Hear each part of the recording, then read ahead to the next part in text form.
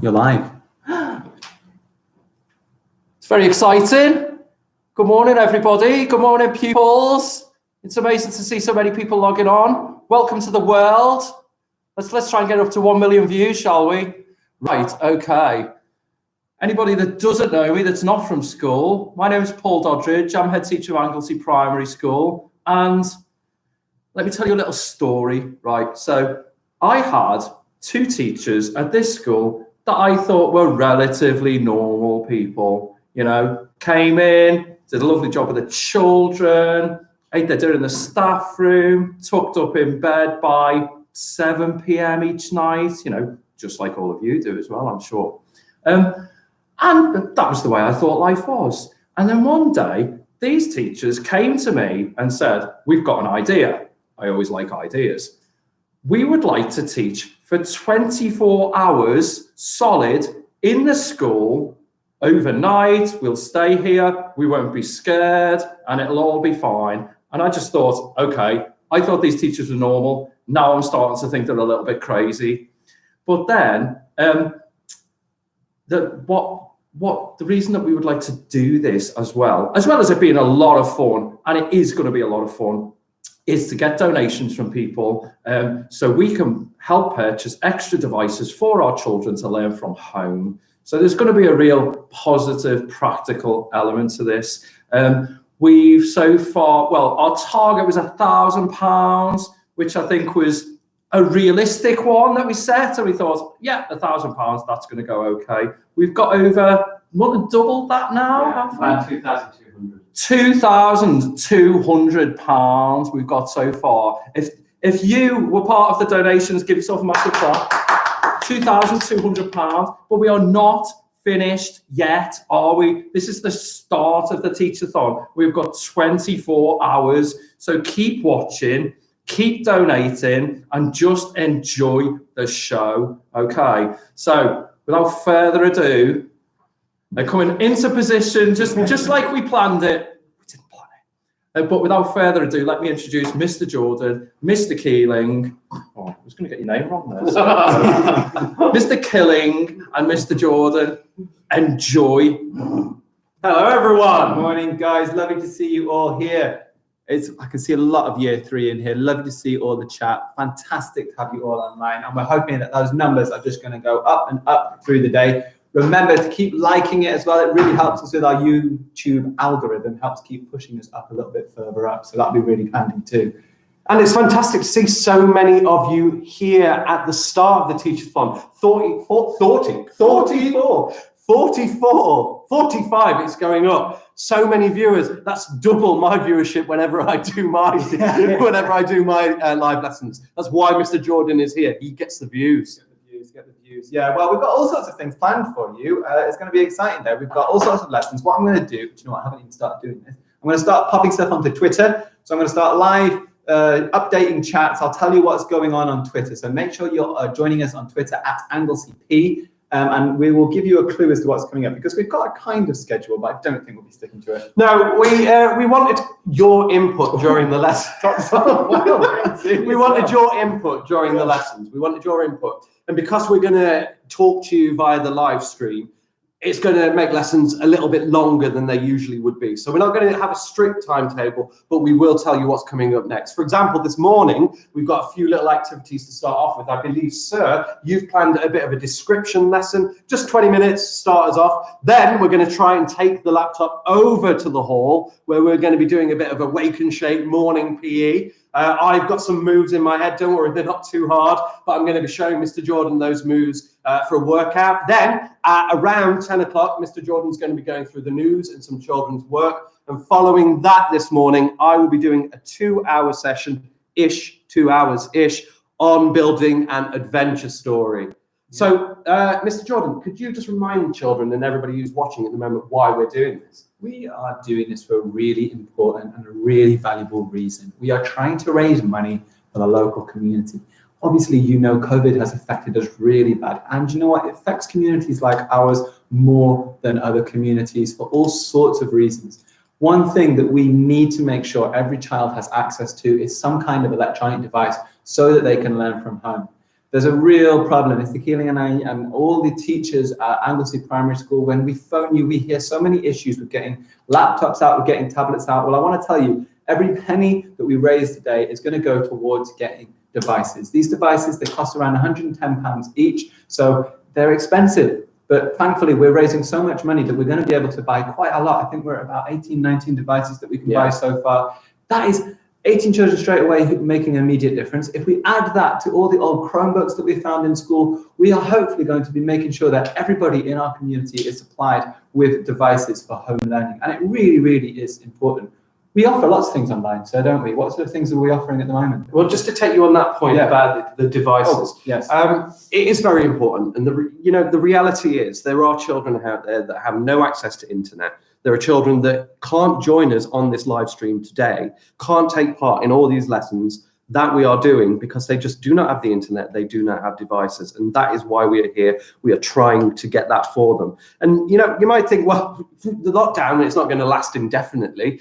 They'll be back in school soon. So what? But those children do not have the internet and do not have the devices when they are in school as well. So as well as giving them out during this lockdown, we are going to make sure that these devices that we buy with this money donated stay with those children so that they can access their homework, they can revise at home, and you know what? They can have a bit of fun as well with those devices. Why not? Absolutely. There's so many exciting things on YouTube that we can look at. There's so many games and things fantastic for learning.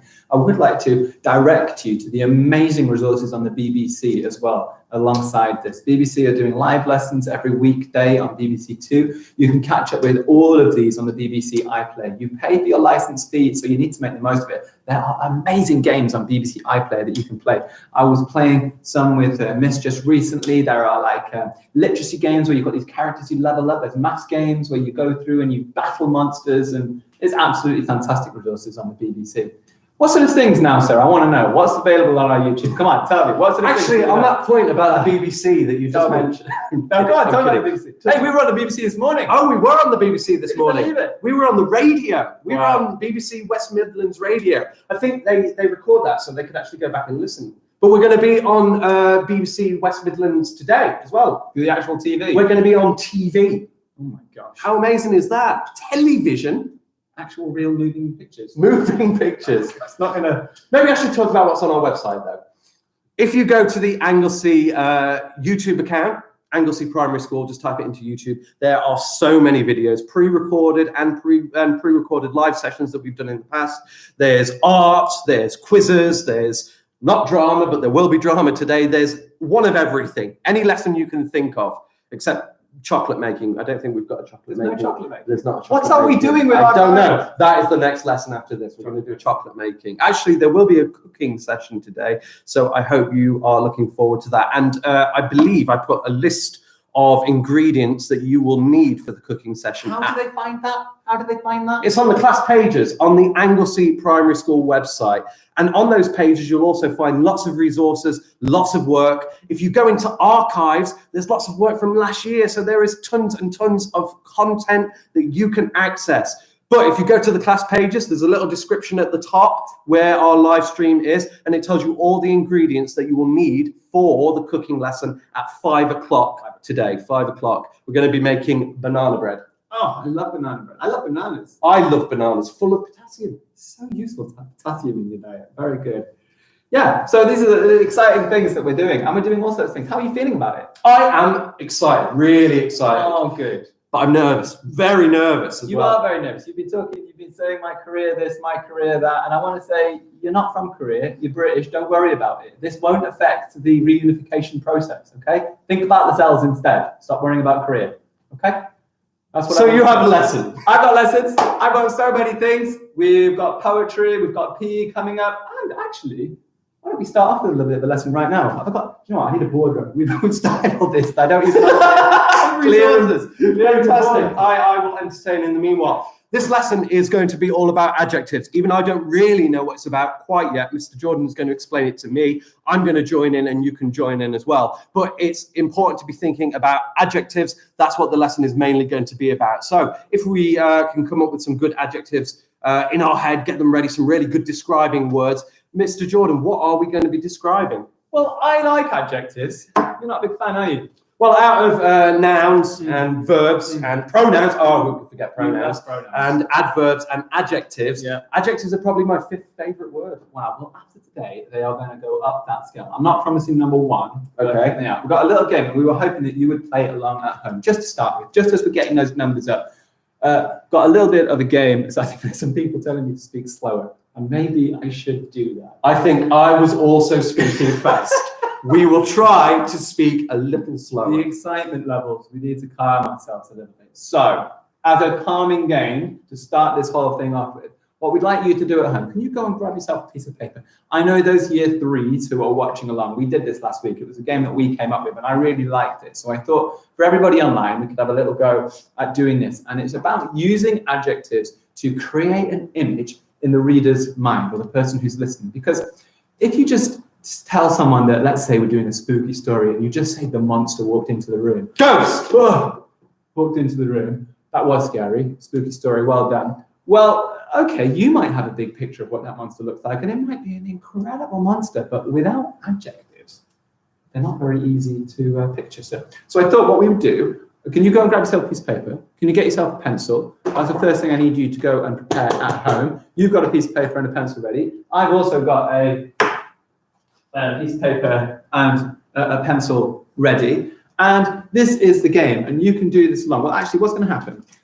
I'm going to be describing something, and I'm going to use the adjectives, and you are going to try and draw what I describe, okay? Because adjectives are really useful for describing words. Okay, an adjective. What does an adjective do, sir? Didn't you say it describes a noun? It's quite similar to an adverb. Yeah. Adjectives describe nouns, so they're usually found in pairs. Whereas adverbs, can anyone tell me in the chat this morning, what do adverbs do? A lot of people say adverbs are ly words. They're not necessarily ly words that end with ly. What are they? What do they do? How they move? Yeah, that would be correct. But what are adverbs? If I was asking for a definition, what are adverbs? That would be a verb doing things. Describe what you're doing. So what type? Yes, verbs, absolutely. They describe verbs. Adjectives, what we're doing today, describe nouns. And adverbs describe the verbs. And as Mr. Jordan said, both of these are very good for putting a picture in the reader's head. When you're the writer, when you're coming up with sentences and you're coming up with verbs and adverbs and etc., you have a picture in your head that you want to give to the reader. And to do that, we use these describing words. Can I have a go? I'm going to describe something, right? Just using adjectives, and I want you to guess what it is. It's an animal. You don't need to draw it. No drawing going on. It's just a guessing game. Okay. Are you ready at this? Okay. This small, fluffy creature scurries around the ground on its 4 small, pinkish feet. It has a long, worm-like tail and ears like round satellite dishes. I think I've got it. Go on. It's an elephant. It's not an elephant, sir. I said it was small and it scurries along the ground. Stick with it. Are you ready? Oh, Harris says cat. Is it cat? Oh, I like it. Well, keep listening. It has a long, pointy nose like a comb, small teeth as sharp as razors, beady black eyes as dark as coal, and long hairs sticking out of its nose. Is it a fish? It's not a fish, sir. It is mammalian. What do you reckon? We've got one. What about mouse? Sir, Ali is absolutely right. It was. Well done. Mouse. Very good. Do you think you can do one? Oh, I could try. Okay, animal, right? I'm going to describe an animal. Okay. This animal has scaly green skin, 2 large tattered wings, long, sharp teeth, hot, smoky, fiery breath, 2 long, pointed horns. It sits upon a mountain of golden, shimmering treasure. Yes, Mariam! Dragon! Very good. Getting this. We need some more. Yeah, go ahead. Okay. Ooh, I've got to think of one now. Okay, I've got one. Do a real animal, like me. I'll do a real animal just like you. Okay, I'll do a real animal just like you. This majestic creature strolls gallantly through fields. Its snow white fur covers its large, elegant horse-like body. It has a long, pointed nose. It has a single magical horn protruding out of its head, a spiky... Stop right there. The horn gave it away. What was it? You think It's a centaur. it's not a centaur. They got it in there, and it was a unicorn. Unicorn, well done. Real one. And actually, unicorn horse. Unicorn horse. Very Absolutely. good. Right, should I do one last one then? Okay. All right, let me think of an animal. Fish. Yes. That's right. You got it. Describe it. Okay. A particular fish, and let's see if I can. All right, get a particular fish. Yeah. Okay, a particular fish. I don't want to do this. It's golden. Right. Give me more. It lives in a fishbowl. Give me more. A pink fishbowl. Right. Pink. This is the first adjective. It's got golden orangey tinted scales. Okay. It's diminutive in size, in stature. It's quite small. It's. Are any of these getting this one? I mean, the golden really is the clue for this one. Hey! Goldfish! Fantastic. All right, shall we get into the main bit of this part then? Okay. You've had time to get your piece of paper and your pencil. Those of you in year 3 know exactly what we're going to be doing. I will describe. You need an extra piece of paper. We both need an extra piece of paper. So okay. There's going to be one more here, and there's another one for me. Fabulous, thank you, sir. So, what's going to happen? I am going to describe my monster to you, and you are going to draw it along at home. And the aim is to get a monster looking as close to my monster as I imagine it as possible. So I am merely going to be using my words to describe this creature. This is a really good game that you can play along at home. Can I just ask now, as a little bit of housekeeping, that we make sure we only make nice comments in the chat, which is on this side, by the way, when you point to it, in case you ever wanted to know, that we make sure only have nice comments that are going in the chat, because we're doing this for charity. It's meant to be a nice day, okay? Please don't spam the chat by saying the same thing over and over again. I know in year 2 and year 4 and year 3 in the live streams, we practice this as much. If you've got an answer, write it once, boom, done. That's all you need to do. It's like you wouldn't just say the same thing over and over again to somebody's face when you were asking them something. No. Doesn't help, does it? Doesn't help. Okay, that is not normal human behavior. Okay, so write it once. Okay, right. So just to clarify, Mr. Jordan, please, I lost myself. Mr. Jordan has already drawn a monster on his paper. He's going to describe that monster to me and to you using only words. He's not going to show us. Then we are going to draw along with his description. Hopefully, if he's given us a good description using good adjectives, hopefully then our monsters should match the one that Mr. Jordan has drawn. I have a monster as well that I have drawn, and then I will try and describe it to you as well. Mr. Jordan's just put up their similes. I think he wants to have a little chat about that, perhaps. I'm not going to chat about it, but I'm going to pop one in. Similes are going to pop up at all sorts of times today, so all sorts of times. Right, my monster. I'm assuming it's going to be bigger than... Right, let's have a look. So, are you ready to draw along at home? You need to be listening carefully, because I'm not going to repeat these things too many times, although I probably will. My monster has a large, round, spherical body. Think of a spherical body. That's a bit like a sphere, isn't it? If you think about the planet Earth Earth's a bit like a sphere. It has a large, round, spherical body with no head. Oh. Large, round, spherical body with no head. I think I've got it. You won't have it yet. You won't have it yet because I've not used enough adjectives. So you can only picture the start of it. There's so much more to my monster. Right. At the top of my monster's body sits one large, round eye, as round as a snooker ball. One round, large eye in its body, at the top of its body.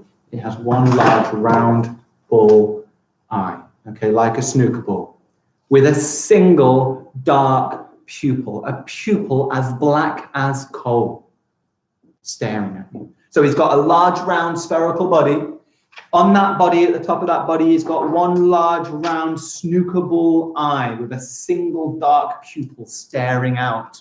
Okay, that's what we got so far. On the side of his large, round, spherical body sit 2 satellite dish ears. 2 ears as big as satellite dishes. Imagine those satellite dishes on the side of buildings. 2 ears as large as satellite dishes. So for those of you joining, we are creating a monster using adjectives, similes, and describing words alone. Below the creature are 2 short, stumpy legs as thick as tree trunks. 2 short, stumpy legs as thick as tree trunks. On each leg sits 3 round toes with a single claw on each. So at the bottom of his round spherical body are 2 large, thick tree stump-like legs. He has 3 toes with single claws on each. He's got a round eye like a cue ball at the top of his body. Below his eye is a large, gaping, evil mouth. In his mouth sit rows of razor-sharp teeth. The creature drools with anticipation. So below his eye sits a large, gaping mouth. His teeth sit in rows, sharp as razor, and he drools in anticipation of the next feast. Okay, this is where we've got to so far. I hope you're building up this monster. It doesn't stop there. His arms poke out of the top of his head. His arms poke out of the top of his body. Sorry, not his head. His arms poke out at the top of his body. He has knobbly elbows, sharp claws, and spots all over his arms. So his arms poke out of the top of his body with knobbly elbows, sharp claws, and spots all over his arms. On top of his head lay or rest 3 single hairs. He's balding, sir. Early onset balding. Okay, I'm going to go through all of that from the beginning. Just check that you've got it right. So my creature has a large, round, spherical body, no head. At the top of his body sits a large cue ball-like eye with a single pupil staring out as black as coal. On the side of his ears are 2 large ears, on the side of his body, sorry, are 2 large ears like satellite dishes. His mouth sits below his cue ball eye, gaping wide with razor-sharp teeth and drool dribbling in anticipation for his next meal. Below his body are 2 thick, stumpy, tree trunk-like legs with 3 round toes and a single claw on each. Above his body stick out 2 arms with pointy elbows, spots, and razor-sharp claws. And he has 3 single hairs on the top of his head. Right, I would like to see first, sir, what is the creation that you have created? And just before we do so, actually, I just wanted to mention, I put it up while Mr. Jordan was teaching, that it's important in description, and it's not just describing a location, but also describing a character, to use positional language, to use the adverbials to describe where things are. And Mr. Jordan did that a lot. He said at the side, on top of, beneath, below. Those kind of position words that tell you exactly where to draw something are indeed important. So I'll be using those. I've learned that from you, sir. I'll be using those. And in our story lesson later, I will be using positional language too. But here is what I came up with. I wonder if mine will match yours at home, but you know, I think I captured the essence of Mr. Jordan's monster. So there, look at the side, I've got 2 satellite dishes because he said he has satellite dishes. Up here, I've got a snooker ball with a pupil. Over here, we've got the long, spotty arms with the claws at the top, the 3 lone hairs, the tree trunks, because Mr. Jordan said he has tree trunks for legs, I believe, and then the lollipops along the bottom. That is what I went for. That is absolutely, do you know, it's so close. I'm going to show you, and I know exactly where I went wrong. Do you know what? It wasn't you, it was my description. I know where I went wrong, because this is my creature. Wow! And I put yours up next to it. That is very similar. That is very close. I know what I said wrong. I said he has an eyeball on top of his head. And I said that. That's my mistake. Yes. I did say that. I should have said he had an eyeball within his body near the top. But wow, look how close those are. Isn't that amazing? Just from adjectives. That is the power of description. By the way, we did not plan this beforehand. No, we didn't. This is spare of the moment. We haven't seen each other's monsters. We haven't planned much, I'd like to add. So don't worry. I'm excited now to see. You round of applause for you, Mr. Jordan, for that description. Thank you Wow. so much. Wow. The Your power turn. of Right. adjectives. Turn your paper around. We're going to have a go on the back and we're going to see if Mr. Keeling can do the same thing. I'd like to add the aim of this, and I want to get some of your work in. I would like you at home to come up with a description for a monster. Don't send us the picture. I'd like you to send us the description for the monster. The place you're going to send that to, and I will link this at the bottom, and it might be a nicer place. I'll just write it in the middle. If you could send it to the year 3 email address, doesn't matter if you're in year 6, year 5, doesn't matter if you're at home watching along. Doesn't matter where you are. If you can send it to this, which is year 3 at anglesey.beham.school.uk, you're going to send your description alone to us. We can maybe later on in the early hours of the morning, we're going to read a few of those out, and we're going to see if we can draw and create your monster. And what we'll do is we'll post on the video your picture of your monster, which we've created from the description, and then you can see how close it was. So that'll be good, wouldn't it? It's my turn. Okay, I'm sorry. Right. Okay, get ready. Here is my description. I don't think I'll be quite as comprehensive, Mr. Jordan. That's very good. I went on a lot. Very good description. Okay, the body, I'm going to use a simile for this. The body is like a jellyfish, the shape of a jellyfish. Oops, sorry, I'm showing, sir. I didn't quite see it. And from that jellyfish body stem 5 twisting, wobbly tentacles with pointed edges. So just to recap that bit, the body, similarly like a jellyfish, with 5 twisty, windy tentacles that are pointed at the end. Oh, at the end. Got you. On top of the body are 2 thin antennae with stripes like a tiger. At the very end of the 2 antennae rest spherical, stealing your word there, spherical eyes, one on each antennae. What is an antennae, sir? Antennae. Insects use antennae. They have them on their head to sense things around them. Long stick things on the top of their head. Above the eyes and completely disconnected from the body, so not attached, completely disconnected from the body, are 2 bushy eyebrows. Yes, year 6 can be here. This can be anybody. Absolutely. At the sides of the jellyfish body are 2. I keep showing you. You've got to stop showing. Do you want to see it? No, I do not want to see it. At the side of the body are 2 wobbly arms with human-like hands at the end.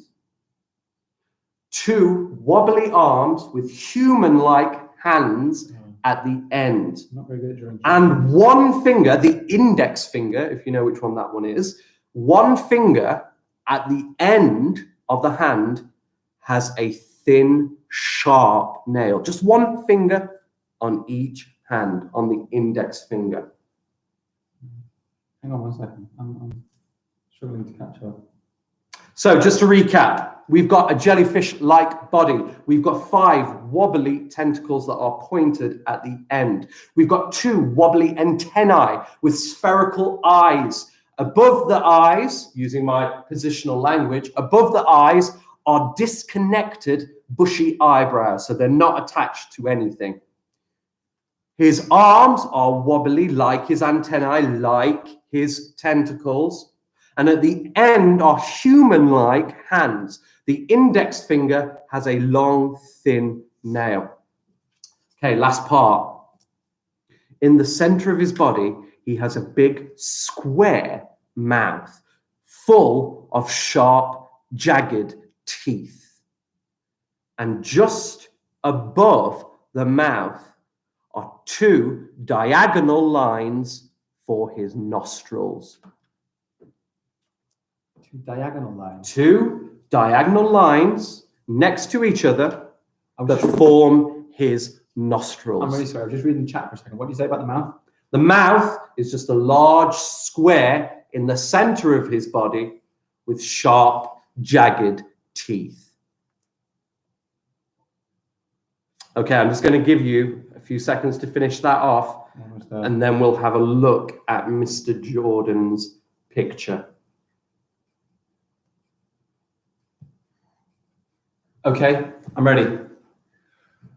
Reminding that those of you who have just joined, we've got a nice little rule for the chat. It's just that we just say nice things, okay? If someone's frustrating you, don't be mean back to them, okay? We just focus on saying the nice stuff and make sure that you only post things once. I will keep reminding people as we go along. Okay, I'm ready to show my monster to the viewers. Yeah. Ready? This is what I got. This is what I created. I got long, wobbly, 5 wobbly legs. You did say spikes on the side to start with, but you ended up with spikes at the bottom. Wobbly arms, square mouth, jagged teeth. I've even jaggeded them up. 2 diagonal lines for nostrils, large antenna, spherical things, bushy things floating on the top. 1 single claw on the end of the arm. I think so. You've done pretty well there. Pretty well. This was my monster here. Oh my gosh.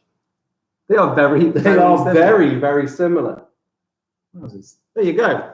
That is the power of adjectives. That is the power of description. So to remind you what your task is, it doesn't matter what year you're in. Oh, also, nice if you do send us in some of your monsters that you created, okay? You can send them to our Twitter at AngleseyP. Yeah, so just send them on the Twitter at AngleseyP, some of the monsters you've been creating from this morning. That would be great. You can email them in, y3@anglesey.bham.school.uk. Also, our little task to go along with that is we would like you to write a description for a monster. Don't draw the monster. Well, you can draw it, but don't send that to us, because the aim is later on tonight, we are going to read some of your monster descriptions out, and then Mr. Keeling and I will have a go at drawing them based on what you have described. We'll show it, and you can see with your very own creature how close we got to it. Because remember, it's all about writing for the reader. You might have a strong picture of what that monster looks like in your brain, but the reader doesn't. So you have to use adjectives, as many descriptions as possible, to create as big and strong an image in the reader's mind as possible.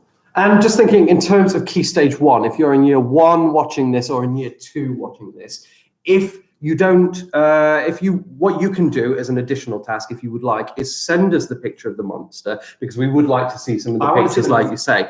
But rather than creating that kind of big paragraph of description, what you can do is you can label your pictures. And what we will be looking for is that you compare the noun to an adjective. So for example, here, I've got the antennae-like things here. So I would say long, wobbly antennae. And I would put a little label on it there. Sharp, jagged fangs. Yeah? Pointed tentacles. So you can send us in work as well, but add labels to the picture, and I would love to see some of the monsters sent in. But as Mr. Jordan said, we will do this lesson later. We will draw out your monsters. I'm so excited for that. And remember, when you are describing, Mr. Jordan has shown me how important adjectives are. Yes, they are very important. But also, as we saw, we needed positional language and we needed similes. Right, we are going to pause that lesson there, and we are going to start walking with you, because right now we are going to move into the Key Stage 2 hall, and I am going to be showing Mr. Jordan a workout that he can do, a very simple workout that everyone can join in with, just to get up this morning, get the blood flowing, get the energy there, because exercise is very important for us. So Can I just add, just before I go, I am just talking to people in the chat as well. If you want updates through the day, and we will get better at this, do follow us at AngleseyP, on Twitter. I haven't done it yet, but through the day, when I'm not on screen, I'll be updating it. No, when I'm not on screen, I'll be updating it. When you're not on screen, you'll be updating it. And we will put all our times on Twitter. I've got all sorts of people asking about when are we going to do certain sessions and things like that. Yeah. So we keep an eye on Twitter, okay? We'll try and update it as much as possible on there. Is that okay? Okay, brilliant. Right. Let's move to the hall then. Okay. I'm going to walk you through the school. Here we go. Oh, this is exciting. This is exciting. On the move. On the move. I'm going to take the plug in just in case we need it. Fabulous. So this session is just a quick PE session. We're going to be doing a circuit of 5 exercises with some stretches in there as well and some pauses just to rest. The 5 exercises, as I say, are quite simple exercises. They can be done by anybody. Welcome to the Key Stage 2 hall. We are just going to set you up here. Let's see. I just need to get the mats in shot.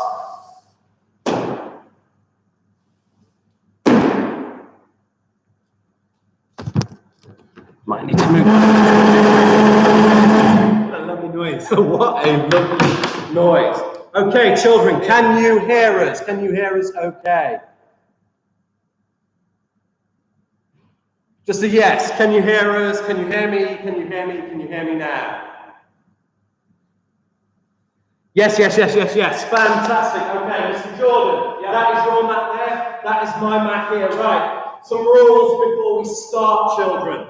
What I need you to do before we start this session is you make sure that you have got space all around you. Make sure the floor is clear. Make sure there's nothing that can fall around you. You have a space. It is better to do this on a carpet.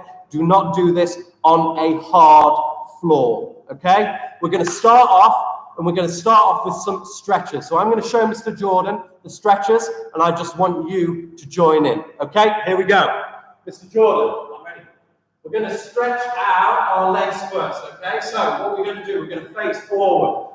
So, children at home, facing forward. I want you to turn your left foot out to the side, and I want you to place your other foot facing forward beneath your shoulder. Have we got that, sir? Got this? And then all we're going to do, the foot that is pointing out to the left, we are going to lean towards that foot. And you should feel the stretch of this leg. If it is hurting, you've bent too far. Only do it until you feel a little stretch, and then hold it for 10, 9, 8, 7, 6, 5, 4, 3, 2, 1. And back to the center. Okay. This time, right foot, point it out to the side. Your left foot under your shoulder, pointing forwards, and lean to the right.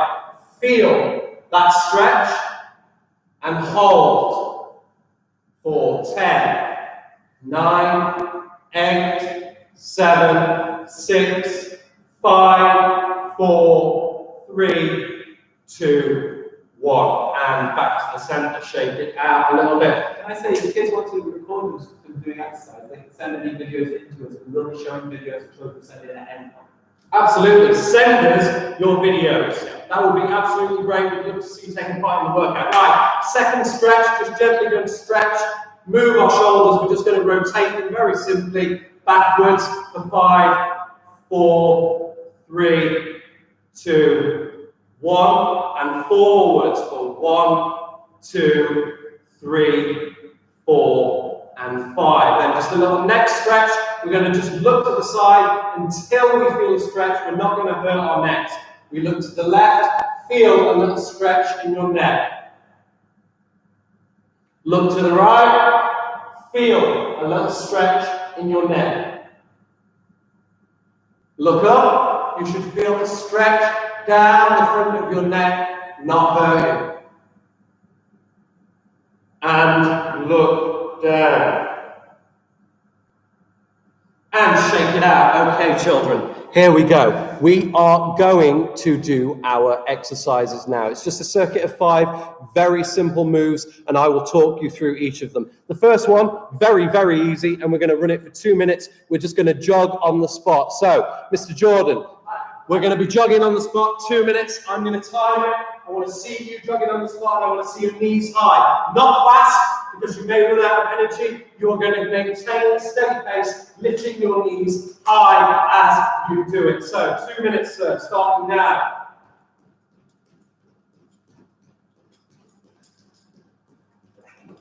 And I, as the timer and observer, sir, will observe and time. I'm not doing this one on my own. Keep going, sir. You're doing excellent. Children joining in with Mr. Jordan. Oh, you've got to join in some of this though, right? I'm going to be falling asleep before you've done it. Keep going, sir. Oh, no. Knees high, slow down. Okay, slow down. I didn't Stay on the mat, sir. You don't want to hurt your feet. Keep going along, children. Jogging, keeping going. Don't stop. Don't pause. Keep going. I'm doing it as well. You just can't see me. Good. Wait. Come on, join in. All right, come on. Last 30 seconds, sir. You can keep it up for 30 seconds. Keep going. I'm not sure. Breathe in through your nose, sir, and out through your mouth. That's it. Keep going. Keep going. And I'm going to count you down. 10. Keep going, sir. 9. Keep going. 8. Don't stop. 7, 6, 5, 4, 3, 2, 1. And stop. Oh, I am out of breath because I did that entire 2 minutes. I did that 2 minutes, sir. I did that 2 minutes. Right, we're going to go on to our next exercise. This is the adapted push-up. So watch carefully. Adapted. You're going to go down onto your knees. You're going to put your hands out in front, and they should rest level with your shoulder. You are going to stay on your knees. Now, the traditional push-up, you would have your knees up, and you would come up and down like that. We're not doing the traditional, we are doing adapted. So you stay on your knees, arms out in front of you, and we go for 1, 2. How about I count you on this one? 3. How many are we doing? 4. We'll do 60. 60. 5. That's it. 6. Oh, you're doing so well. 7. 8. 9. This is good YouTube. 10. Yes. 11. 12. Your weight should be in your arms. That's where you should be feeling and stretching. Oh, this is good. 12. 13. 14. 15. 16. 17. 18. 19. Now you don't have to keep up with me. Do it in your own time. Keep going. Don't stop. 20. Keep going. 21. 22. 23. 24. 25. 26. 27. 28. 29. 30. Halfway. 31. Halfway. 32. 33. You get the point. I'll keep counting. 34. 35. 36. So would you like to try? 37. 38. 39. 40. 41. 42. 43. 44. 45. 46. 47. 48. 49. 50. Last 10 seconds. 9, 8, 7, 6, 5, 4, 3, 2, 1, and stop, sir. Well done. Well done. Right. We're not stopping. We have to keep going. We're going to do squats next, sir. Squats. This is really going to help the muscles in your legs, okay? So, we're going to put our feet apart, level with our shoulders. We're going to put out one hand and the other hand on top, and then we are going to bend our knees, keeping our back straight. We go down for 1 and back up. 2, 3, 4, 5, 6, 7, 8. Got it? Yeah. Reps of 8, yeah? Okay, next rep of 8. 1, 2, 3, 4, 5, 6, 7, 8. Good. Shake it out. Get ready. Next rep of 8. Are we ready, sir? Ready. 1, 2, 3, 4, 5, 6, 7, 8. Shake it out. Good. Well done. Keep it up, children. Try and keep up with reps of 8. We're going to go again. And we go. 1, 2, 3, 4, 5, 6, 7, 8, and there we go, shake it out. Right, so far, we've done running on the spot. We have done adapted push-ups. We have done our squats.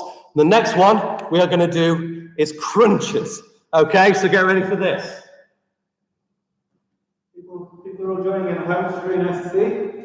What you're going to do, you're going to get onto the floor and you're going to put your feet flat on the floor, lifting up your knees like so. You're going to lie back and you're going to put your hands behind your head, like this. What you are not going to do is put your shoulders on the floor. Do not rest your shoulders on the floor. You go as low as to place your lower back onto the floor, keeping your shoulders up. When you get that low, you have to try and sit back up. Now there's two ways of doing this, which Mr. Jordan finds amusing. There are two ways of doing this. One, you just do it completely on your own if you can do the crunches. The second way of doing this, if you have a parent there or a family member who can help you, if you can't manage the crunches, you can get them to just hold your feet while you do it, and that should make it easier. Okay, watching, trying to join in. So feet flat on the floor, sir, knees up. Hands behind your head. You're going to go down, lower back, touches the mat, but not your shoulders and back up. Get ready. Down, and 1. Keep your feet flat on the floor, sir. And 2. Keep your feet flat on the floor, sir. 3. Good. Well done, sir. 4. Keep your feet on the floor, sir. 5. Keep going, sir. 6. Brilliant, sir. 7. Hands behind your head, sir. 8. 9. 10. You keep your feet on the floor, sir. Okay. Well done. Okay, last one. Last one. This is called the Superman. Now, I haven't practiced this one, and it looks pretty hard for somebody who isn't very flexible. But we're going to try it, okay? You might be able to do this better than me. What you need to do.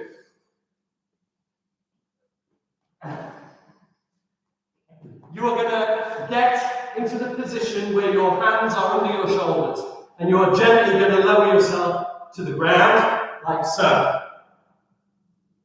Once you're on the ground, you are going to arch your back up and put your arms out in front like you're flying. Put your arms out like you are flying, and then lift your feet up behind you. And what you're looking for with your back is you are trying to make a U shape. You are trying to make a U shape. Now, if you haven't done this before, you might only be able to hold that for a few seconds. Try and count to 3, rest, and then try it again. If you can do it and you're comfortable doing it, try and hold it for 10 seconds. Mr. Jordan, rest. Okay. And Superman. 1, 2, 3, 4, 5, 6, 7, 8, 9, 10. Well done, Mr. Jordan. Back to your feet now. That's great. Okay, we're going to go back to our stretches. We're going to shake it out, back to our stretches. And point your left foot out to the left, your other foot below your shoulder, pointing out to the front and leaning onto your left side. Like this. You can do this. Hold and change, pointing this foot out to the front, the one out to the right, and lean.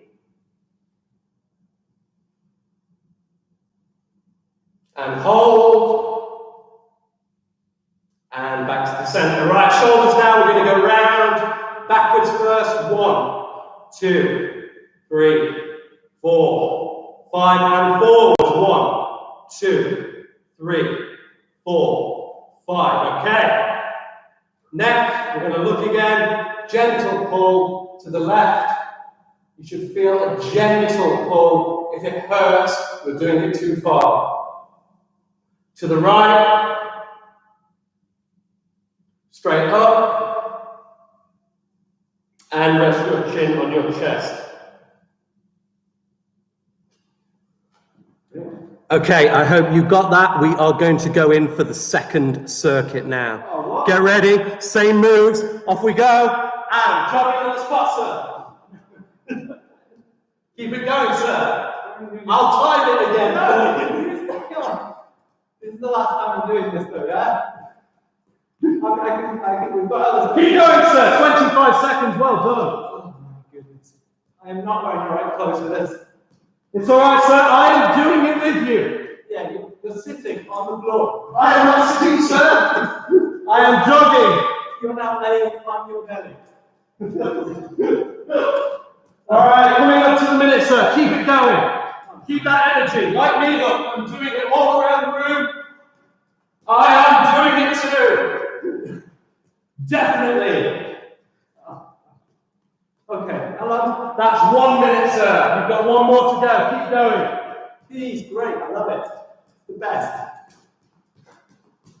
There we go, sir. Look, I'm still doing it. 45 seconds left, sir.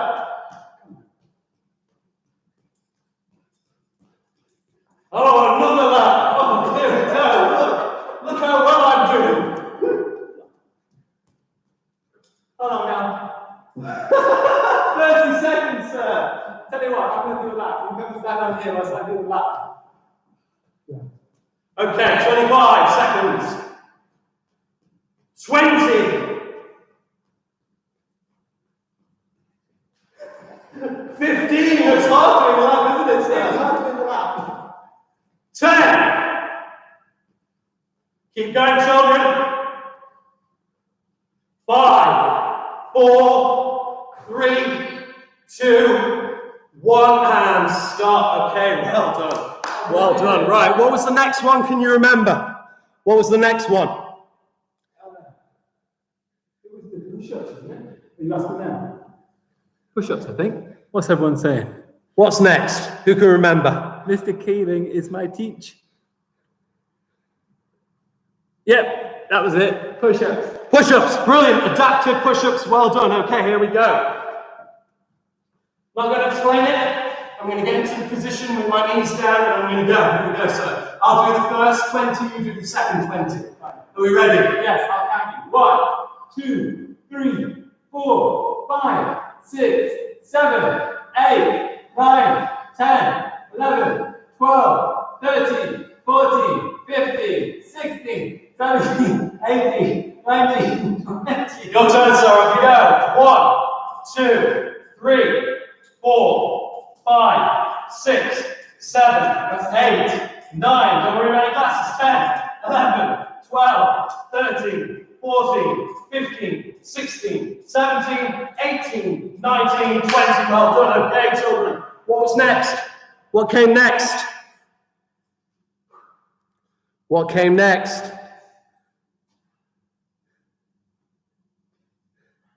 Hi, Mirage. Do you remember what came after the push-ups? It was the squat, sir. Squat. Well done. Yes, it's the squat, sir. We'll do it in turns again, sir. I'll go down for 8, you go down for 8, okay? Here we go. So, my feet are under my shoulders, one hand over the other, and I go 1, 2, 3, 4, 5, 6, 7, 8. Sir, your turn. 2, 3, 4, 5, 6, 7, 8. 1, 2, 3, 4, 5, 6, 7, 8. 1, 2, 3, 4, 5, 6, 7, 8. 1, 2, 3, 4, 5, 6, 7, 8. 1, 2, 3, 4, 5, 6, 7, 8. That's 1. 1, 2, 3, 4, 5, 6, 7, 8. 1, 2, 3, 4, 5, 6, 7, 8. Okay, what was next? Who can remember?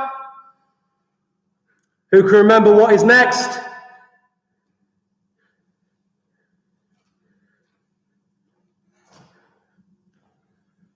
Anyone remember? Anyone? Crunches. Yes, crunches. Again, remember, don't push yourself too hard. Put your feet down. If you can't do it, just go as far as you can.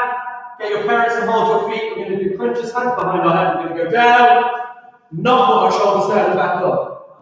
Thank you. 1, 2. I'm going to go to 10. 3, 4, 5, 6, 7. There was there. 8. Very good. Last 2. 9. And 1. 10. Okay, sir. I'm going to get the last one. I forgot what it is. Go and get the last one. Last one. What's the last activity that we're doing? I can't even remember. What was the last activity that we're doing? Whose room isn't messy? That's a good point. People have messy rooms. I wouldn't worry about it. Sarah's asking, can you remember what the last set was? I actually can't remember myself. So what was the last set? Let's see if the chat's got it. Hi, Mr. Keeling. Mr. Keeling, I'm doing the same. Very good. Murtazar, lovely to see you're doing it. Safia, fantastic. Ishan, well done. Alicina, good. It's the Superman. Very good. Okay, here we go. So we're going to lie down. We are going to lift our shoulders and our arms as far as we can and bring our legs to try and make a U shape with our back. Hold for 1, 2, 3. Go. Down. And we're going to hold it for 3 again. 1, 2, 3. Down. And we're going to go again. 1, 2, 3. Down. Okay. Now, we're going to get up. We're going to cool down slowly, and we're going to finish on our stretches. To cool down, we're just going to have a little walk in a circle, sir. We'll go clockwise, 1 minute, just gently walking. And as you're walking, sir, breathe in through your nose deeply, and breathe out through your mouth. Breathe in through your nose, and breathe out through your mouth. Gently walking. In through the nose, out through the mouth. Getting control of your breathing, in through your nose, and out through your mouth. In through your nose, and out through your mouth. Coming back to the mat, sir. And we're going to do our last set of stretches before we finish the lesson. So, last time, remember, only stretch so far. If it starts to hurt, stop. You should feel a gentle pull. Left foot out and lean.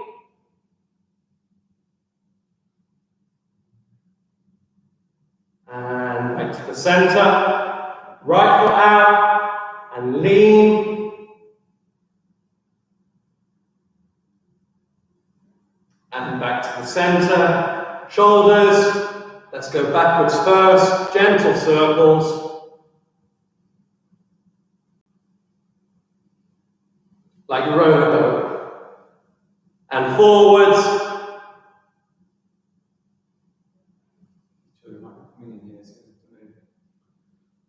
And we are going to look to our left. We are going to look to our right. We are going to look up.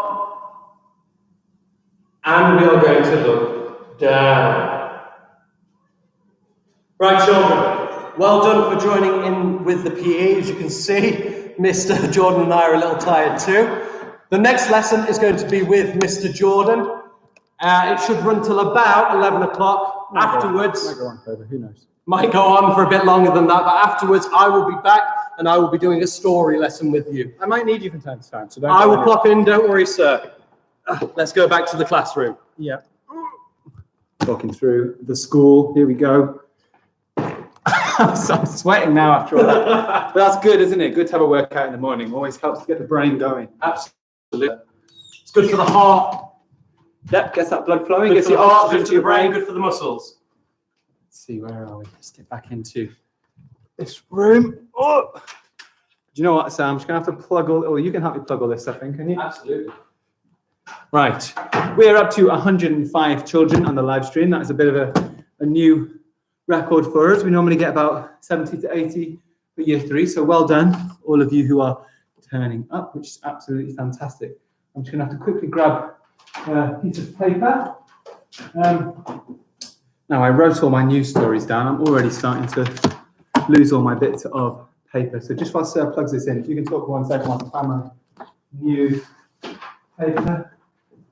I've got it there. Hello everyone, me again. So Mr. Jordan is going to run through the news with you. There's going to be a special article that I put up on the board in a second as well. Look out for that. You might recognize the people that are in the news. Then following that, it's going to be the usual session that Mr. Jordan does, similar to what he does with his year 3 on his live stream, but he's going to tailor it so that other people can join in. As soon as Mr. Jordan is finished, you are going to need a pen, some paper, a Word document, because we are going to write a story. Now, last week in my live stream, what we did was we wrote a story, but we only got so far. We did paragraph 1 and 2. Hello, Yusuf. We only got paragraph 1 and 2 done. So I am going to recap paragraph 1 and 2 at the start, because that was for just year 2. We've got year 3, year 4, year 5, year 6, year 1 in. So I'm expecting lots of new ideas for those first 2 paragraphs. We'll go through those first. The character description, the setting description. After we have done those 2, we will go on to our new learning, which will be a change paragraph. We've got to take the character from one setting to another setting. After the change paragraph, what we are going to look at is a suspense paragraph. And that's important later for year 6 when we start writing our horror/ghost stories. Then we'll do a rescue paragraph, a resolution, a meanwhile paragraph, and we will finish with one of 4 different types of endings. So please stay tuned. I will be back around 11 for that. I'll be popping into this lesson as well. But for now, I will leave you in the hands of Mr. Jordan. Have fun with his lesson, and I'll see you around 11 o'clock and before when I pop back in. Bye. Oh, thank you so much for that. As per usual, I hadn't fully organized myself, but we are ready now. So what we would normally do is we would normally have a live stream in year 3 at 10, but I'm really glad to see loads of extra people are joining into the live stream today.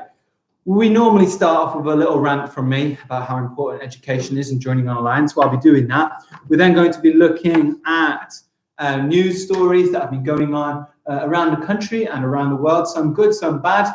I'm going to be showing off a little bit of the children's work that's been sent in. I want to remind you, at any point today, you can send in work to us. There are 2 ways to do this. 1, you can email us, y3@anglesey.beham.school.uk. It's the normal school email address. The other thing that you can do, you can get yourself onto Twitter. And at Twitter, we are at Anglesey. Oops, I spelled Anglesey wrong. At Anglesey P. And if we are lucky, it's the button, so don't have a remote. I lost it a long time ago. If we are lucky, Mr. Keeling will be updating perhaps the Twitter. He won't be updating Twitter. I tell you what, when Mr. Keeling's teaching, I'll be updating the Twitter to talk about what is going on. That is an absolute mess. Just check that all the plugs are in so I can get it working for you. Don't worry. Twitter is at Anglesey P. It's good to go onto our Twitter to check it out, not only for the updates, but the link for the GoFundMe is on there. I have posted a link for the GoFundMe in the description below this video, so get on there. We will be through the day doing live updates on how well the GoFundMe is doing and how much money you guys have all raised for us. I'll do a quick update with you now. £2,275. Whoa, 275. It's not really showing very well on my screen. Look at, there it is, £2,275. There is the GoFundMe website. And you can see that people have been donating even just in the last hour or so. We've had donations from 40 minutes ago, 57 minutes ago. Look at all of these people who have been donating. Look at all of these donations that have been flying in. So that you could join in. Obviously, any tiny amount is important. Don't feel that you have to give loads. Every penny makes a big difference. If everyone just gave a couple of pennies, then we would have a lot, wouldn't we, in the end? So that's how you can donate. Keep following us on Twitter for updates throughout the 24 hours. Mr. Keeling has already absolutely knackered me. I'm sweating in here and hot. Well, what a great way to start the day. I did not come in with my PE kit. Okay, it's rant time. Getting online and doing the work is so important, especially for children in this community. We are at somewhat of a disadvantage sometimes, and it's really important that you go that extra mile. Anglesey has loads of resources online for you. All of your class teachers are posting stuff every day on the Anglesey Primary website. What you need to do is go to Anglesey Primary School's website, click on class pages, and find your year group. You know what? Have a look at some other year groups too if you want. Some of the children in my year have been checking out some of the work in year 2, and have also been pushing themselves and having a look at some of the work in year 4. It's absolutely fine. Remember, we've also got a YouTube page, Anglesey Primary School, where there are videos on everything. I know Mr. Keeling has said this already, but this morning I had a look. I found out how to make a bird feeder. I had a drum lesson. I found out how to cook cakes. I found out how to do division on a number line. I learned how to play chess.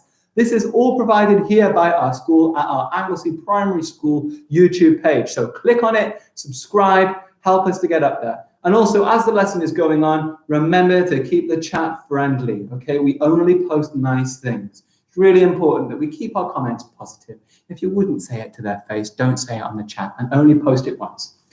Now, news time. So, starting off with the big news that's been going on around the world. I know we've got some children in my class who are from Myanmar. Well, Myanmar has had a big coup overnight. A coup, quite an interesting word, is when the people, or in this case the military, overthrow the government. We are very lucky in Britain and in Europe generally to have quite secure countries.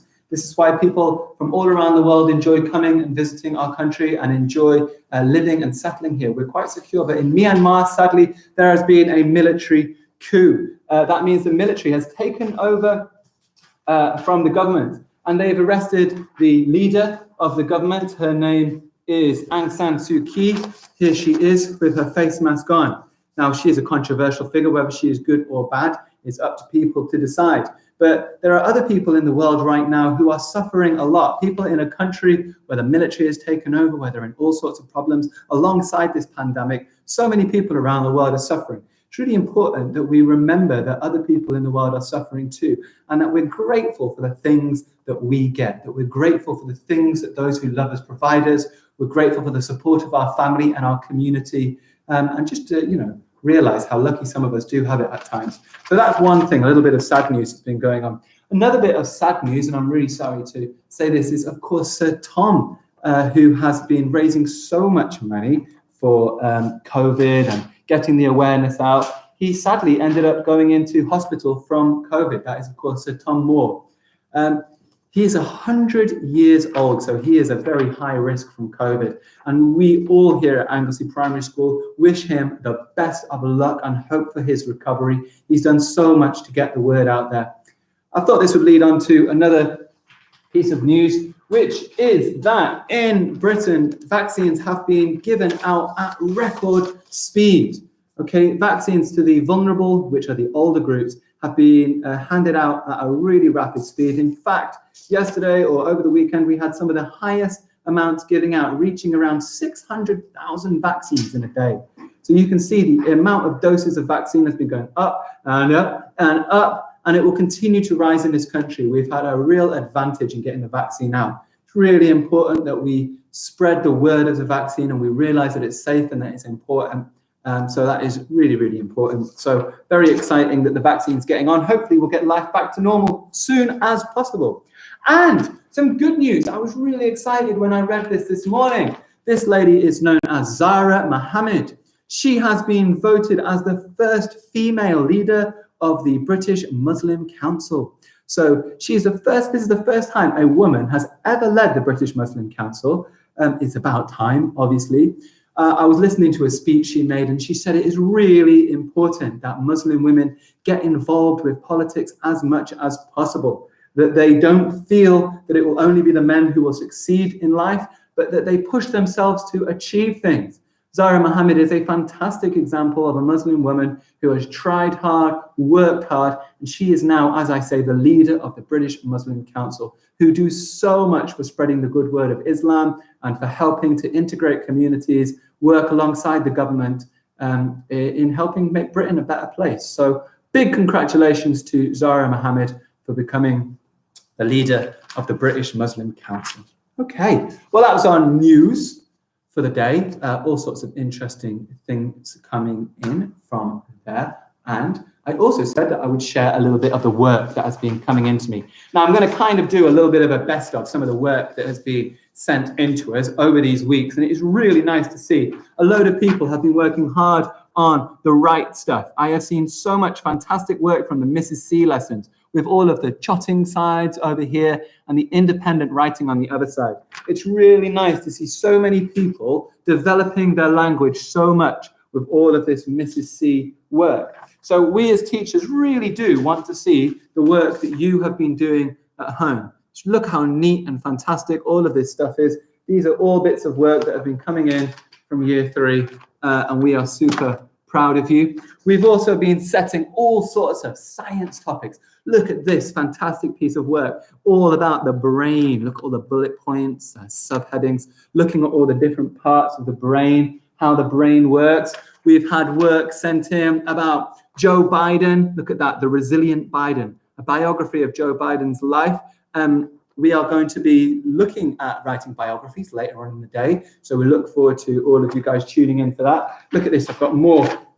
Look at this fantastic research that's been done on studying different parts of the brain. Children have been working so hard in lockdown, and I think it's really important that we share all of this fantastic work that has been going on. We've been looking also at the greenhouse effect. Look at all of this stuff. People have been doing all sorts of research on climate change. So I just wanted to spend a bit of time showing off the work that you guys have been doing throughout the day. If you want to send us any work that you've been doing based on what myself or Mr. Keeling have been doing, then send it to year 3 at anglesey.beham.school.uk, or why not post it directly onto Twitter? All you need to do when you're on Twitter is make sure that you put at AngleseyP first, and then it will go straight to us. That is at AngleseyP, and then it will come straight into us. Right. Now it is time, of course, we are getting into some of our lessons. The day has properly started. We're at 10:15. I'm going to rub some of this off the board, but if at all it's possible to maybe pin some of these details onto the YouTube. Are you on the YouTube now, sir? I'm on the Twitter search. If you're on the Twitter, that'd be good. But sir, I was wondering also if you're on the YouTube, in the live chat, you can actually pin it to the top so it stays at the top. So maybe what Mr. Keeling will do is pin our Twitter onto there so that if you want to send us in any work, especially if it's that monster description from earlier on today, then we would love to see it. Yeah, I can see people already typing DDNT, divide by denominator, times by numerator. Well, we're going to do fractions later on today. Our first thing for today is going to be poems, poetry, okay? And poems are something that I absolutely love. I'm a really big fan of poetry. Poetry is a really good way of expressing yourself, getting feelings out there, showing details and description in a slightly different light. Oh, that's really good. Sarah, it's just pinned. You can see the email address if you want to send any work to that email address, and that's really, really helpful. So, seeing as you're here, I wonder if we could start off by doing a little poem ourselves. Absolutely. I was thinking maybe we could take one line at a time, one of our favourite poems. Yeah, that we know. as long as I know all the features that I've got to add, that's fine, sir. You're going to know the features slowly but surely. Brilliant. Okay, but I thought we would start off by just telling a poem. Okay, So we'll do one line of each verse. right. Are you ready? Am I ready? Yeah, are you ready? Do we have the poem? Yeah, it's in here, sir. I don't know if I know it all, sir. Are you ready? Guess. 'Twas brillig and the slithy toves, Did gear and gimble in the wave, all mimsy were the borogroves. and the moan wraiths outgrabe. Beware the Jabberwock, my son. The claws that catch, the jaws that bite, Beware the Jub bird. and shun the frumious bandersnatch. He took his vorpal sword in hand, Long time the maxim foe he sought, so rested he by the tum-tum tree. and rested a while in thought. And as in uffish thought he stood, The Jabberwock with eyes of flames came tulging through the bulgy wood and burbled as it came. 1, 2, 1, 2, and through. His vorpal blade went snicker-snack, and with its head he left it dead. And went galumping back. And hast thou slain the Jabberwock? Come to arms, my beamish boy. O frabjous day! Callooh, Calais. He chortled in his joy. 'Twas brillig, and the slithy toad, His gyre and gimble in the wave. all mimsy where the bottle grows. And the mow. So that is an example of a poem. Okay, I was wondering before we start, could you list as many features, because I actually need to pop a poem up onto here, could you list as many features that you recognize to be in a poem as possible? So I'm going to have a little look in the live chat, and what I want you to do, what do you already know about poems? Can you list me as many different features that you already know about poems? I can see people asking about who won the quiz. Don't worry, that was published, I think, on Friday, so go and check the class page for that. What do we know about? Oh, I've got some key words that are popping out already over here. I've got this word, onomatopoeia. I'm really sorry if I spelled that wrong. That is a very tricky word, but I'm a brave speller. I have a go no matter what. Oh, I'm loving all of these things that are coming in here. We have got adjectives, absolutely vital. We have got somebody put in there rhythm. You're absolutely right. Someone has written in there, yeah, very good. They've got rhyme is another feature of a poem. What else are we happening? What else have we got? Anything else? Yeah, punctuation. Yeah, somebody else has mentioned, the shape of a poem. That is absolutely true. All of these are key features of poems. And I'll tell you what we're going to do. We're going to break it down into little parts, and you are going to make poems. Slowly and surely over this hour, you are going to become the best poetry writers in the world. So we're going to start off. I think a good place to start is rhyme. And I like a little bit of rhyme. And what we're going to do, we are going to make something called rhyming couplets. We're going to make something called, so it's told me the wrong spelling. What is it? What did I get wrong? Wow, there's so many O's in there. Onomatopoeia. Onomatopoeia. Thank you for that. Brave speller, though. Just because you don't know the spelling of a word doesn't mean you shouldn't use it. If you know a good word, write it down, okay? Who cares about the spelling? The priority is that you're using exciting language. We can get the spelling sorted later. Things called dictionaries, things called Mr. Keeling, okay? So just try it. Be a brave speller.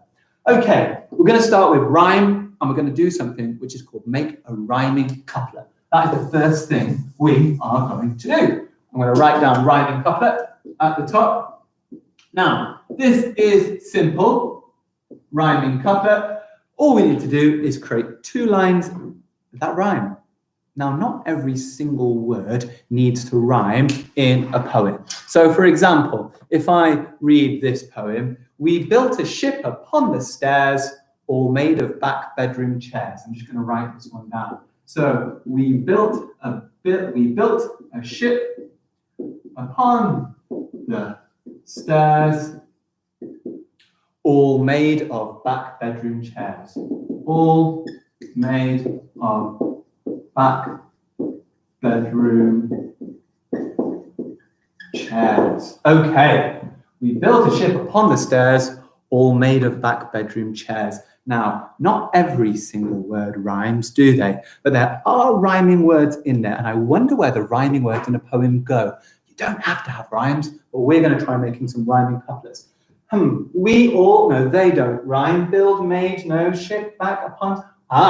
I see the rhyming words, and I think some of you have started to pop it already, is stairs and chairs.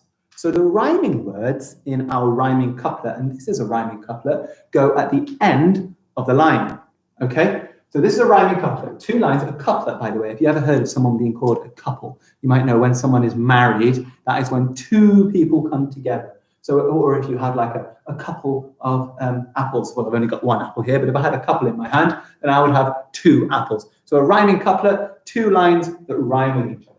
So we are going to make a rhyming couplet. I'm going to show you how easy to do it. I'm going to rub this one out. We've seen that the rhyme is going to go at the end. I'm going to bank that bit of knowledge in my head. Right, let's have a topic. So can you give me a topic? Fruit bowl. Fruit bowl. Brilliant. It's all about fruit. That makes life really simple for me, doesn't it? Okay. Right. So let me think of something that's in a fruit bowl. Well, I've got to think of all the fruits and tasty food. Fruit is my favorite food. Simple first line, okay? Doesn't matter what it's about. Who cares? We're going to show you how to make rhyming couplets. So my poem's going to be about fruit bowls. Fruit is my favorite food. Brilliant. Now, which word do I need to get to rhyme in my next line? Well, I know it's the word at the end. Let me think. Fruit is my favorite food. It leaves me feeling great. That's going to be my second line. Don't worry, I know it doesn't rhyme. We're going to sort that out later. It leaves me feeling great. Now, food and great do not rhyme. What we need to do is get a word that rhymes with food. So, this is your first little task. I want to know what words rhyme with food. Can you type them into the chat, please? What words rhyme with food? So can you give me as many words that rhyme with food as possible? I'm going to have a little look in the chat. I'm going to have a little look on my phone because it's easier for me to read. It means I can walk about and have a look. 121 people, that's absolutely fantastic. Brilliant. Shima Began, I think that's Yusuf M, has said the word rude.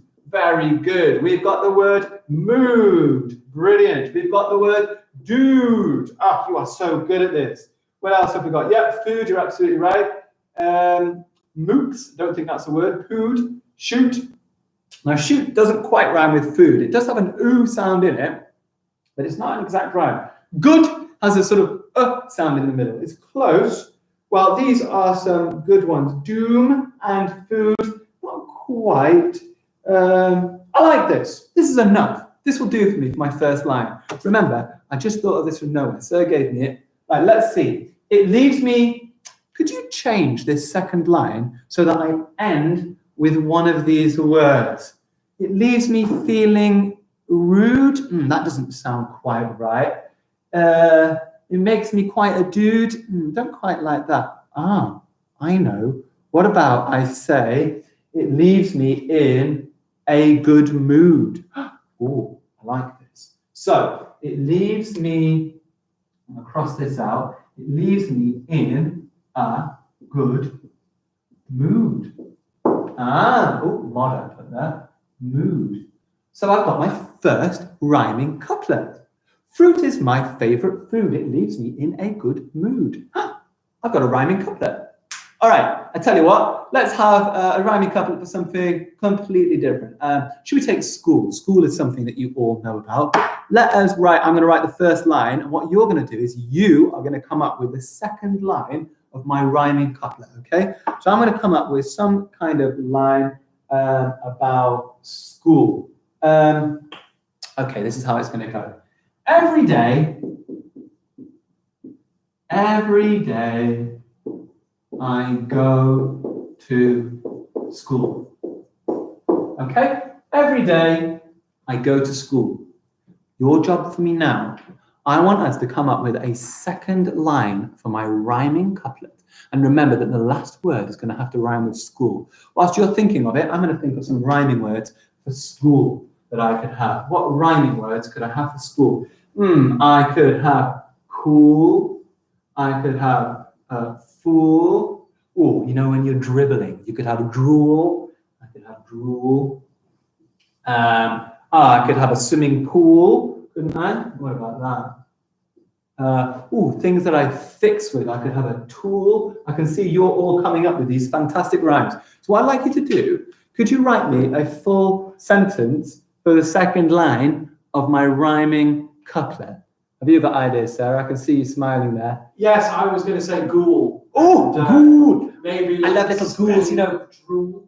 How does drool spell? I got a clue. How's it spelled? Like cool. Oh, right. Oh. Good word. Drool. Like that. And he said a ghoul. Is that G-H? Yeah, O-U-L.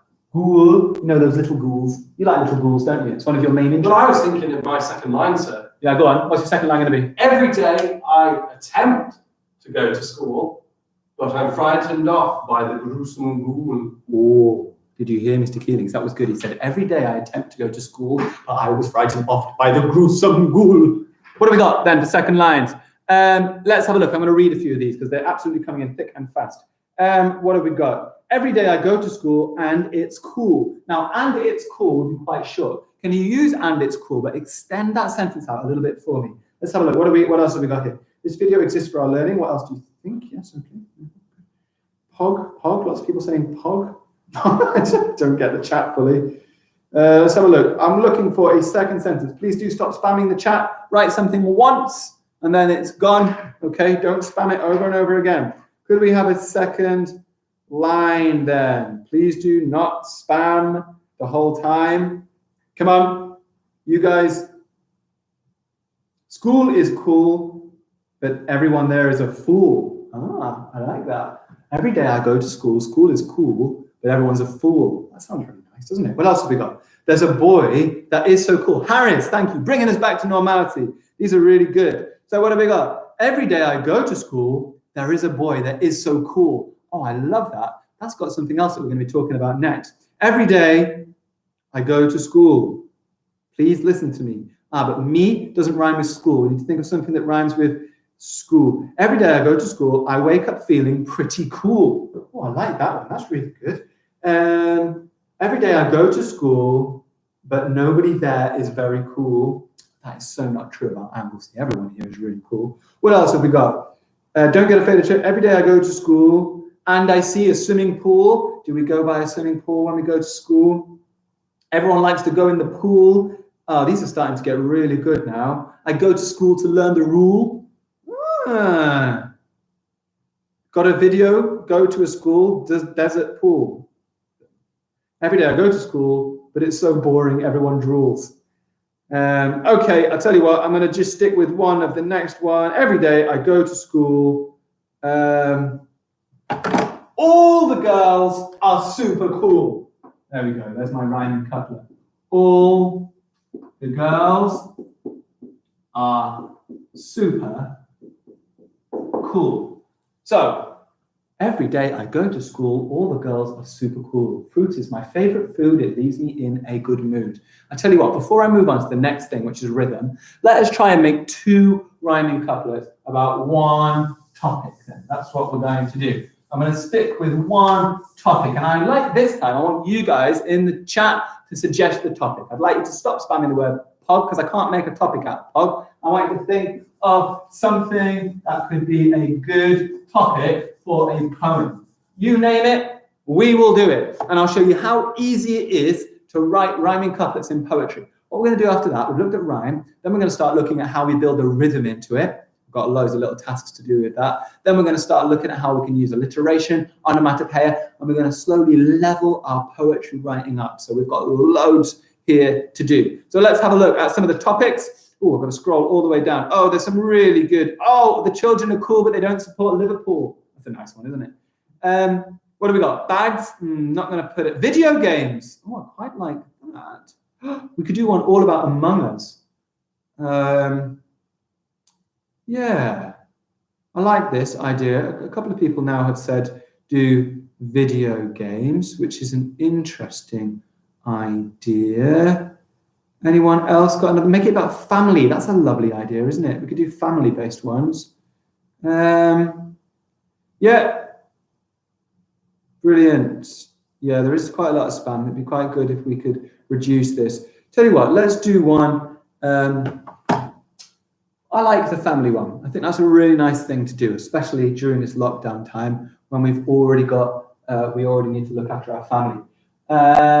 So, in my family, I'm going to start with a simple line. I always just start off with any old line because what I can do is I can go back, I can edit, I can change, I can mix it all up. It doesn't matter. So I'm going to say, in my family are mum and dad. Is the grammar of that right, sir? In my family, or in my home, I'm going to change it now. In my home, always changing stuff. Never get it right the first time. In my home, comma, lives mum and dad. Brilliant. In my home lives mum and dad. Could we just remind the children, sir, that are taking part in the chat that this is still schoolwork and still a stream for school. And if they are spamming and keep spamming, I am going to start blocking children from the chat. It's ruining it for the other children. Okay. Yeah, I don't know if you heard Mr. Keeling there, but he is just reminding. It's really important. Those of you in the chat that we do try and focus on the work. It is school time. Okay. This is not late at night, in the middle of the night. This is school hours. Normally, we would actually be doing lessons right now anyway. This is a Monday, normal school day. And he's got a very good point. which is that the chat, a lot of you guys seem to just be spamming words. I'm asking for a lot from you, and we need to get a lot back from you as well. So what's going to start happening, if people just keep spamming it as they do, then all we will do is we will remove that from the chat, and we'll block you from the chat. And that would be such a shame. That's not what we want to do. I really want you here chatting. It's really important. So I'd like just to make sure, especially if there's any parents listening or nearby, that they can make sure that the children are focusing kind of on doing the activities as much as possible and not spamming. That doesn't mean that you can't talk to your friends, okay? But if it's just being full of rubbish, then you wouldn't do it in the classroom, would you? So try not to do it here. It's just basic online etiquette. We do our best, don't we? Anglesey students, we've got people coming in and looking at this from all over the place now. We're up to 122 people. It's really important that you are on your absolute best behavior. You are representing the school, okay? Right, getting back to our rhyming couplet. So I'm gonna have 2 lines that rhyme each other. I'm gonna turn this into a 4-line poem. So I'm gonna have the first 2 lines are gonna rhyme, and the second 2 lines are gonna rhyme. That's line 3 and 4. In my home lives mum and dad. Okay, what can I have for this? Well, I need some words that rhyme with dad. So what words rhyme with dad? If you can just pop a few in and I will write some as we're seeing it. I need some words that rhyme with dad. Let's have a look. Dad, what have we had? Someone has said bad. Yeah, that's a good one. Mad. Yeah. Had. Now, bang, sort of similar, but it's not quite, isn't it? If I think bad, bang, it starts with the same sound, but with a rhyme, it's about the sound at the end of the word. If I was doing alliteration, then bag and bang, bad, dad and bang would be good, actually, wouldn't they? So different matters. What else have we got? Please don't be talking about other YouTubers right now. What else have we got? Words that rhyme with dad. Land is a close one. I'm going to stick with just a few of these. I'm sure there's a few more. So I need a line that ends with one of these. In my home lives mum and dad. When they're angry, I feel mad. What about that? Yeah? In my home lives mum and dad. So I'm trying to think of some way to end with one of those words. In my home. Glad, sir. That's a nice word. Thank you for that one. Someone's popped that on the chat. Glad. In fact, let's get rid of being mad. Let's have glad. Oh, we feel glad for our parents being there. In my home lives mum and dad. Every day I feel glad. That is so much better than feeling mad, isn't it? In my home lives mum and dad. Every day I feel glad. Okay, rhyming couplet. Now we're going to have 2 more lines, and you're going to try and make this, if possible, all about family and home. And your next 2 lines are going to rhyme with each other. They don't have to rhyme with dad and glad. They can be whatever you want. So what I'd like to see in the chat, could you please try and come up with 2 rhyming lines? That's all I would like from you, is 2 rhyming lines. What that means is the word at the end is going to rhyme. Let me think of some words that we could have. In my home is mum and dad. Every day I feel glad. Dad, he cooks me lovely food. Mum, she makes me feel in a good mood. Oh, that's quite a nice one, isn't it? What other things could we have at home that rhyme? At night time, I go to bed. I like to rest my weary head. That's a nice one, isn't it? When it's dark, I get a fright, but parents comfort me in the night. That would be quite good, wouldn't it? So can I have 2 words that rhyme, please? I'd like to see in, Mrs. Davis has already put one in. Thank you so much. Mrs. Davis has come up with a line, I think, for the second part. Do you know, I've already lost it in the chat. It's been zooming by so far. So much chat going on here. A happy place that makes me feel glad. Oh, that is a lovely one. I really like that, miss. Banana, I eat them well. I like to eat them. I like... Okay, come on, let's have a look. What else have we got in the chat? I would like 2 lines in the chat. I'm really sorry if you're missing your family in lockdown. That's really sad.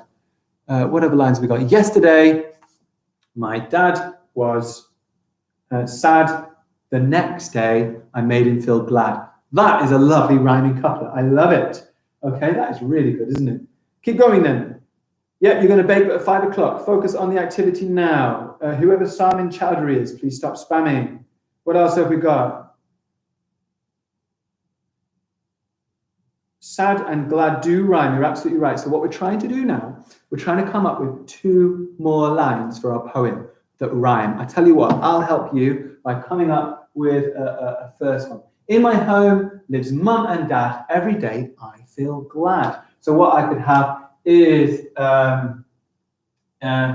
in the evening, comma, dad cooks food.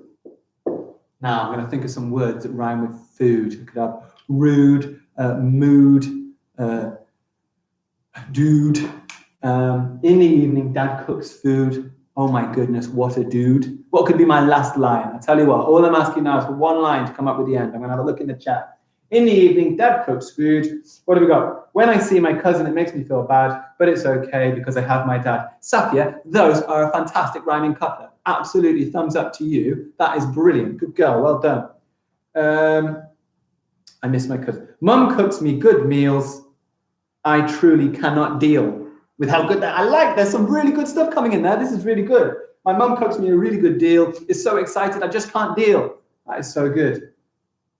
My dad is mad since he lost his iPad. Quite like that one. That's a good rhyming couplet. This is really good. Keep going. Guys, you're starting to get some really good work here. It's really nice when you stop spamming and you focus on it because you are so good at doing this. I'm really proud of you. What else have we got? In the evening, my dad cooks. I think, what a cool dude he is. Nice, Ahel. Try and think about the words rhyming, okay? I want to type my sad poem. If you want to type your sad poem in, pop it in. I'd love to read it out. We're going to be doing poetry for quite a while now, so get it in. That's cool. Send it to the email address. Sarah's absolutely right. Send it to the email address. It's pinned. Can you see it at the top of the chat? It's pinned up there. Email it in or send it to the Twitter. That would be really nice as well. Mad sad pad lad. When I go and see my nanny, I feel bad. And when I look at my dad, he looks sad. That's really sad, isn't it? I guess lockdown is going to come up with some sad words as well. When I see my dad, he is, yeah. Yesterday, he was sad. Then I made him feel glad. Do you know what I'm going to do is I'm going to change my line. And I'm going to go with one of the ones that you've given me because I really like that one. Yesterday, they both felt sad. So I helped to make them glad. Okay? That is from your poems, your suggestions. These are absolutely fantastic. So let me read through the poem that you guys have made. You've got, in my home lives mum and dad. Every day I feel glad. Yesterday they both felt sad, so I helped to make them glad. It's really good. My only little worry now is I've got the repetition of glad and glad, but don't worry, because we do have repetition in poems. Okay, this is the first part. We've had a little practice at rhyming. We've had a little practice at rhyming couplets. So what I want to do now, I want to push it further, and I want to start thinking about the rhythm of a poem. I want to start thinking about the rhythm of the poem, because the rhythm is really important. When Mr. Keeling and I did our poem, there was a definite rhythm to it, okay? Is there any chance, sir, if you're spare, could you read the poem whilst I write something on the board? And the Jabberwock poem, your poem, and could you give it a little bit of rhythm so we could feel the flow of it just whilst I'm writing it? So I want you to listen out for the rhythm of the poem. What am I doing? Just the same one that we did before, just whilst I write this onto the board. You don't need to read that. I need to read that. No, don't read that. That's for me. You need to read your Jabberwock with a bit of rhythm. I'm just going to write this. Right. 'Twas brillig and the slithy toads did gare and gimble in the wabe. All mimsy were the borrow growths and the mown wraiths outgrape.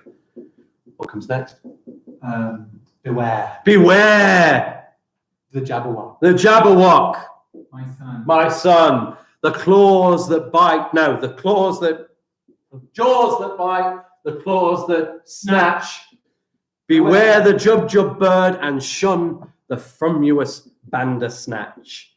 He took his vorpal sword in hand, long time the maxim foe he sought. So rested he by the tundum tree, and rested while he thought. Yeah. Next.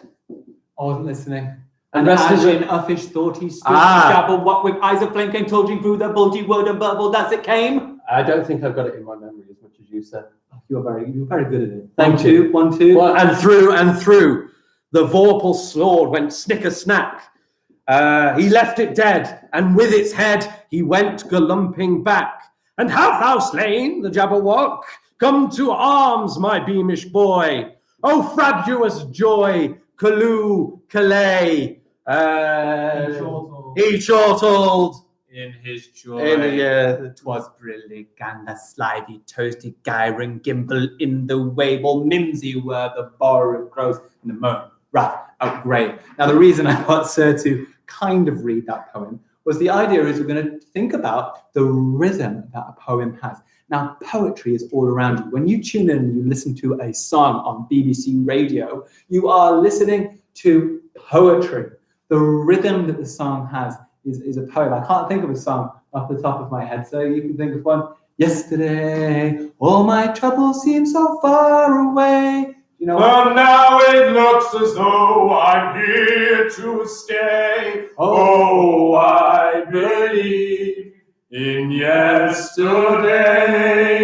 Right. Suddenly, bum. I'm not half the man I used to be. There's a shadow hanging over me. Oh, yesterday came suddenly.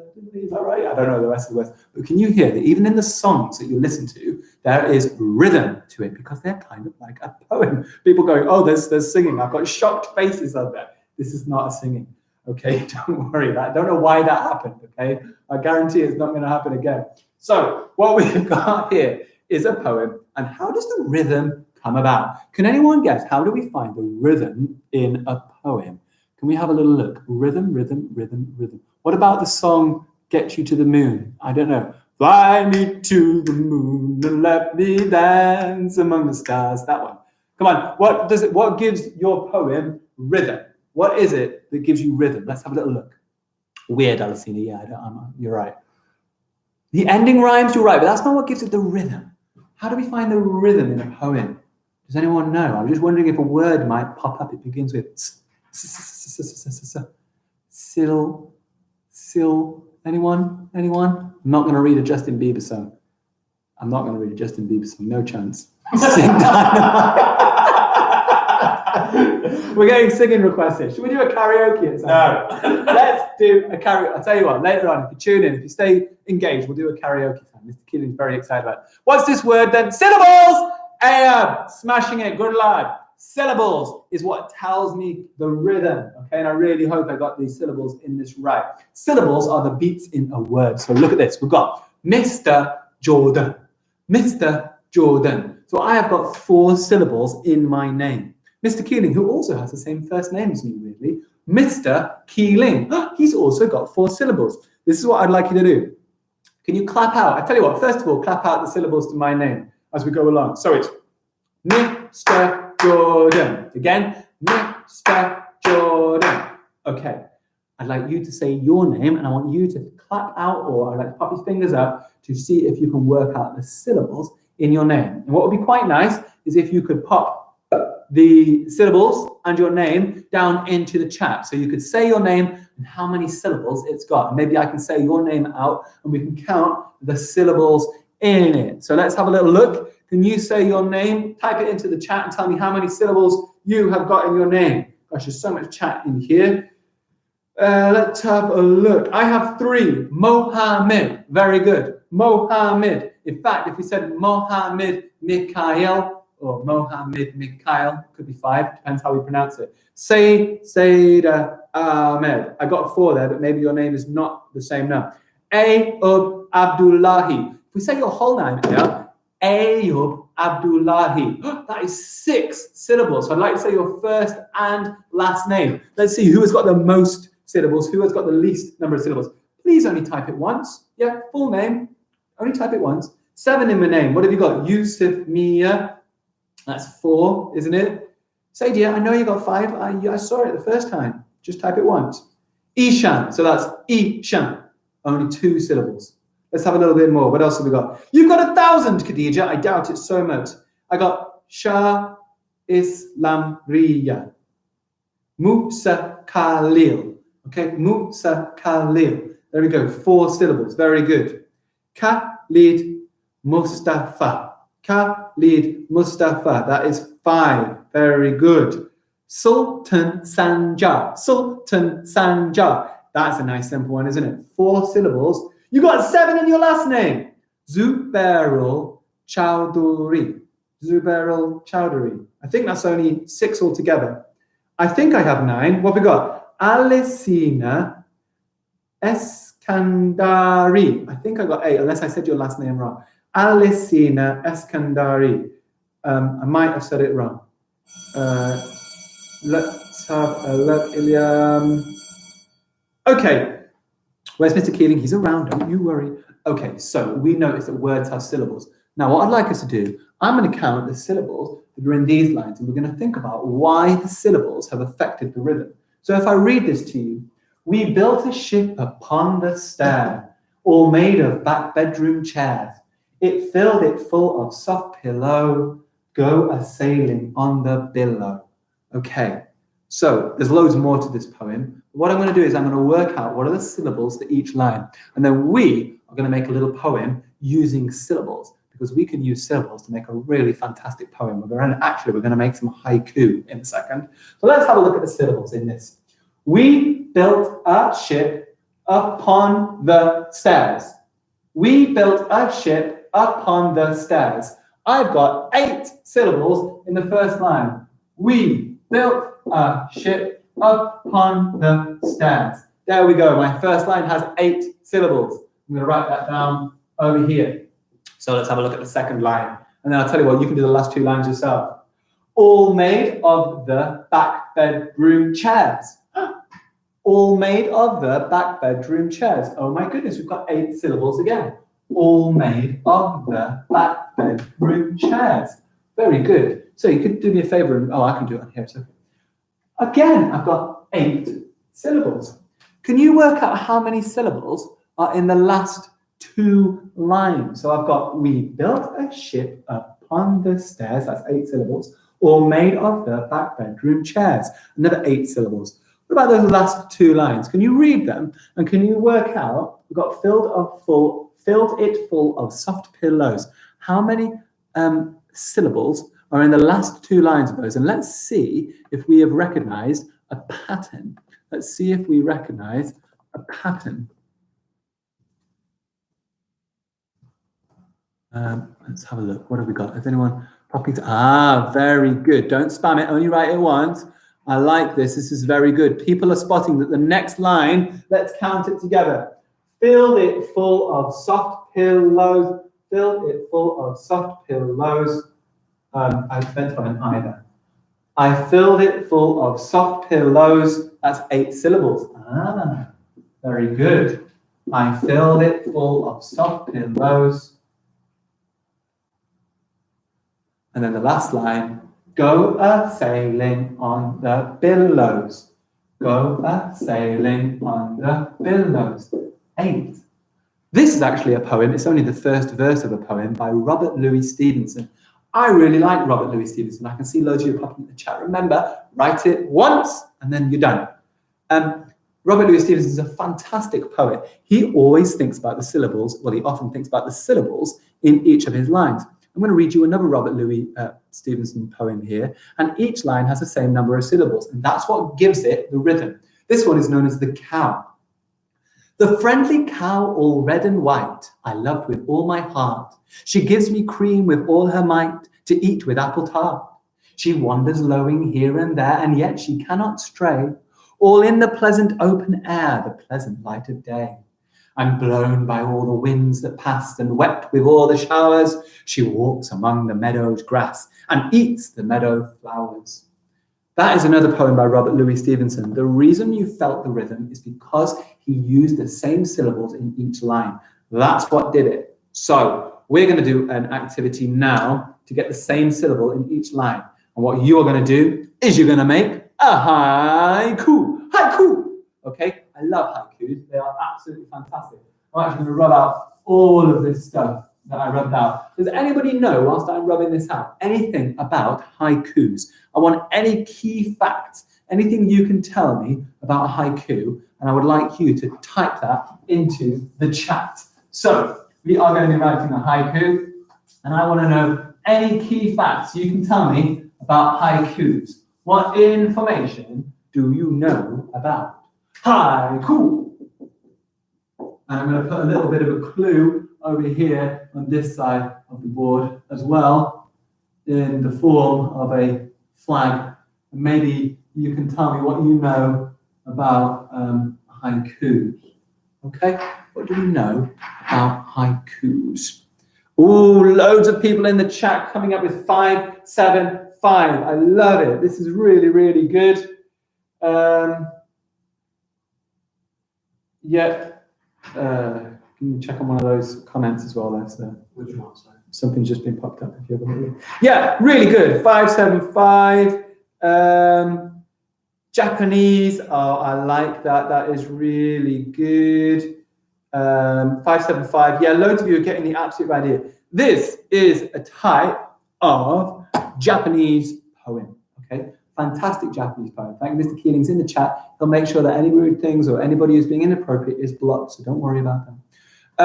We are Japanese poem. Okay, and it is a very special type of Japanese poem because it follows a syllable pattern. Okay, there is a syllable pattern which is 5, 7, 5. That means the first line will have 5 syllables, the second line will have 7 syllables, and the last line will also have 5 syllables. Now, I actually wrote down, wonder if I can find it very quickly, not to worry. Oh, there we are. I wrote down some haiku here. I'm going to stick them up on the board. So, this is one all about the beach. Okay, I'll move it a little bit closer. Haiku are generally about one topic, so we make it about one thing. That's the rule with a haiku. It'll be about one thing only. This one is just about being at the beach, and this is how the haiku goes. It goes, sand scatters the beach, waves crash on the sandy shore, blue water shimmers. Okay, 3 lines only. This is why it's going to be so simple for you to do it. Sand scatters the beach. Waves crash on the sandy shore. Blue water shimmers. Absolutely love this. So, 5 syllables. Sand scatters the beach. 5. Waves crash on the sandy shore. 7. Blue water shimmers. 5. 5, 7, 5. Tell you what, I'm going to give you another little haiku here. And this one is about spring. Springtime, which of course will be coming up soonish. Splish, splash, bubble, bath. Raindrops wash in the spring parade. Wake up, sleepy earth. So same pattern. I'm going to pop it just down here. It's a separate one. Splish, splish, splash, puddle, bath. 5. Raindrops march in the spring parade. Raindrops march in spring parade. That's 7. 5, 7. Wake up, sleepy earth. 5. 5, 7, 5. Always following that same pattern of 5, 7, 5. One last one. This one is a little bit about the grass outside. I'll pop this one over here, and I'll pop this one up here. In tickly toe grass, a buttercup offers up yellow nose kisses. So you imagine when you go down in the grass in spring and you see those lovely little yellow flowers, and you put them, those flowers are really good because it tells you if you like butter or not. If you put it just under, you won't see it on my hairy chin, but if you put it on your chin and it shines up in some yellow, it'll tell you whether you're a big butter fan or not. In tickly toe grass, 5, a buttercup offers up 7 yellow nose kisses, 5. There we have got haiku following the same haiku pattern that they always go by. So this is going to be your job. First of all, I'm going to make one with you, and then you are going to make your own haikus. Okay? So I'm going to make one with you to start with. Here we go. Let me find this down here. Right, let's give a topic. Do you know what? I always find an easy topic to write haikus about our school, because I know a lot about school. So we are going to write a topic about school. I'm losing my mind here already, and we're only several hours into this. Right, let me think about something to do with school. What could it be? Could be the playground, couldn't it? Playground, that's 2 syllables. The playground is so fun. Already gone off this. Trouble with playground, it's quite long. School is so much fun. Brilliant. Now remember, this one doesn't have to rhyme. So my first line, school is so much fun. 5 syllables. School is so much fun. 5. Now we need to go for 7 syllables. The playground is the best bit. I just did that. I just said it and it worked. The playground is my favorite bit. Hold on, I need to check that. Have I still got 7 syllables? The playground is my favorite bit. Uh-oh, hold on, I went over to 8. I must have changed something. Well, don't worry, I never get it right the first time, so I'm going to go back and edit it. The playground is my favorite bit. The playground is the best bit. Yeah, go back to what I said before. Best doesn't sound as good as favorite, but do you know what? I'm going to have to use it because of the syllables. So I'm going to cross that out, put in the word best. The playground is my best bit. What could be my last 5 syllables? I'm going to do this one. It could be learning is fantastic. That doesn't quite work. I'll tell you what, I'm going to write it down. Learning is fantastic. That doesn't quite work. Learning is fun. Learning is fantastic. No, I can't have learning is fun. That'd be a bit boring for me because I've already used fun up there. I don't want to use the same thing. I could say learning is so great, but again, great is a bit of a boring word. You know what I'm going to just do? I'm going to use the same words here, but I'm going to muddle them around for my last line. Now, my last line is actually, I'm just going to swap these over. It's going to be fantastic learning. You know what? My last line of my haiku is kind of summing up the whole thing. School is so much fun. The playground is my best bit. Fantastic learning. Fantastic learning. 5. Hey, 5, 7, 5. It's a haiku. I did it. It's Japanese culture. You are going to have a go at it now for me, please. So what I would like, and this might take you a little while, we can do our own haiku. It could be about cars. It could be about unicorns. It could be about games. It could be about Among Us. Actually, there was a boy in my class did one all about Among Us, and I absolutely loved it. It was really, really good. I might see if I can go and find them. They're somewhere in this room. But what your job is, could you come up with a little haiku for us? Imposter is 3 words. I am the imposter. Ooh, that's too many. The imposter is me. No, that's too much. Quite tricky with imposter because it's lots of words. So could you have a little look? Could you have a little look, please? And could you come up with a haiku for me? You don't have to come up with all of it. You can give me a line at a time. That's absolutely fine. We can work on it. But I want you to think of, let's do our 5-syllable line first. How about that? So can you come up with a 5-syllable line for me to begin with? 5 syllables. That's your job. Irish flag for Niall Horan. Well, that's a 7-syllable one. So that could go in the middle. If you wanted to do one all about one direction, that would be absolutely fine. But let's keep going with I'm the imposter. Or if we do one about Among Us, which I'd be very happy to do you know what? Let's do one about Among Us. So can you come up, guys? Come on, let's think of some lines about Among Us. Don't worry if you don't play Among Us. It can be about games or anything. I've got a 5-syllable one. Right? I'm actually going to start with that one. This is going to be about being the imposter in Among Us. I think it was Ayan Goni was the guy who came up with the fantastic Among Us one. So see if we can replicate that. So this is my first line. I'm the imposter. I'm the imposter. I'm the imposter.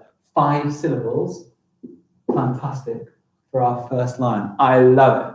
This is a really good start. Now, what we need is a 7-syllable line. We don't want to repeat that. Me is Voldemort. I am Voldemort. I like that. If you're doing a Harry Potter one, wouldn't that be a really good way to start? Stick with that and see if you can develop that one, because that would make such a good haiku. I'm the imposter. What else we got? I am the crewmate. Oh, I love it. That would be such a good start for this. Now, I want a 5-syllable ones. Why are you talking about among us? Now, that's 9 syllables. Unfortunately, that one will not work. Let's keep going. Yeah, please do not respond to anyone asking to play games with you. Really important that we avoid that, okay? Don't respond to anyone asking to play games with you. Don't do it. I am a crewmate. This is really good. Killing others is so fun. Ooh, I like that one.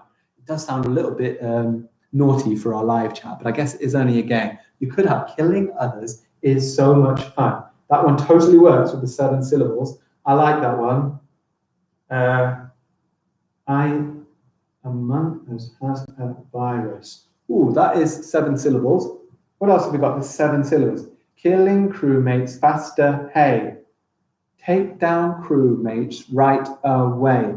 Ooh, I love that one. Okay, and it doesn't have the word killing in, so I feel a bit better about putting it on here. So we'll look at this. We've got take down crewmates straight away. Does that fit my 7 syllables? I haven't counted it. Take, let's do a proper K so it doesn't look like table.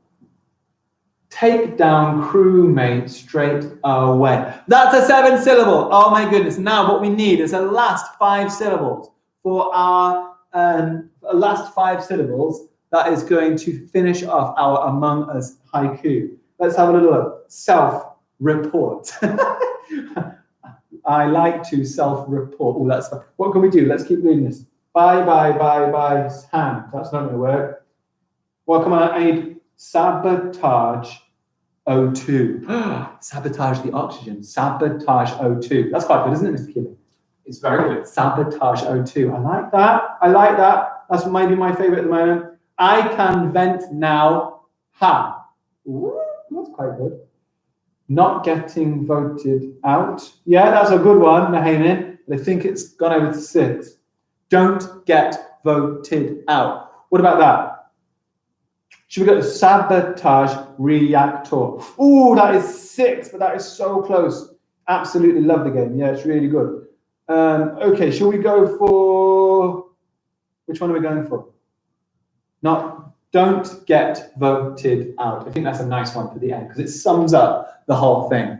So last one says, don't get voted out. Wow. Let's have a look at our haiku. 575.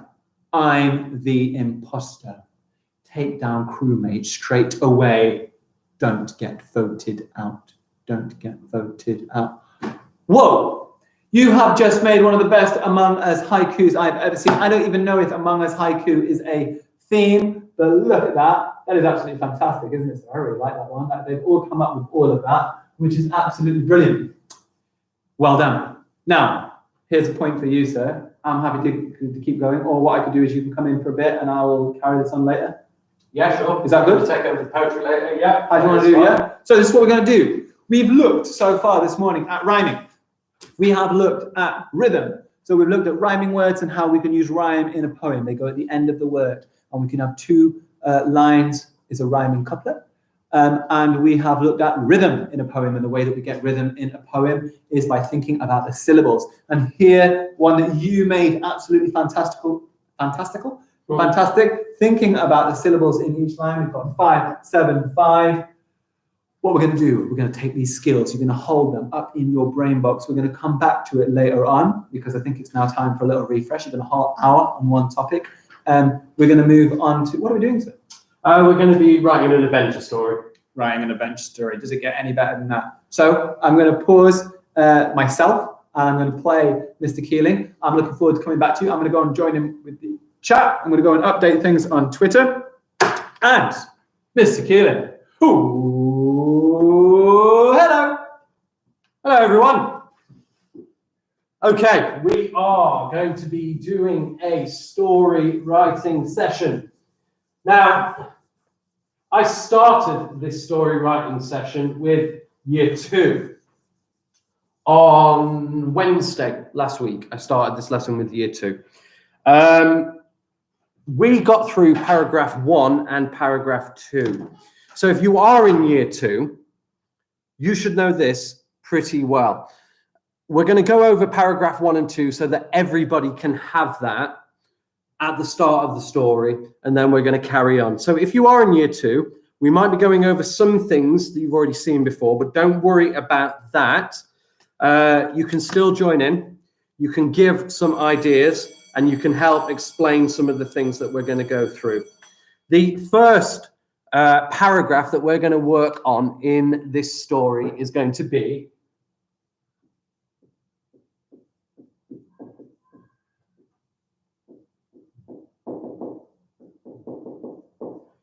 a character description. Now, let me see if anybody can remember. I used 2 features in the character description, 2 features from the Writing Rainbow. Can you remember what they are?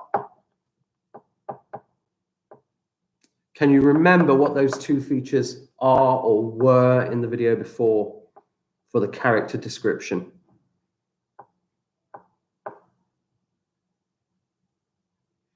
Yeah, we are going to use adjectives, but that's not one of the key 2. Well, it is one of the key 2, but there's another word for it. We did use adjectives. What else?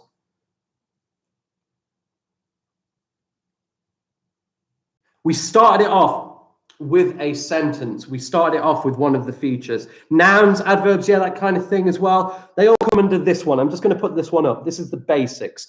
Okay, so the basics are going up. We need to use the basics in the character description, such as adverbs, good adjectives as well. But there's something else. I'm going to show you the lens. Can you tell me what it means?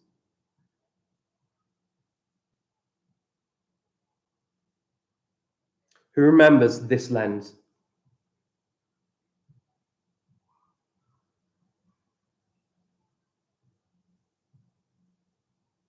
Just looking in the chat, does anybody remember? Yes, well done. Pathetic fallacy.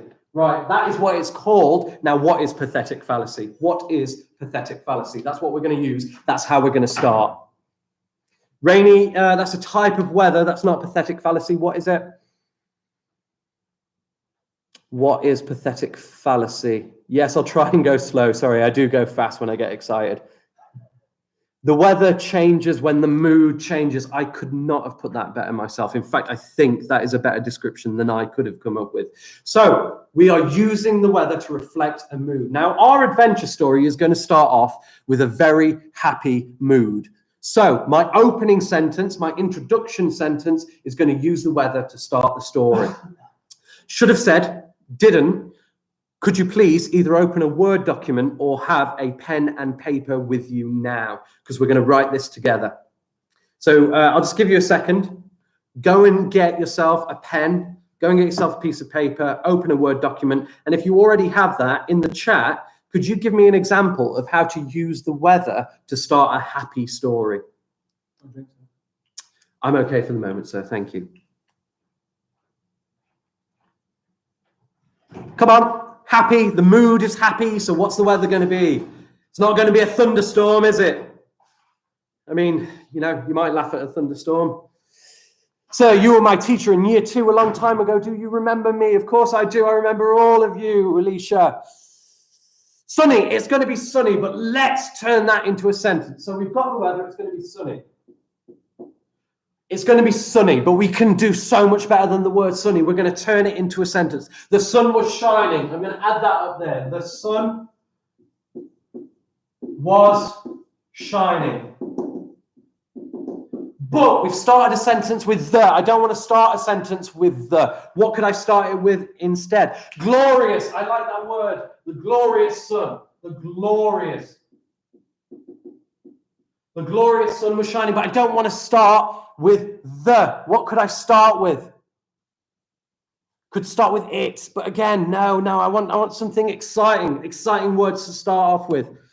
Once, but that goes with a lot of fairy tales, doesn't it? Once upon a time.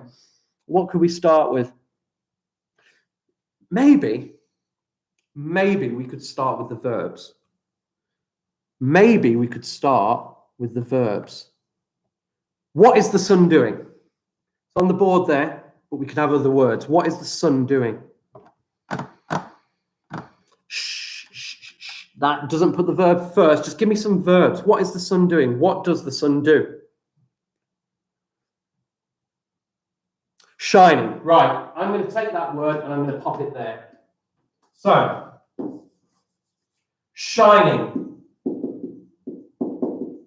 I've started with a verb. What do we put with verbs to describe them? What do we put with verbs to describe them?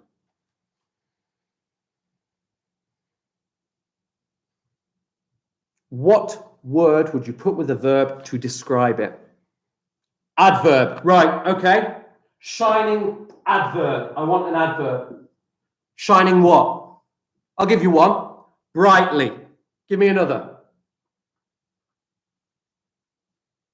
Shining brightly. What else could we have?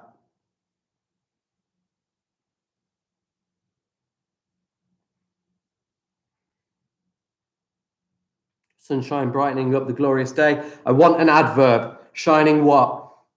Sparkling, not an adverb. Glimmering, not an adverb. They are the verbs, what it's doing. I want an adverb. How is it shining? I've given you an example. Brightly. Can you think of any others? Quietly. Yeah, it might be quiet. What else? Strongly. Shining strong. Beautifully. Love that one. Gloriously. Yes, but we've already got glorious in there. Powerfully. Wow, I like that one. Happily, boldly, gloriously. We've got glorious in there. What else? Powerfully, boldly. I'm going to go for powerfully. I really like that word. So, shining powerfully. Glorious sun was. Does that work? Shining powerfully, glorious sun was what? No, it doesn't really work. Shining powerfully, I need to add in there the glorious, keeping that word, sun. Shining powerfully, the glorious sun. Let's give this sun a bit of personification. We give it the characteristics of a human. So let's give the inanimate object, the sun, let's give it some personality. What's it doing? Shining powerfully, the glorious sun, what? Come on, give me something. I'm not going to give you everything. Come on and give me an ending. Oh, yes! Brilliant! Smiling down or grinned. We are giving it a personality. Smiled down on the kingdom. Right, there's my start to my story using pathetic fallacy, the weather, but I've also used a verb adverb opener followed by a comma and personification. I have given the sun a personality. I want to see yours. Type them into the chat and also add them to your Word document or to your written sheet because we are writing a story together. So I want you to write as well. So give me your opening sentence. How's your story going to start? My son is angry, sir. No, it's not. We're starting all together on a happy opening. What are your opening sentences going to be? Come on, let's see. Had some beautiful ones from year 2 on Wednesday. I wonder if we can get any more.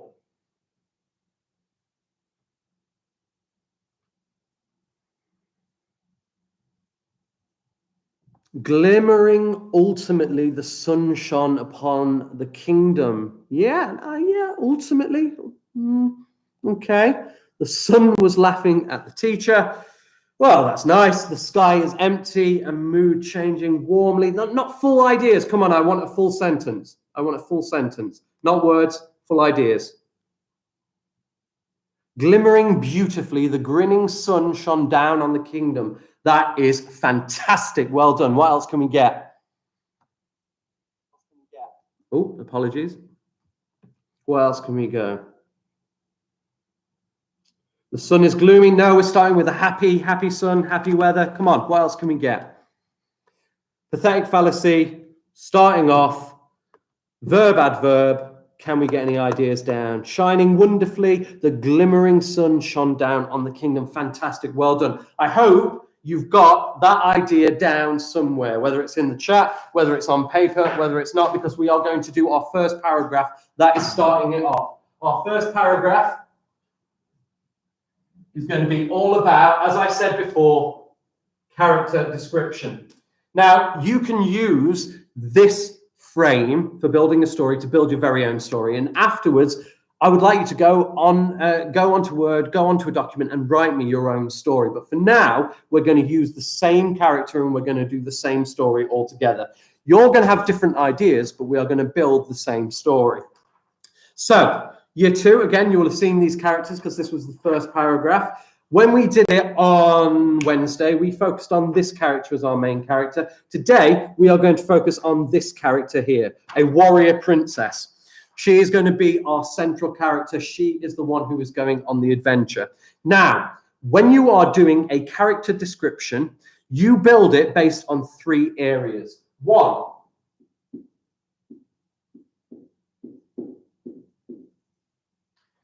is their appearance. 2,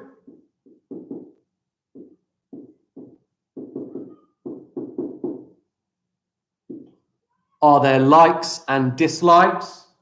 And 3,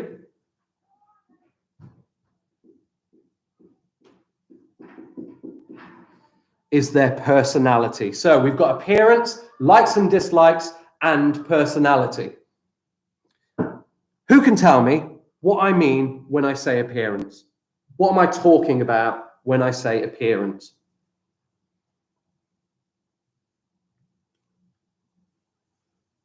What does appearance mean?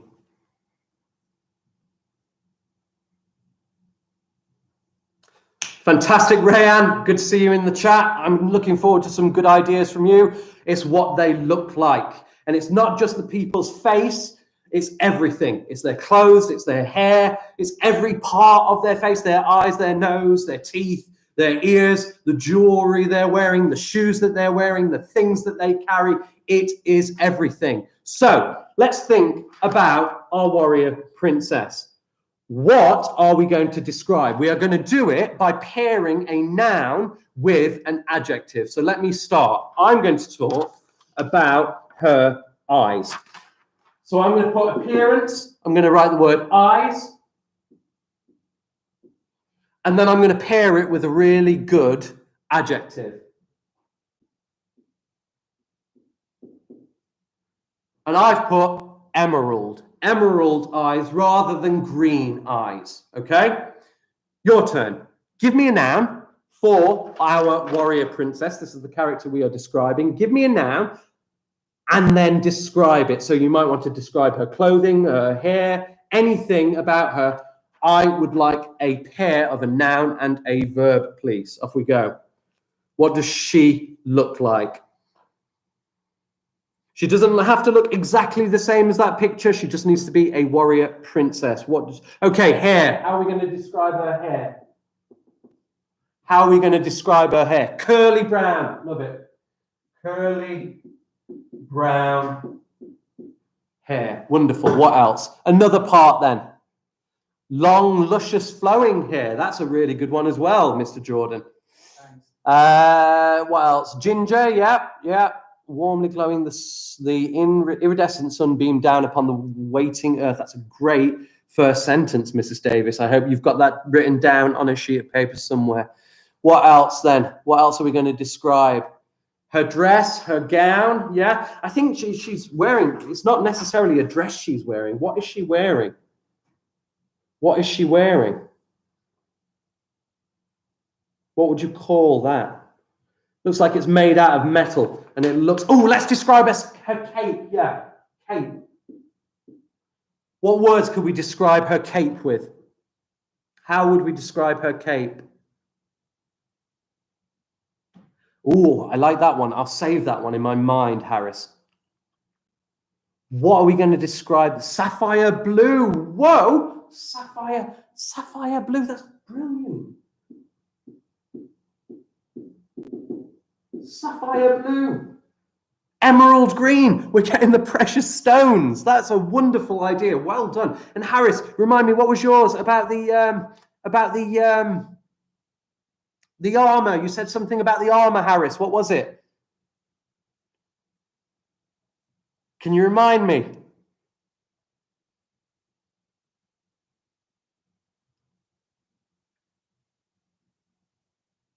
It was glimmering. Yes, yes, glimmering. Fantastic. Well done, Harris.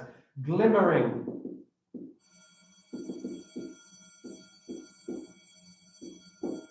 Of course, glimmering is like shining. It's a better word, isn't it? Or glittery armor. Wonderful. What might she carry with her? She's a warrior. She's a warrior princess. What might she carry with her at all times? And how would we describe it? What would she carry with her?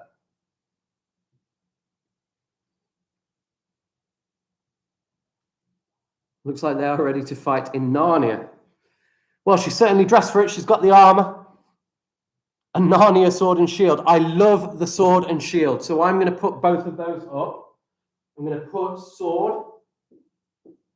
And I'm going to put shield. Right. Sword and shield. Both Pokemon games. I bought Pokemon Sword because I preferred the Pokemon with the sword in its mouth. I got Pokemon Shield. You got Pokemon Shield? There you go. Yeah, there you go. We could swap Pokemon. What are we going to describe the sword and shield as? Could be an electric sword. Think about what swords are. What are they? How can you describe it? Slaying sword. Well, that's an action. I want an adverb. Shining. We've got shining. We've got shining. Mr. Keeling does not want a cup of tea. He's fine. Wielding again. Bejeweled. Yeah, bejeweled. That's a really good one. Bejeweled. Bejeweled. Bejeweled. Sword. A bejeweled sword. It has. So what about the shield then? What's it made out of? Come on. More ideas. Come on. A fabulous shield, double-edged sword, silver sword. What about the shield? Strong as, oh, we've got simile there. Although aluminium isn't really that strong. Metal and rusting, so it's an old one. Yeah, I like that. I didn't even think about that. It could be an old one. Metal, rusting, shield. Wow. Anything else about her appearance? What about her smile? What about her smile? How would you describe our warrior princess's smile?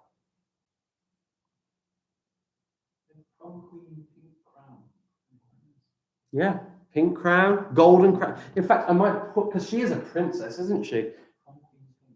Yeah, let's put crown up there as well. So we've got the word crown. We've got the word smile. I want describing words for them. A strong smile. Wow, yeah. The smile always comes in handy. Yes, maybe. Strong smile. Her smile always comes in handy. Big, bright. I'm going to say bright and strong. Bright. I mean, you can choose your own. You don't have to go with these. Bright, strong smile. Yeah, it's happy, but it's strong. It's a strong smile. Okay, crown. Describe the word crown for me then. What are we going to describe the crown as? Confident smile. That's a really good word, Murtazar. Well done. What are we going to describe the crown as? Alluring. Cheeky. Yeah, cheeky smile. Beaming smile. Lovely words. Lovely words. What about the crown? Gold and blue. Yes, we can go for colours. Golden, sparkling tiara. Yes, tiara. Why didn't I think of that? That's even better than crown. Tiara. I've lost my rubber. Oh no, here it is. Got it. Tiara. Much better than crown. Tiara. Yeah, golden. Something tiara. What else? What else? Infectious smile. She smiles and everybody else has to smile. That's wonderful. Deathly smirk. Ooh, okay. She's dangerous. That's good. Warm smile. It warms you. Jeweled crown. We've got jeweled. We've kind of got bejeweled. Golden. I've put up. What else could we have? Astonishing crown. What else? Astonishing. So it shocks you. Whoa, that is a bright crown. What else? Twinkling. I like that. Golden, twinkling.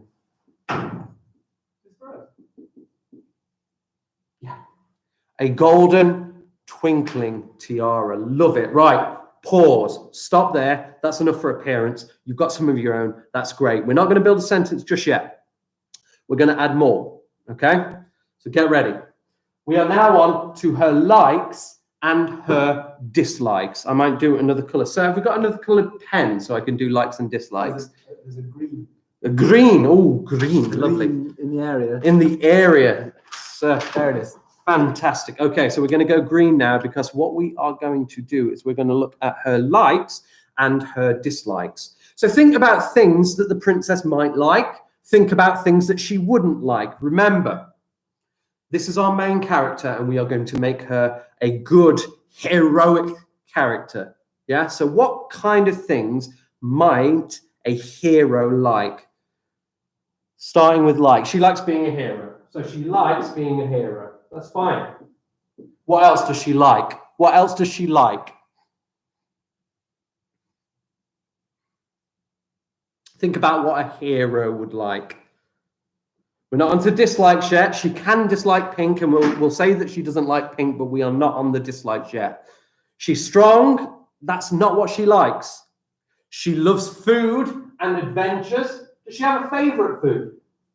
Does she have a favorite food? It's fine saying food, but there's so much food. What's her favorite food? A cake, yeah. What kind of cake? There's so many cakes. What's her favorite cake? Yeah, cake, but what's her favorite, Mrs. Penn? Hello, Mrs. Penn. What's her favorite cake? She loves justice. Yes, justice. I mean, you can't eat justice unless you bake a cake and you write justice on the cake, then you might be able to eat justice. But I don't think generally the concept you can eat. You can't really eat justice. Chocolate cake, perfect. What kind of chocolate cake? Does she like chocolate cake with cream filling? Does she like chocolate orange cake? What kind of chocolate cake? You see how you can go into more detail about every single thing. What kind of adventures does she like? Does she like it where she has to fight dragons? Or does she like it where she goes to find treasure? She likes pizza. Okay. She likes pizza. We'll add it. What else does she like? White chocolate. White chocolate. Yeah, but I didn't write chocolate. Cheesecake. Correct. Yeah, she likes cheesecake. She likes lots of different cake. What else does she like? Not cake anymore. I'm not bothered about cake anymore. What else does she like? She likes saving people's lives. Saving people's lives. Yes. Saving people, of course. She likes adventures where she slays dragons. So fighting dragons. You're right over there, Mr. Jordan. She likes poo. Right, okay. Well, thanks for pointing that out, Mr. Jordan. I don't think I'm going to add that to the likes, but there we go. Right, noodles, milkshakes. Think about a nice person. Think about a really, because we want this character to be really nice. We want the reader to like this person a lot. What would a nice person really like doing? She loves nature. Okay, she loves nature. What else? What else does she like? She likes flying horses. Yeah, she likes her flying horse. What's the flying horse's name, Mrs. Penn?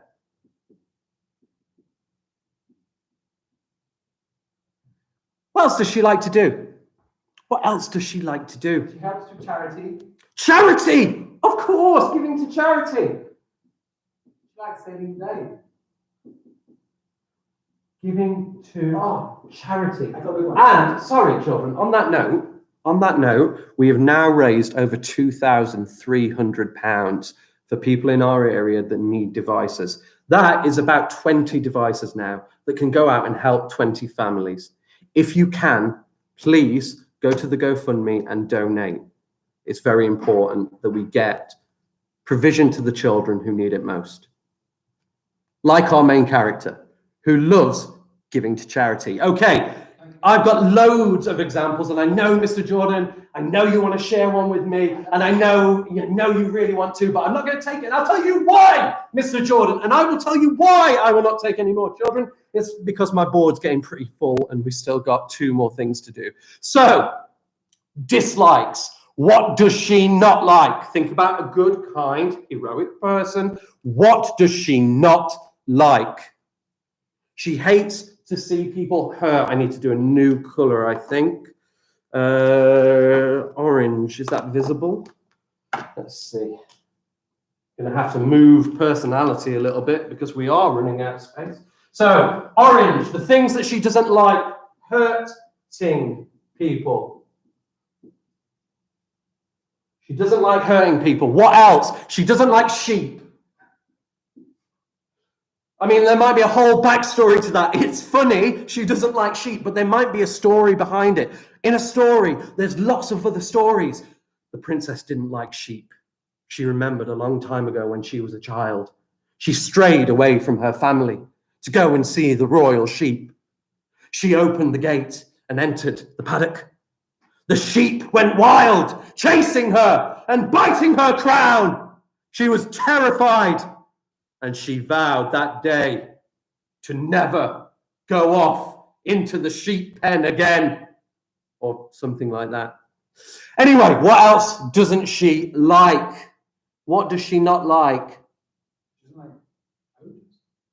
She doesn't like ogres. Ogres is a good one. She dislikes the colour pink. Doesn't like pink. Yes, we said that. I forgot that. She doesn't like greedy people. Greed. She doesn't like greed. Lovely. Or rude people. Or rudeness. Yes. She doesn't like rudeness. She's not a big fan of witches. She doesn't like witches. Okay. Maybe that's because a lot of witches have casted spells on the royal family. Yeah. She's not a big fan of enemies who destroy her land. She doesn't like enemies. Okay. Enemies. She doesn't like tomatoes either. Or tomato. No. And I need to get serious with you for a moment, children. Really serious here. Here we go. I don't like tomatoes either. I like tomatoes when they're in ketchup. I like tomatoes when they are cooked, plum tomatoes. But any raw tomato, I just can't eat it. And actually, once in year 2, I said to the children, if they tried all the food that I brought in, I would sit and I would eat a tomato. And they did. They tried everything. And I had to eat that tomato. We've got a lot of anti-tomato sentiment coming up. Yeah. People support your cause. Yeah. Tomatoes raw. Ugh. It's just the feel of them. Slimy, seedy. Ugh. Mrs. Davies wants to know, do you like baked beans? I do like baked beans, Mrs. He Davis. loves them. I love baked beans. Right, children, back to it then. Okay, we've got appearance, lots of things for how she looks. We've got likes, lots of things that she likes. We've got things that she doesn't like, including, and I am going to add this now, tomatoes. Yuck. Tomatoes, ketchup, yum. Tomatoes, yuck. And we are going to go on to our final part. And I don't have much room for this, but we are going to go on to our final part. We are going to talk about her personality. What words describe our character? I'm going to go back to red. What words describe our character? I'll give you one, personality. I'm going to put brave. She's brave.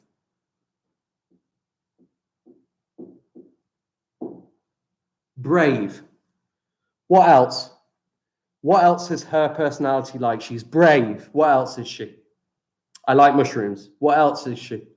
She's brave, courageous and strong and generous.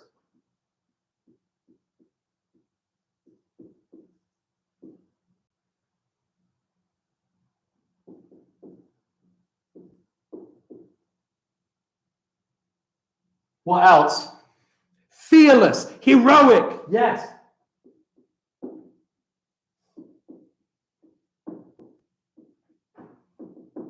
Couple more. That's all I've got room for. She hates pepper. Yeah, because it makes her sneeze. Brave. We've got brave. Clever. She's clever. Smart. Witty. Absolutely. Confident. Yes. Wonderful, wonderful ideas. Right, now it's time to build our paragraph. It's time to build our paragraph. And I'm going to give you just a bit of time for each one. And while we're going through it, I'm going to make suggestions. Now, you should already on your sheet or on your Word document have an opening sentence using pathetic fallacy. These are great ideas, by the way. Bubbly, mighty, competitive. So good. I can't get them all down, but you can use them in your story. Right, so start the paragraph. Pathetic fallacy sentence. You should have that. Now, we build an appearance sentence. I'm going to use two things in mind. You can add more if you want. You can add more if you want. And you can, come back to this video, pause it, and have more time on it if you want to as well. But here's what I'm going to do. I'm going to take a couple of things and I'm going to describe them. So, the princess, just simple, starting off, the princess had shimmering emerald eyes. I'm going to use a coordinating conjunction and carried a bejeweled sword. If you don't want to start with the, you could start with position. So in the princess's hand, she carried a long, mighty sword and a metal rusted shield. Put some of those ideas together and make me an appearance sentence. I want to see some in the chat. I want you writing some down. Off you go. Appearance sentence. Use mine, use your own. On top of her head, the princess wore a golden twinkling tiara. She would always be seen wearing a long flowing cape that would ripple in the wind. Adverbial, adding some more information. Not what she likes. I want to see a sentence, her opinion, appearance, a full sentence. Let's go. Yes, we're all saying hello to Miss Penn, and it's very nice to see Mrs. Penn, but I want a good sentence about her appearance. That's what she doesn't like.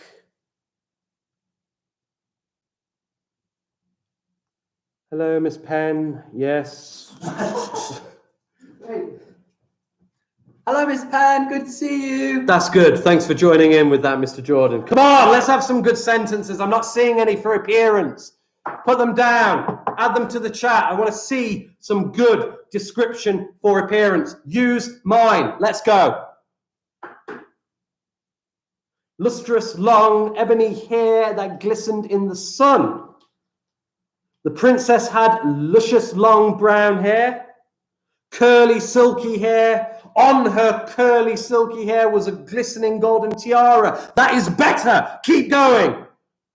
She had glimmering armor. She wore glimmering armor. Mandy, somebody's given her a name. Mandy, that was my mum's name. Mandy was mighty. She was very mighty, and she was seeking an adventure to take care of something that's gone. Big blue bulging, so not just big blue eyes, they're not even pretty eyes, they're bulging eyes, big blue bulging. So Mandy had big blue bulging eyes. Get these ideas down, write them down on your paper, add them to your paragraph. Right, part 2, likes and dislikes. Can we use the word but or however? Let me show you. The princess loved chocolate cake, positive, but negative, she hated disgusting, smelly ogres. Or I could start with the negative. The princess hated rudeness. However, onto the positive, the princess loved going on adventures. Likes and dislikes. Try and join them with a but or an however, please. Let's see what we get.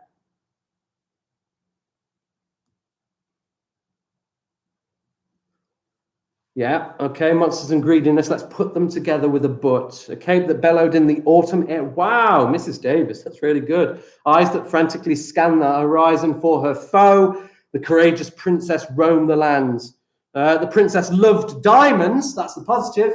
What about but or however? The princess loved diamonds, but however. The princess loved going on adventures, but she hated meeting evil villains along the way. Perfect, Alicia. Well done. You must have had a good teacher in year 2. Who was it? Oh, me. Thanks.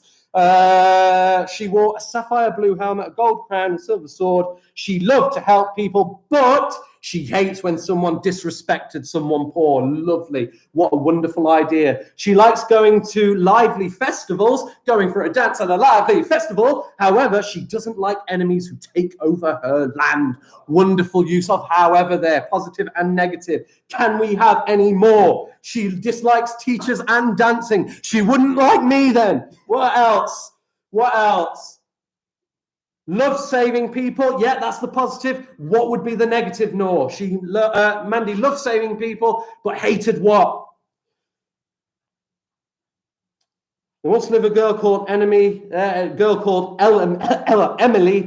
She loved helping people. However, she hated mushrooms. Of course. Why would she like those? Have you seen them? They're a fungus. What else?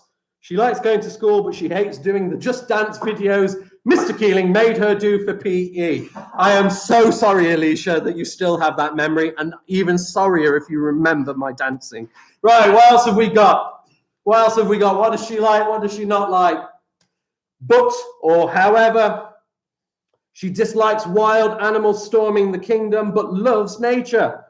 She does not like disgusting tomatoes. However, she loves ketchup. I know exactly how she feels. Right, last sentence for your first paragraph. Last sentence is all about her personality. And all I want you to do, this is so easy. This is so easy. All I want you to do is say what she was and say why. Okay? Using the word because. So watch. The princess was very brave because she was always saving people from dragons. There's one. The princess was fearless because she would always go on very dangerous adventures. The princess was very clever because she was taught by Mr. Keeling as a child. You come up with a sentence for me, please. Personality, remember, she's kind, she's nice. And then say why. Give me an example.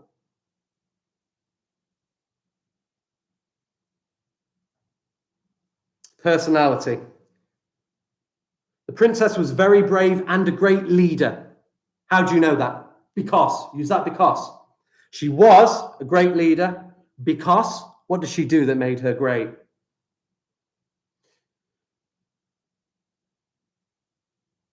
She's stubborn, but you haven't added because. Why?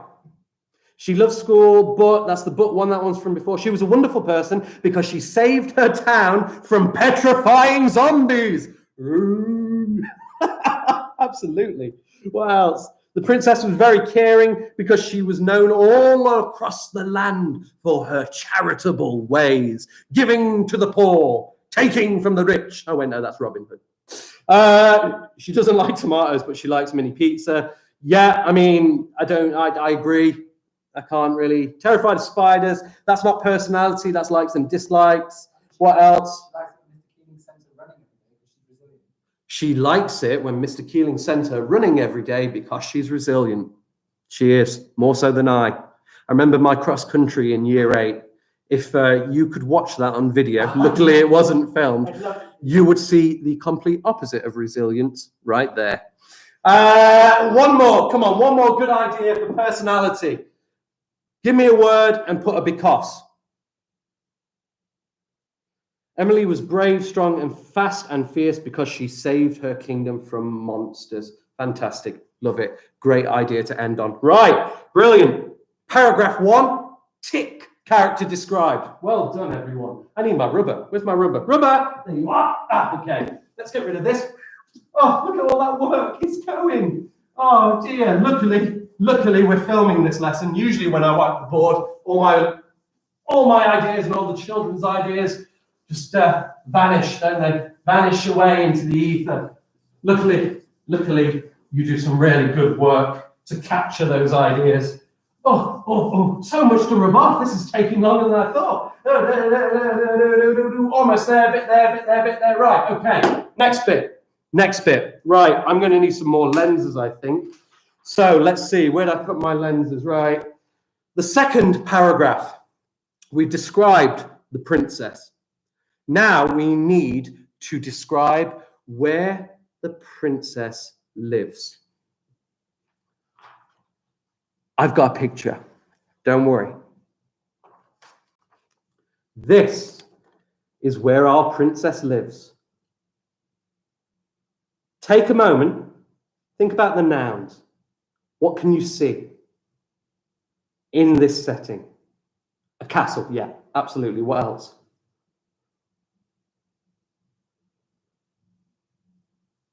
Just nouns. Prince Caspian's house. Somebody likes their Narnia. What can you see in this image? Don't just focus on the castle. What about parts of the castle? What's in the background? What is around the castle? A rainbow, yes. What else can you see? Yes, the palace, a castle, yes, but what else? Trees, good. What else? Pink trees, yeah, we're adding the adjectives. What else? Rainbow, we've said. Tree, come on. Bushes, what else? Swans, yeah, maybe in the pond. Goats, nature. What else? Come on. Just say what you see. It's like catchphrase, but less difficult. Disney Palace, yeah, except Winnie the Pooh doesn't live there. A pond, a stream, lights, the sky, plants, yes. What else? Keep going. There's lots to see. What else? Greenery, yes. What else? Come on, more. Plants, yes. Moon, well, maybe. I don't know. I can't see the whole sky. You said castle. Come on. Rainforest, lights, the bush. Come on, there's more. Flags, clouds, turrets, towers, path.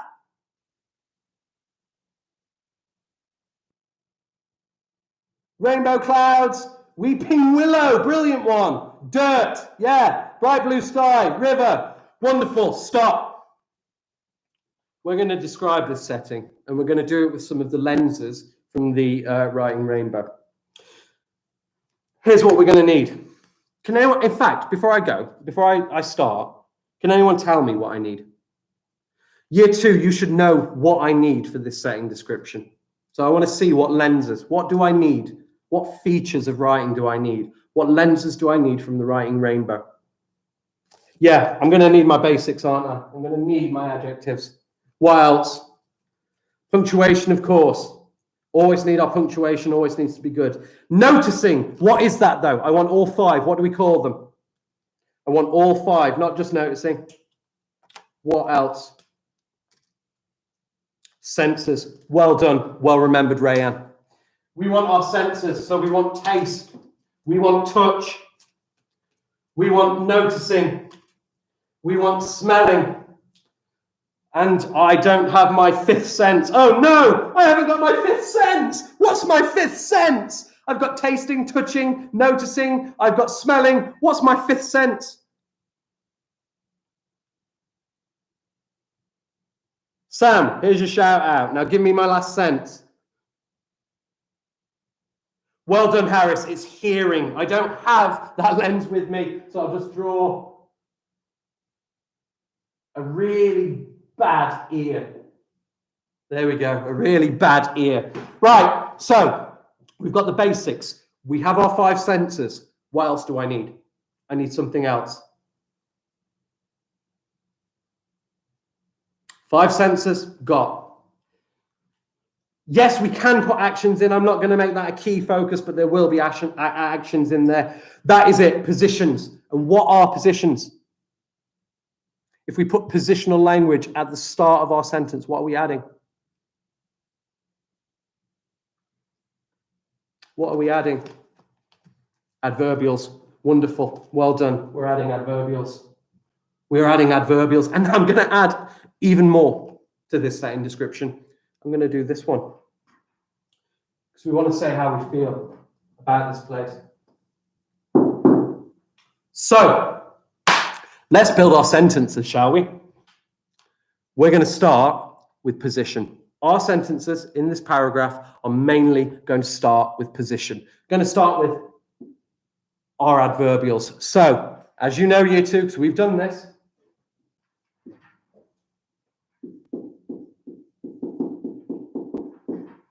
I need a whole bunch of position words, please.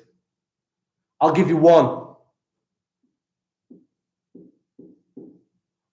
Above. Now you fill my board. What have we got? In between. Well done, Harris. In between. It's like saying in the middle of, isn't it? In between two things. Below. Love it. Right there. Below. What else do we have? In. Yeah, we need in, don't we? In and on. Don't get those mixed up. You wouldn't go for a walk in the beach. You'd be inside it. You're on the beach. You wouldn't walk on the cave. You're inside it. Don't mix up in and on. What else do we have? Surrounding, besides, lovely.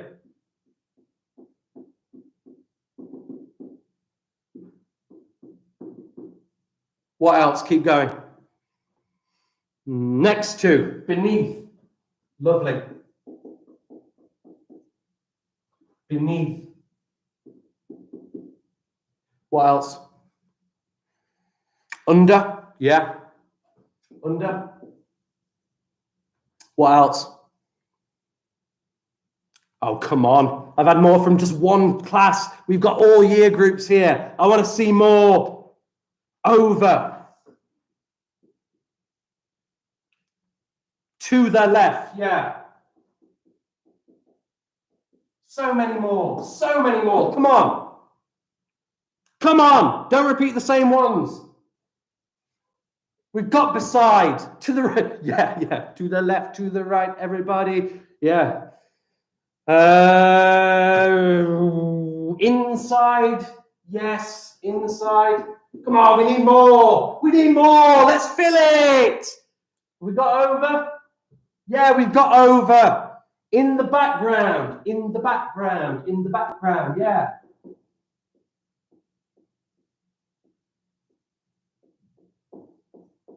What else? On my left, yeah. Around, yeah, around. Or all. You might add all around. You might add all around. What else? Outside. Do we have that one? No, outside. Wonderful. Outside. What else? Yeah, along the perimeter. Along the perimeter. Lovely. What else? Close to. On top.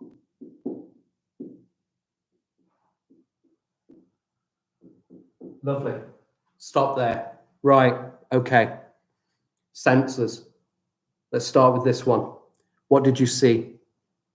And I want you to use your adjectives here. What did you see? What did you see? I'll give you an example. I see pointed blue spires.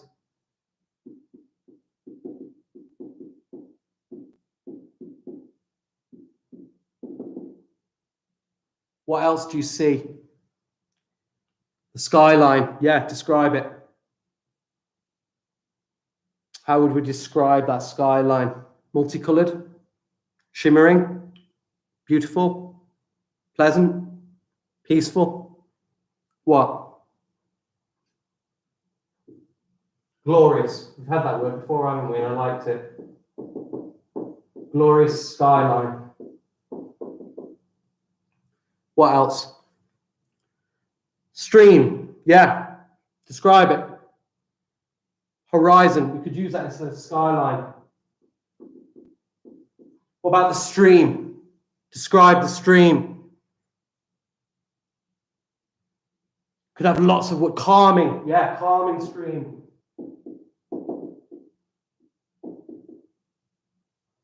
What else? Yes, rainbow. Describe it. Don't just give me the words, describe them.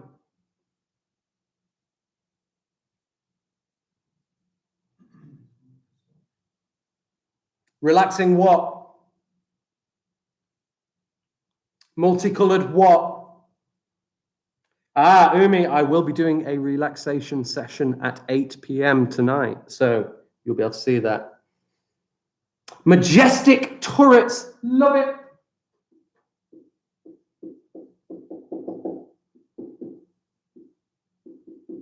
Wonderful. What else?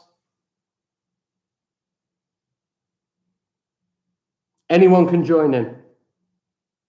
Colourful what? Colourful rainbow, yes.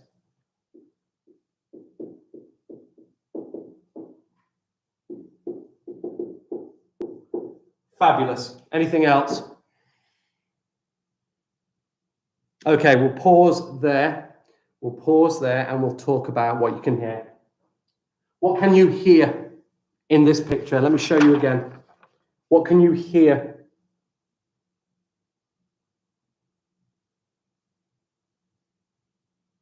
The birds, yeah. What noise are they making? How do they sound? Let's pair it with an adverb. How do those birds sound? That's an action. Birds tweeting. Birds tweeting what? Let's pair it with an action and an adverb. Birds tweeting what? What adverb? Yeah, you could hear me shouting there. The wind whistles as the trees sway to the rhythm of the wind. Love it. Wind whistles. Great. Birds tweeting how? Loudly, of course. Okay, got a couple there. What might you smell? What might you smell? And how does it smell? What might you smell? And how does it smell? Oh, I'm going to add that. Children laughing merrily. Children laughing merrily. Added. Good. What else? What can you smell? An amazing, oh, I'm going to put those together. Amazing fragrance from the plants.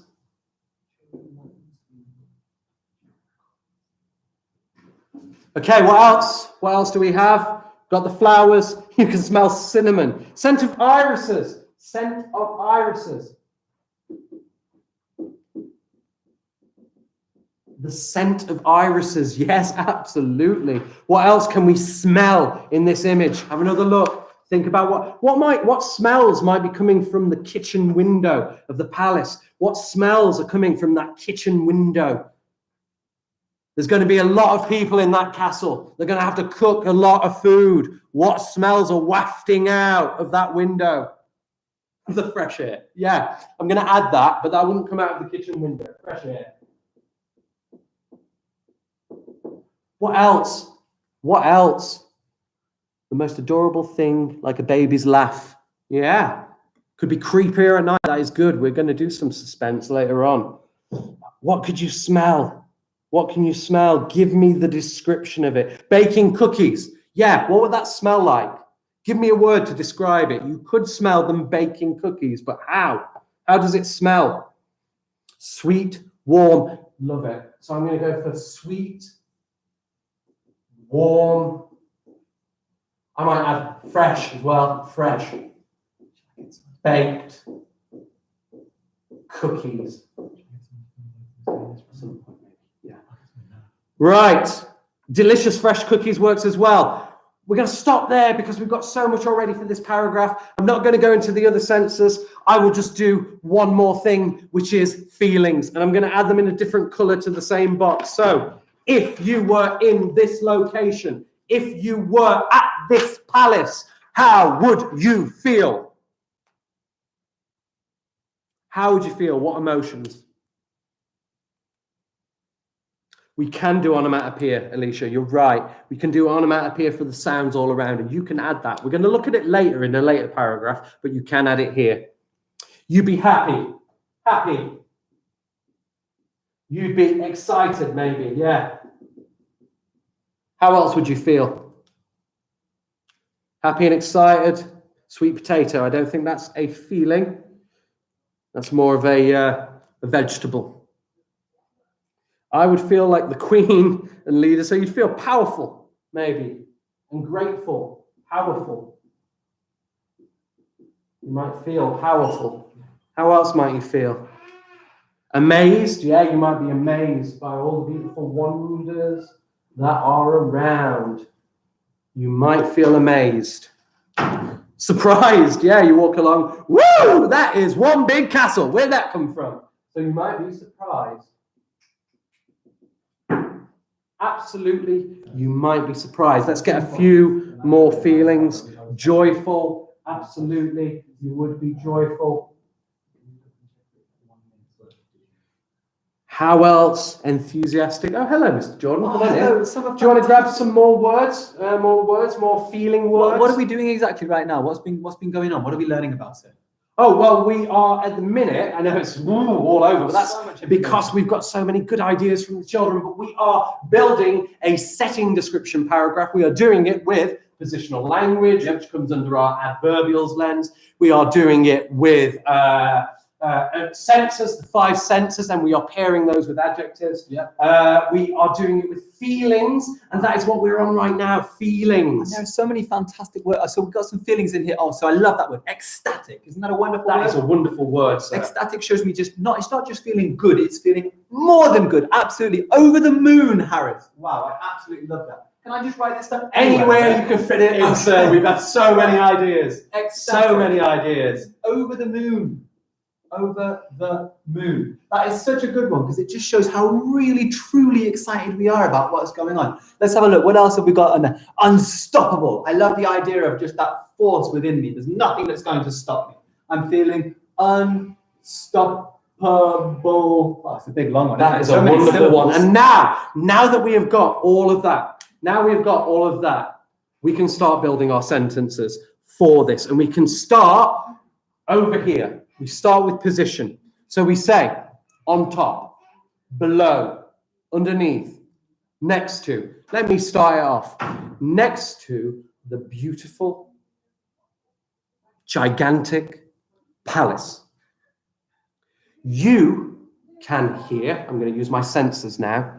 You can hear birds tweeting loudly, and I'm going to finish with an adverbial where, again, in the trees.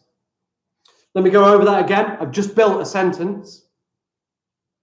Next to the surprising, beautiful palace, you can hear the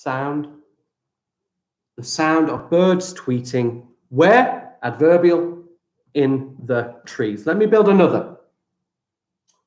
Above the castle, the shimmering sun, or you can see the shimmering sun shining down on the beautiful, luscious, green valley.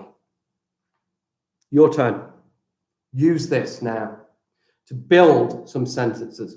Get some ideas down on paper, get some ideas down on Word, but most of all, get some ideas into this chat so we can share them with each other. If you like an idea in the chat, you can use parts of it yourself. That's called magpieing. It's important. What can we come up with? Use position, use senses, use feelings, perhaps. So you could go, below the castle was a loud, rumbling, calming stream. It made me feel peaceful. Use your feelings in there. Beneath the trees, you can see a fragile, colorful butterfly flying in the beautiful courtyard. I love it. That is a beautiful sentence. It is wonderful. Well done. What else? What else? Above the castle, there was a colourful rainbow shining in the sky. Yes, there was. Well done, Sarah. That is a lovely sentence. What else can we have? On the perimeter of the castle, a bluebird sang in front of the glorious sky. Oh, that is wonderful. Well done. I really like that. The sun shone over the horizon, reflecting, what a word, reflecting on the flowing stream. Wonderful.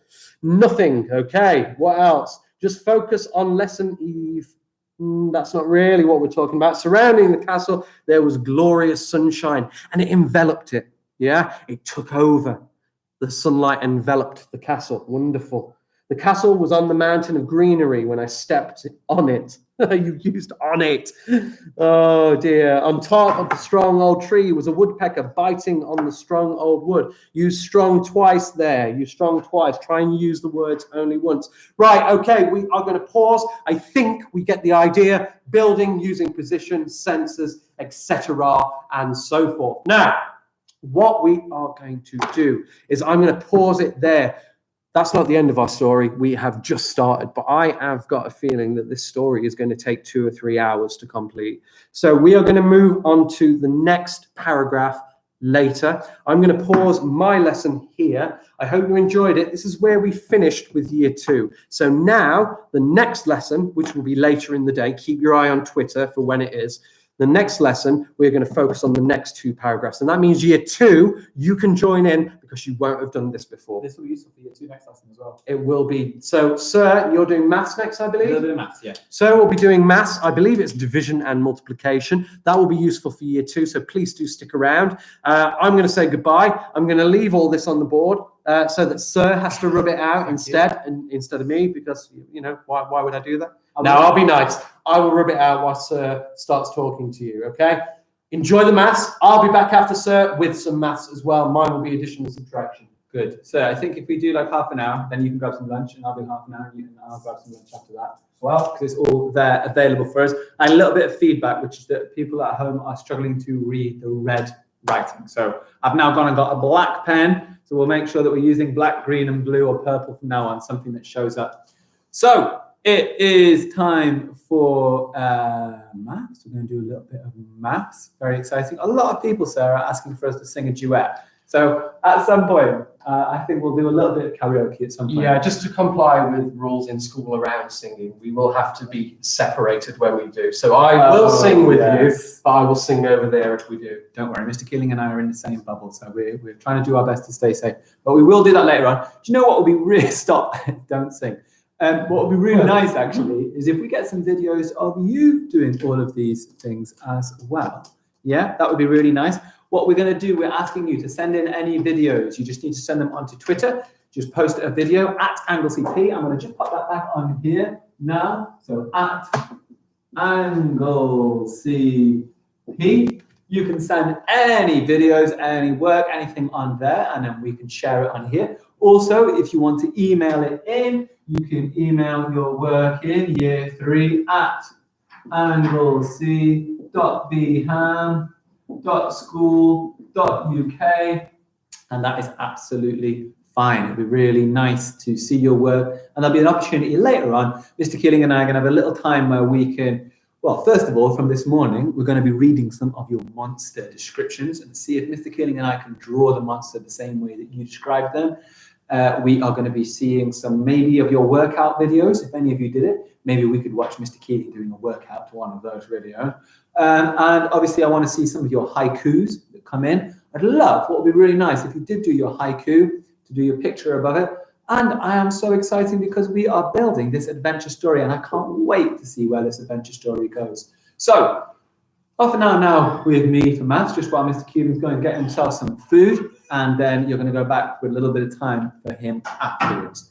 It is lunchtime, so I do expect the numbers to drop just a little bit over this time whilst you get your food, get yourself fed up, and get yourself back on. But we are going to be doing multiplication, and I've just seen over here all of my wonderful Numicon, which is going to really help me with my multiplication. And the first thing we need to do is to think about what is multiplication. I can see in the chat a lot of people ask, yeah, we're going to be staying in the school overnight. That's what's happening. Very exciting. Chips and pizzas are only on Friday. I don't know what it's going to be today. I will show you a little bit later on what we are going to be eating. Some of you just eating breakfast now? My goodness. Well, at least you're out of bed. So the question is, what is multiplication? I'm going to just, I'll tell you, I'll leave that on for a second. If you want to send anything in on Twitter, at AngleseyP, if you want to email anything in, you can send it to my email address, year 3. That's probably the best thing to do. Don't worry if you're year 6, year 5. Probably best not to send it to your year group email, because at least if it's on here, I can read it straight away, and then I can print out the work. Or if it's a video, we've got a big screen. We're going to be showing all the videos that you're sending in later. So what is multiplication? Can anyone explain to me in the chat maybe? What do you think multiplication is? What do you think multiplication is. Oh, someone has put, it's the opposite of division. I really like that one. Yeah, to understand multiplication, it's good to know what the inverse is. What else have we got? Harris has popped down. Repeated addition. Harris is a 2-time winner in year 3 of the Friday quiz, and you're always on here, which is really good. When you times numbers together, don't worry if you woke up late, that's absolutely fine. Yeah, look at this, some really good chat going on. I love that. Well done for keeping the chat really civil this one, you're being polite and friendly. Multiplication, basically, and I'm actually going to use some really simple numbers to start with, and don't worry, I'm going to build them up and I'm going to get harder and harder. We're only probably going to go as high as multiplying 2-digit by 2-digit on here. We're not going to be doing some of the year 6 where we're multiplying a 3-digit by a 4-digit, but we will get there eventually. So multiplication, as has been said already, let's say I've got a multiplication like this, which is 3 multiplied by 4.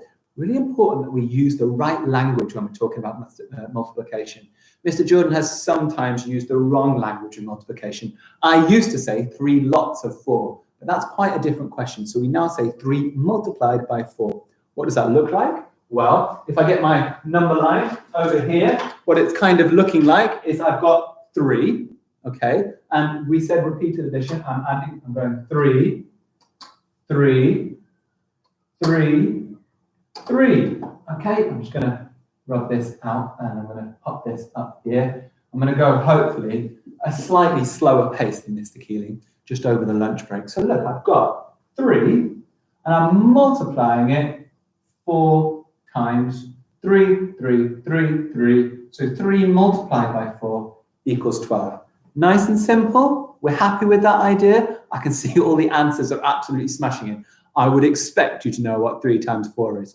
Okay, I tell you what, this time, don't tell me the answer. I'm not interested in the answer. I want you to write what it looks like. So this, 3 multiplied by 4, equals 3, add 3, add 3, add 3. That's what 3 multiplied by 4 equals. Here's one for you. Could you do for me, I know, 6 multiplied by 3? And can you show me, what does it look like? So remember, I'm not looking for the answer. I'm doing really well. Thank you so much. How long are we into this? 3 hours and 11 minutes. And that means we've got, 21 hours left. It's going to be quite long. 6 multiplied by 3. Don't give me the answer. I want to know, what does it look like? So what is actually going on here? Oh, fantastic. Yeah, Omar, Vlog and Photography, you have got it absolutely down to a T. It is, yeah, very good. 6 parts of 3 squares. Oh, Sunbam, an interesting idea. Yeah, well done those of you who are not giving me the answer, but are showing me. 6 multiplied by 3 is actually going like this. 6, add 6, add 6, okay? Which we know equals 16. I have got 3 lots of 6. 6 multiplied by 3 is 6, add 6, add 6. I think we're happy with that. So that was level 1. Tell you what, I'm going to split this into some levels. Level 1, level 2, level 3, level 4. We have absolutely smashed level 1, which means we're moving up now to level 2. We're going to make this a little bit more complicated. Okay? Right, let me rub all of this stuff off so I've got a little bit more space on the board. Right. You know what? I'll get rid of my Numicon here for a second. I might use some more again. Right, I'm going to grab a load more Numicon just from over here. I spent a little while blue tacking all this Numicon, which is going to come in really handy for me. Give me 1 second. I'm just going to grab a little bit more. Right, so this is my next question. What if I've got some bigger numbers that I need to multiply? So let's take a look at this one to start with. I have got 4 multiplied by 14. 4 multiplied by 14. Now, what we said earlier, multiplication is a bit like repeated addition. So, shall we see if we can do that? I would start at 0 and I would go 1 jump of 4, 2 jumps of 4, 3 jumps of 4. I'm getting tired already. 4 jumps of 4. Wait a second. This is not going to work. I don't want to do 14 whole jumps of 4, do I? This is not a great way to answer the question. So, don't worry. This is what I'm going to do to make this so much easier. I'm going to chunk it. I'm going to take some simple multiplications that I know, and then I am going to use those to help me answer. You're saying to yourself, what on earth is he talking about? Well, 4 multiplied by 14. The number 14, I can partition the number 14. Could you partition 14 for me? Can you partition 14? What is 14 partitioned? Can you say in the chat, please? What is 14 if I partition 14? Can you break it down into its numbers? Good to see you back in. Well done, those of you who are back in. Can you partition the number 14 for me? Who can partition 14 for me first? Are we going to sleep? No, not now. 4 and 10, 10 and 4. Ah, you're so good at this. Right. 14 I can partition into 10 and 4. So let's have a look. 10 and 4.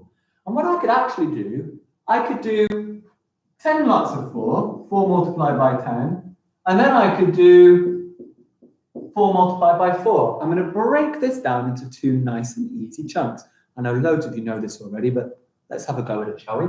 So what I'm going to do, my first thing, I'm going to go 10 multiplied by, other way around, 4 multiplied by 10. So I've got 10 lots of 4 in the first one. So I'm going to put all of these 4s into that first jump.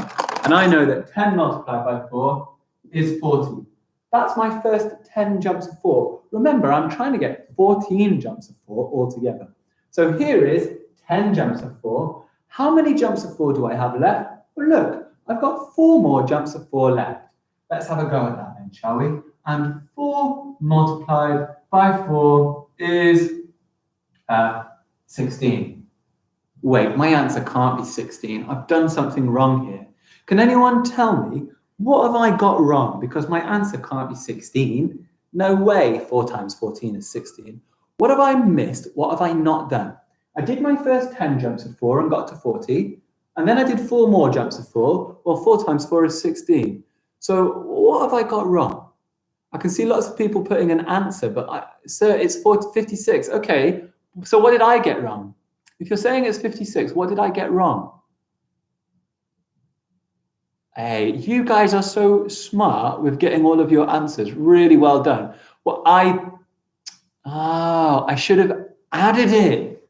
Okay. So actually, what happened? I got 4 times 4 is 16. I should have added that on, because that's 4 more jumps of 4. Okay, well done, 56.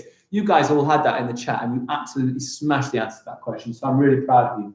Okay, I'll tell you what, I'm going to do one more, and then I'm going to let you have a go at doing one. So I'm going to use my same method to answer me another question. Let's do 3 multiplied by 15. Okay, so I'm going to partition this. I'm going to do, first of all, I'm going to do 3 multiplied by 10, not add, 3 multiplied by 10, and then I'm going to do 3 multiplied by 5. Actually, this one's really simple. So my first one, 3 multiplied by 10, gets me to 30, and then I've got to add on 3 multiplied by 5, so I'm doing 5 more jumps of 3. 3 multiplied by 5 is 15. The answer is 45. Gosh, that was quite simple, wasn't it? Okay, guys, are you ready to have a go at your own one? Now, remember, I am not as interested in the answer as I am in the method. So I don't want to see the answer. I want to see the 2 things that you've done.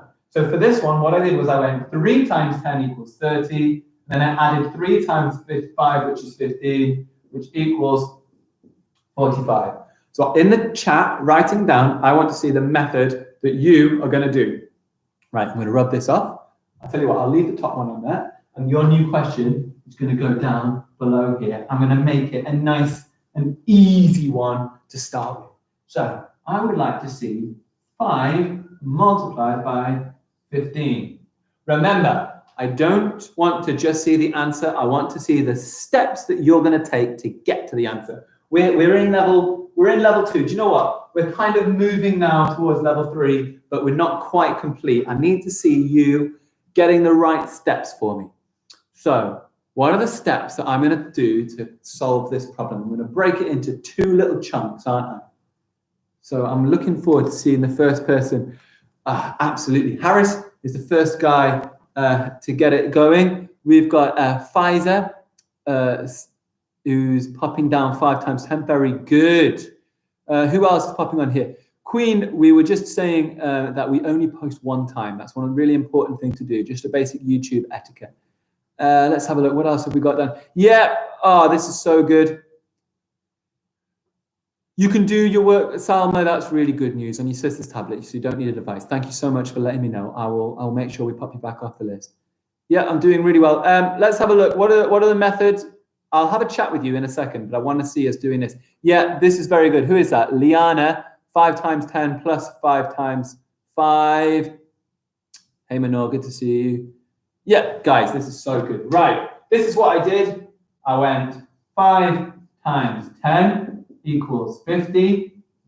Put my number line down here if you want. And then I did 5 times 5, which equals 25.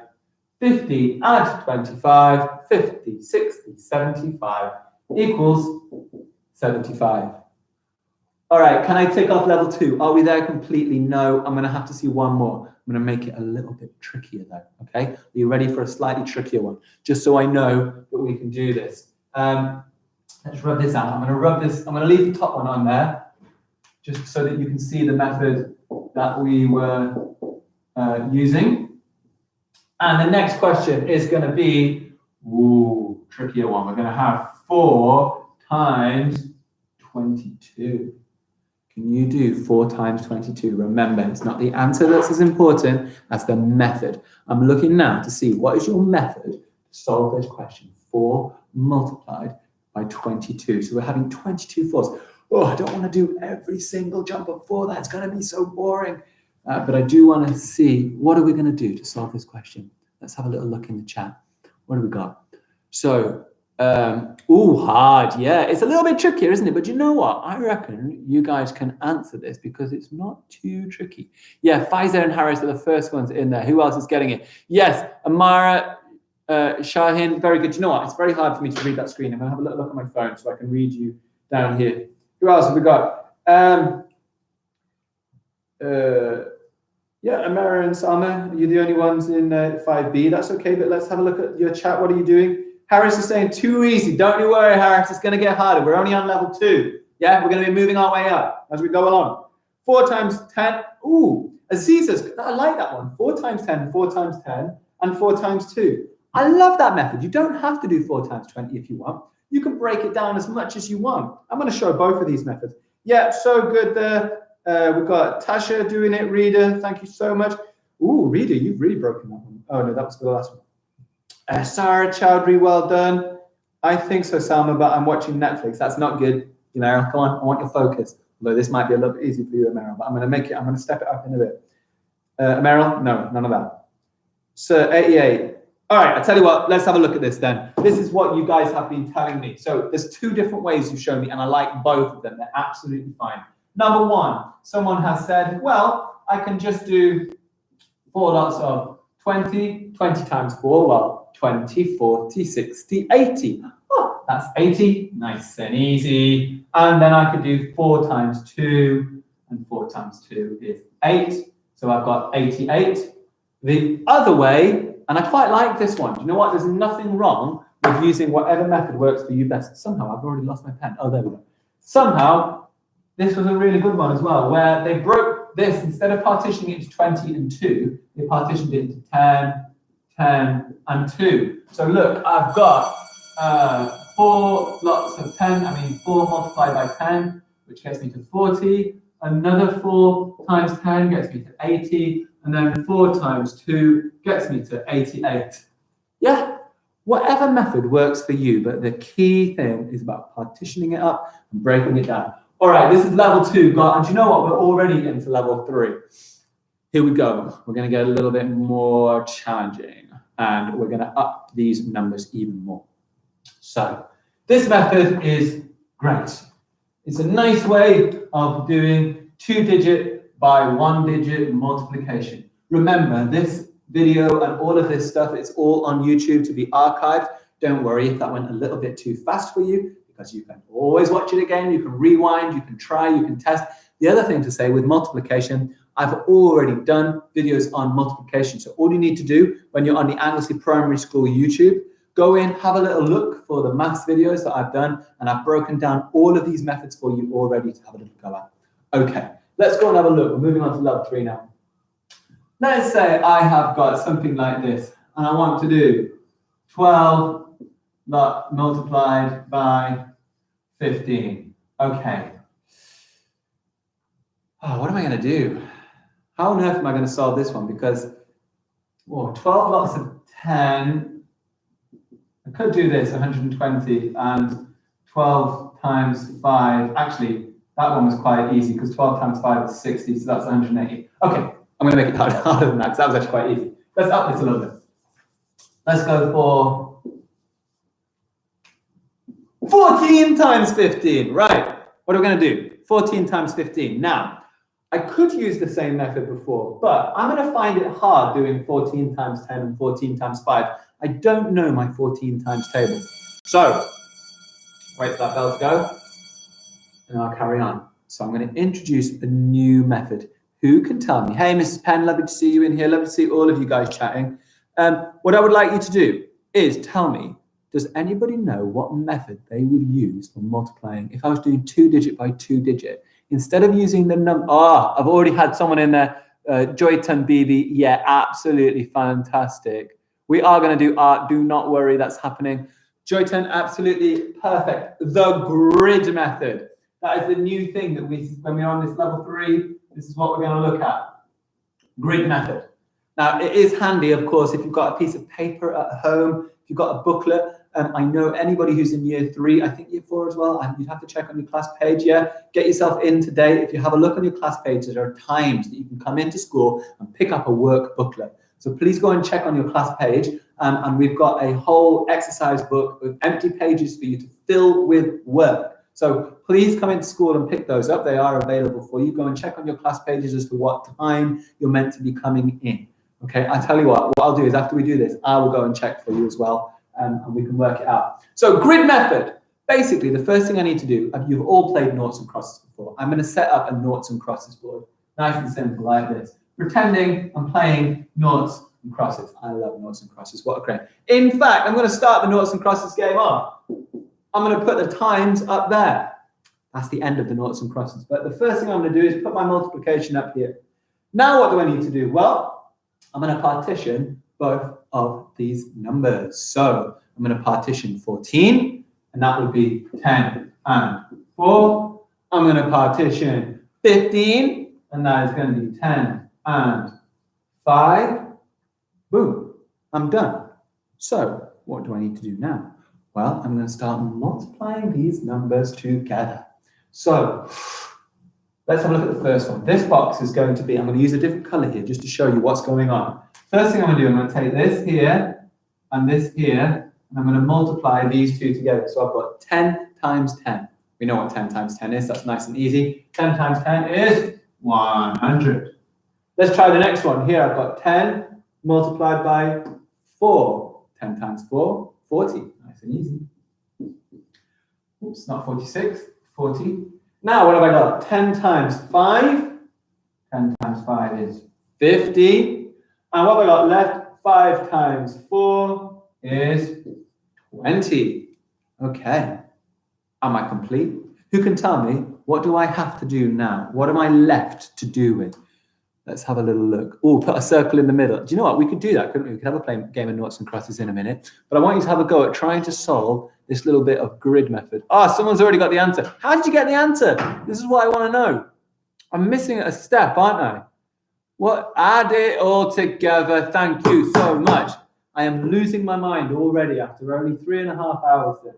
Add it all up. You're absolutely right. So how am I going to do it? 100. 100 add 50 is 150. 150 add 40 is 190. And I'm going to break the 20 into 2 10s. 190 add 10 is 200. Add another 10 is 210. So that equals 210. Do you know what I'm going to do later? So I'm going to do Mrs. Rose's house number method. So I did the 100. I added the 50 to get 150. I then did 150 add 40 to get 190. I then broke the 20 into 2 10s. I did 190 plus 10 plus 10, because 190 plus 10 is 200, plus another 10, 210. Okay, the question is, and I'm now wondering, how on earth am I going to get you to get involved with this at home? I'm going to pop a question on the board, and I think you're going to break it down into all the different multiplications to make it nice and easy. So look, this is the new question we're going to have on the board. I would like you to have a go at, what are we going to do? So can you give me a 2-digit number?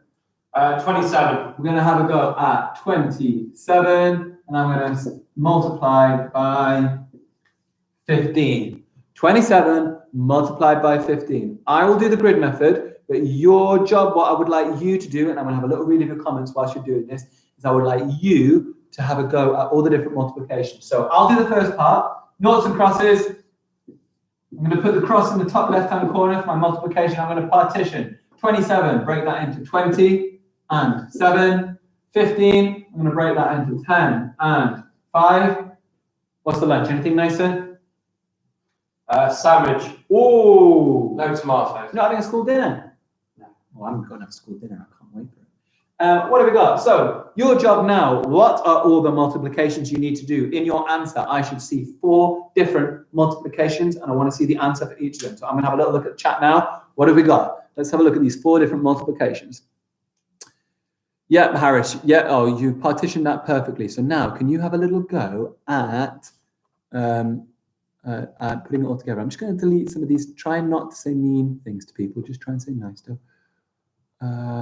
Okay. I don't know. Don't worry, Yusuf, if you don't know. I'm going to show you in a second. It's Parisa. Hello. Yeah, well done with the partitioning there, guys. So there's 4 different multiplications going on here. Can you write down what are the 4 multiplications I'm going to need to do to answer this? Let's have a look. I love how hard. Sir, I have a tutor now. I have to go. Okay, that's absolutely fine. I'll see you later, Aisha. Naz, can you not keep writing mean things on the comment? That would be nice, wouldn't it? Ah, very good. Pfizer is on it. Very nice. Look at all of this stuff that is coming through now. Well done with the partitioning. What I want to know is what are the 4 multiplications? Yeah, well done, Sarah. That's one of the first ones. Okay, I'm going to start filling these multiplications in. So, first thing I'm going to do is 10 times 20. Well, I know that 20 times 10 is 200. Big number, 200. Now what have I got? It's 20 times 5. So easy because I can count in 20s. 20, 40, 60, 80, 100. Ooh, another big number here. This is going to be a really big one. We've got 10 times 7, which is 70. Ooh, and what's left? 5 times 7. 5 times 7, I know to be 35. So I need to add all these numbers up, and I can see some of you have already done it. Well, this one's nice and easy. 200 plus 100 is 300. 70 plus 30 is another 100. Plus 5 is 105. So 300 plus 105 equals 405. Have I missed something there? That looks right, doesn't it? Yeah, I'm gonna assume so. If it's not, then the method is useless, isn't it? Okay. 5 times 20, 100. 10 times 20 is 200. 200 plus 100 is 300. 10 times 7 is 70. 5 times 7 is 30. 70 of 30 is 100. So that is, 405. Whew. Okay. I'm taking a little breather now. We've got ourselves all the way ticked up to level 3, and we might have a little go at working on level 4 later. Now, we did say it was only going to be a little short one. I've only covered multiplication. We're going to go into division a little bit later on. So, are you wanting to take over a quick one? And I'm going to go and eat my school dinner. I'll let you know what a school dinner is afterwards, after I've stuffed my face with it. Why am I writing in caps? Yeah, probably best not to talk in caps. Guys, you've been working so hard and we are so proud of you. Your answers are fantastic. It's so important that you are joining in, that you are making an effort. Remember, we've said this so many times, the brain is a muscle. Just in the same way as when you go down to the gym, you work out your muscles and you make them bigger and bigger. The more you work out your brain by doing all these calculations, the more you try at home, the bigger, the stronger your brain will become, okay? We are so proud of every single one of you for making this effort. I'm hoping that as many of you are going to stick in as long as you can. Remember to tell your friends to get online. There are so many people in this school. There are so many more people we could get watching this. Don't forget to donate. The link is in the description below. I'm going to leave you with Mr. Keeling for a minute whilst I go and fill my belly. I'll get this working, yeah. Hello, hello, hello, hello, hello, hello, hello. Mr. Jordan was just doing some multiplication with you. I am going to look at some addition, little foray into subtraction. The ones that I'm going to do, they're going to be quite simple. They won't be very, very challenging problems. So do we have whiteboard pens? They're in my hand. I've wandered off. They're not going to be challenging numbers, but that's not really what I'm bothered about today. I'm not really thinking about the answers. Yes, answers are important in maths, and yes, there are right and there are wrong answers, but I'm more interested in how we get there. And so what we're going to look at is a few mental strategies. How do you solve some of these in your head? And then we'll be using the Anglesey calculations policy to do a bit of number line work around addition and subtraction at the end. And again, there, I'm not necessarily bothered about the answer. You know, you can write the answer, you can put it in the chat, but I'm not really, hi reader, you're all right. I'm not really interested in the answer. I'm interested in how we get to it. So I'm just going to put a addition sum on the board. All I would like you to do is tell me in the chat, if you can, how you would solve it. Here it is.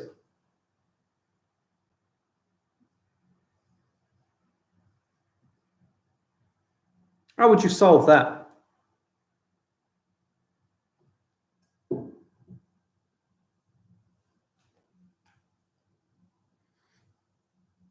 Right, your answer's in the chat. How would you solve it? I don't want the answer. Not interested in the answer. We all know the answer. Straightforward. But how do we get there? Mental maths, but how? Yeah, you've got to add 9 and 6 together, but what do you do? Okay, there's a good way. So one way of doing that one might be to do 10 and 6, giving you 16, and then take away the 1 at the end. That's rounding and adjusting. We're not going to do that. We're going to do that a little later. I don't think this one is a round and adjust problem. How would you solve that one? Ooh, some very complicated answers here. Add 1 from the 6 to the 9. Now that would make a number bond, wouldn't it? 1 and 9 make 10. And 5, add it together, 15. You make the 9 into a 10, and then you add what's left. There is that way, but I wouldn't do that. Too complicated for such a small number. 9 add 6.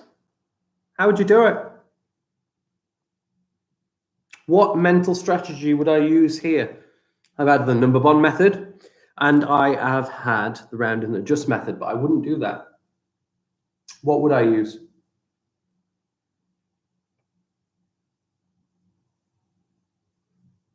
It's very simple. 2 very simple numbers. Some of you put the answer immediately. What did you do?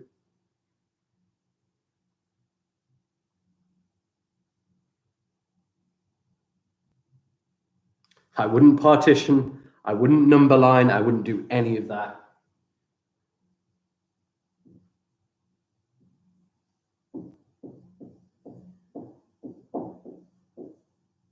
Literally at the very, very base of everything, if you've got numbers that are so small, like 2 add 2, or 4 add 4, or 6 add 5, these are very, very small one-digit numbers, and you can learn all the one-digit additions in your head. Yeah? This should really be a memory skill, or it should be just counting on 9, 10, 11, 12, 13, 14, 15. It's a counting one. Yeah? Very simple, very straightforward. You can apply number bond. You can round and adjust. But really, with things like this, It's a simple memory or a count-on skill. Okay, remember that. You might see one of those again when I ask which way we're going to solve it. Okie dokie, look at my next one.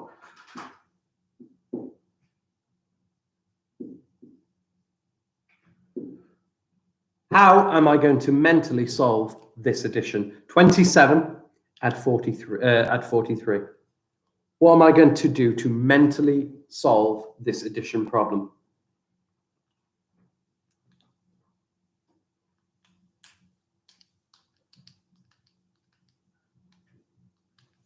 It came up a little, I wouldn't partition necessarily. Why would I add the two right numbers? Explain it, Ryan. That's kind of more partitioning. There's something I got to spot here.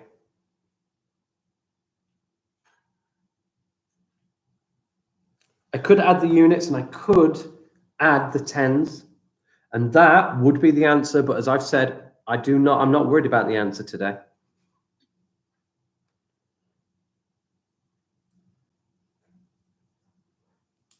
Fantastic, Harris. Well done. I would use number bond for this.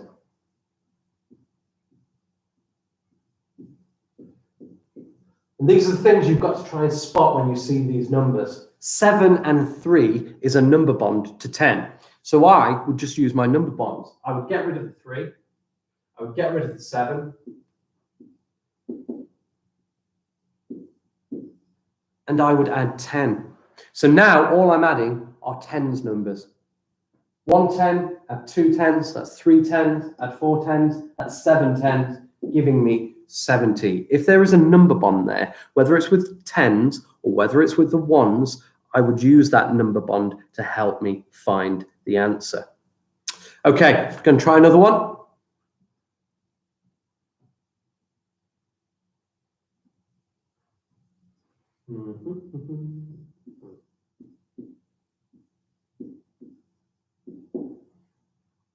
How might I solve this one? How might I solve this one? 26, add 42. What would I do to solve that? Again, I don't want the answer. I want a strategy. We've seen count on. We've seen number bond. What would we use on this addition? Fantastic. Again, Harris, well done. We would partition. Does anybody know why we would use partitioning on this one? Why would we use partitioning to add this?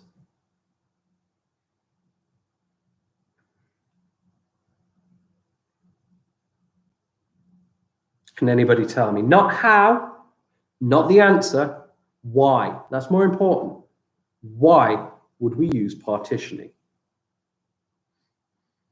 You might use column method, but I wouldn't think of a column in my head.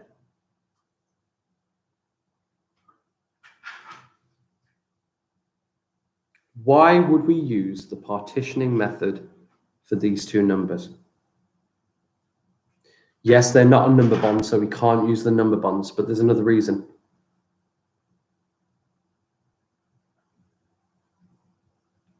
That's the answer.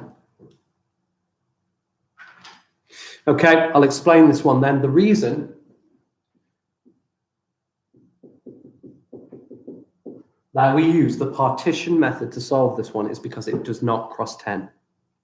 We can solve this by partitioning in our head. It's not complicated. It does not cross 10. So I would simply add 6 to 2, which would give me 8.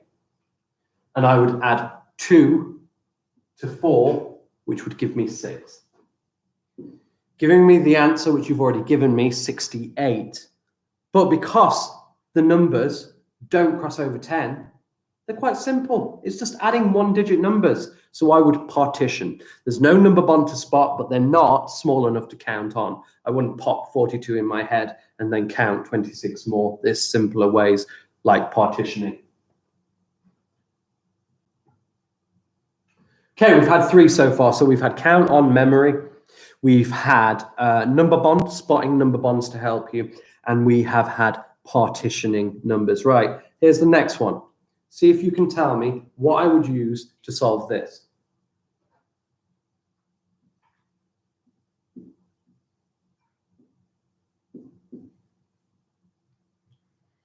What would I use to solve this equation here? 39 add 25.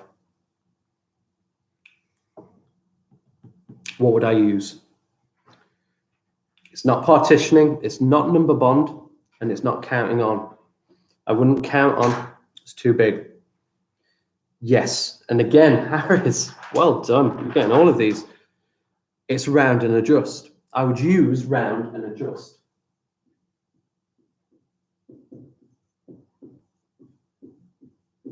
And again, I'm going to ask you why. Why would I use round and adjust to solve this? Why?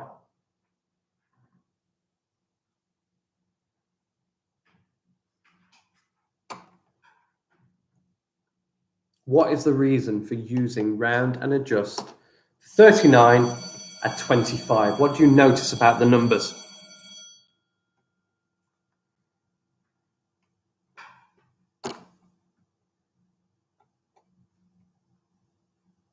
Fabulous. 9 is 1 away from 10. It's very close. This number is very close to the next 10. If it was 31, it would be very close to 30. It's 39, so it's very close to 40. So what I'm going to do is I'm going to add 1 to that, change it into 40, and instead do 40 add 25 and find the answer. So 40 add 25, 4 add 2, 6, 0 add 5, 5, 65 is the answer. But because it's round and adjust, I've done the round, now I need to adjust. I need to take away the 1 that I added on. And that takes me back down to 64, the correct answer. So we've had count on, number bond, partition, rounding and adjusting. I've got one more.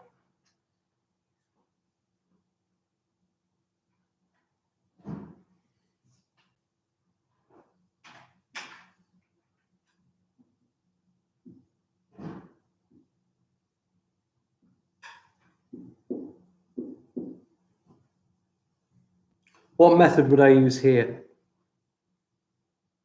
What method would I use here?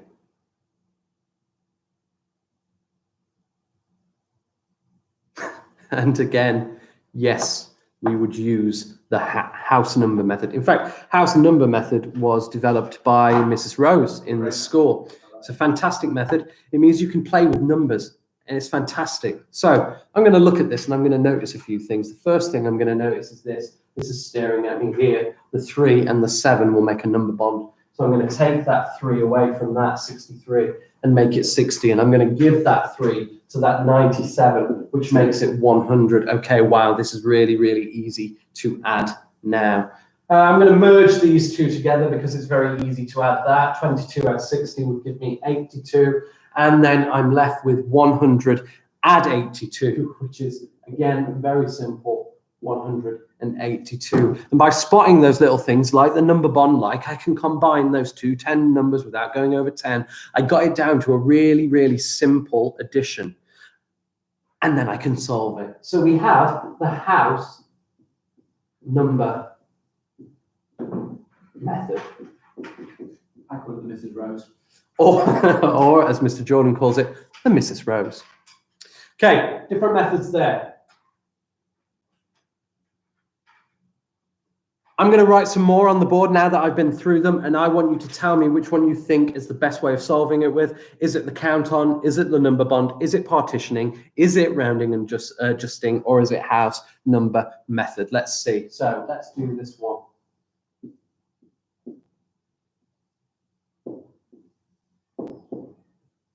What's the best method of working that out?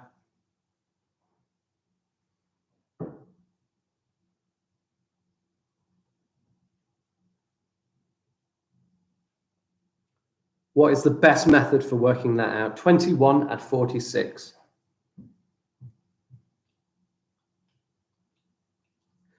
Round out, we've got two. We've got two here. Somebody has said, take one away from 20. That would be the round and adjust method. Somebody else has said partitioning. I would go with partitioning on this one. And the reason that I would do it is, yes, I could take that one away. I could make it 20, but then I've got to put it right back on at the end, when really all I need to do with partitioning is just add the one-digit numbers. 2 add 4 gives me 6. 6 add 1 gives me 7. 67, done. No need to adjust. I've got the answer. That one, I would go partition. Well done, Rayanne. You got it first. Right, let's see who can get this one first. What would I use to solve this one? Who can get the answer first? How would I solve that?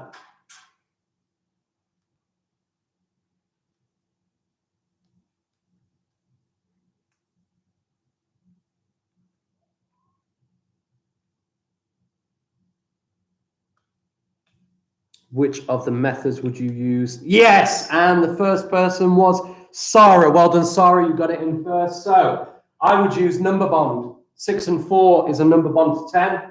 So I would take those, make those 10s numbers, another 10, and then just add them together. 20 add 30 is 50, add 10 is 60. Well done, Sarah, you got there first. Number bonds. Right, next one.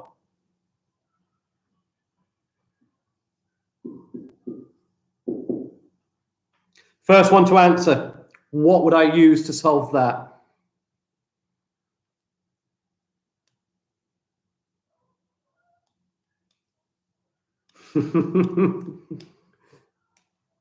Yeah, I mean, that one is, I mean, there's 3 answers. You can use counting on 5, add 5 more if you need to. Really, it's kind of a memory one. You could use a number bond because that is a number bond to 10. You could have also used your skills for doubling because it's the same number, double 5, 10. So there's a few for that one there. Right, who's going to be the first for this one? Let me give you another one. Let's do.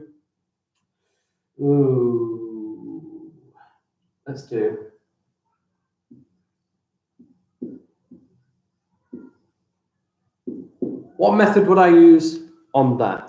67, add 86.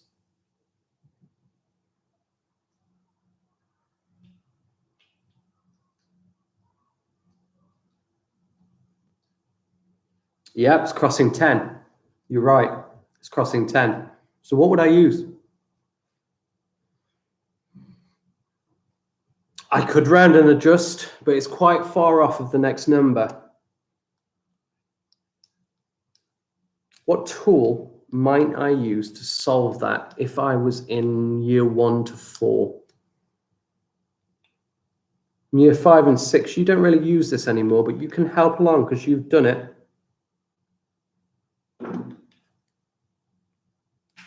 Could use half method to top it up, borrow. Yeah, we can use our number line method, the one that we use in our school. So help me through it. It's addition. I want a number line. What do I start from?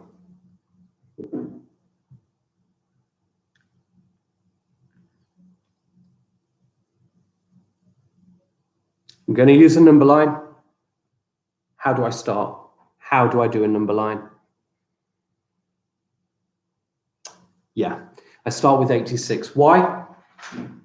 Why do I start with 86?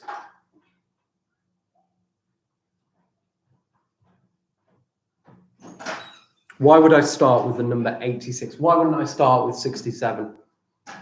Come on, if we've got some year 5s and year 6s in this, we need the answer like that. Come on. Yeah, it's easier to add a small number to a big number than it is to add a big number to a small number. If I had 25 add 1, I wouldn't go 1 and then count 25. I add the smaller number. So I put my 86 down here. That's it. I've done 86, used it. Now what do I do? Now what do I do?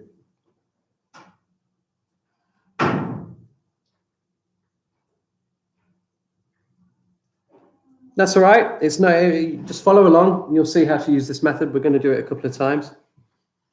Add the tens, add the remaining tens from the 67. Now I can do that in two ways. I'm going to go for the simplest way. I'm going to add each 10.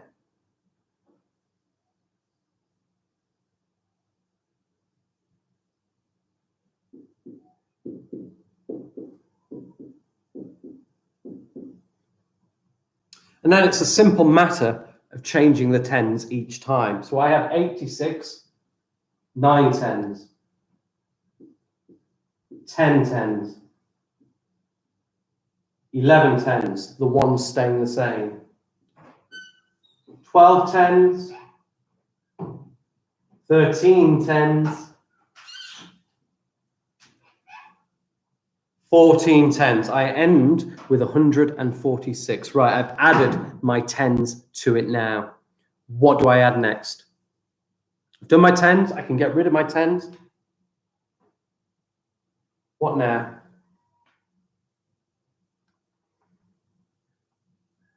What now?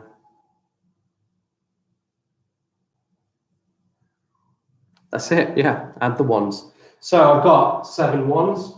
I could add 7, I could chunk it and just add 7, or I could do it in ones, or I could make it up to the next 10. But I'm going to just do the ones. 1, 2, 3, 4, 5, 6, 7. Like that. And then I just count it 146, 147, 148, 49, 50, 51, 52, 53, 153 to get to the answer. But like I said, I don't really care about the answer. It's how we get there today. Now, there was another way of doing this. 67 and 86 it was, wasn't it? And that's chunking. As you get a bit older, you can chunk, you can add bits, chunks together. So again, same thing. I would start with the 87, but then I would make this 100 first. So I would jump 20, and I would make it 107. 6. I would make it 106. Then I would add the remainder of the 60, which would be 40, which gives me 146. Then I would make that into the next 10 by adding 4, giving me 150. And then I would add the remainder of the 7, which is 3, and that would give me 153. So I might chunk bits together like that. Either way, you get the same answer. It's just that chunking is a little bit more difficult because you have to use your number bond knowledge as well on there. All right, we'll try one more time with addition, and then we'll have a very quick look at how subtraction on a number line is different.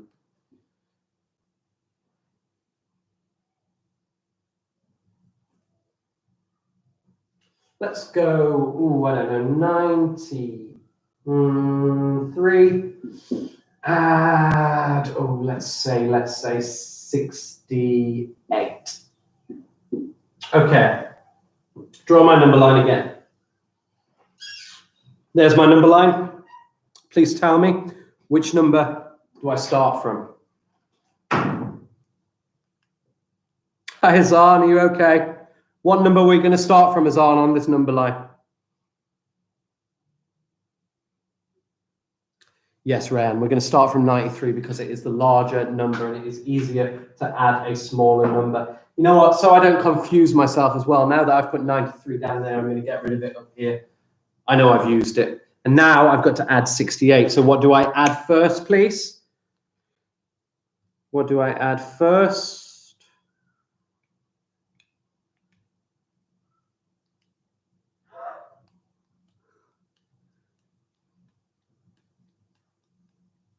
Yeah, I'm going to add the 60. I'm going to add the 6 tens. So I can do that either as individual tens or as 6 tens, or try and make it into 100. I'm just going to go 10, 20, 30, 40, 50, 60, like so. And then I'm going to add the 8 ones afterwards, but I'll do this first. So 93, 103, 113, 123, 133, 143, 153, just counting in tens, easy. Then I'll add my 8 ones. 1, 2, 3, 4, 5, 6, 7, 8. 1, 1, 1, 1, 1, 1, 1, 1. And then I just count it up. Who can get me the answer there? What's the answer?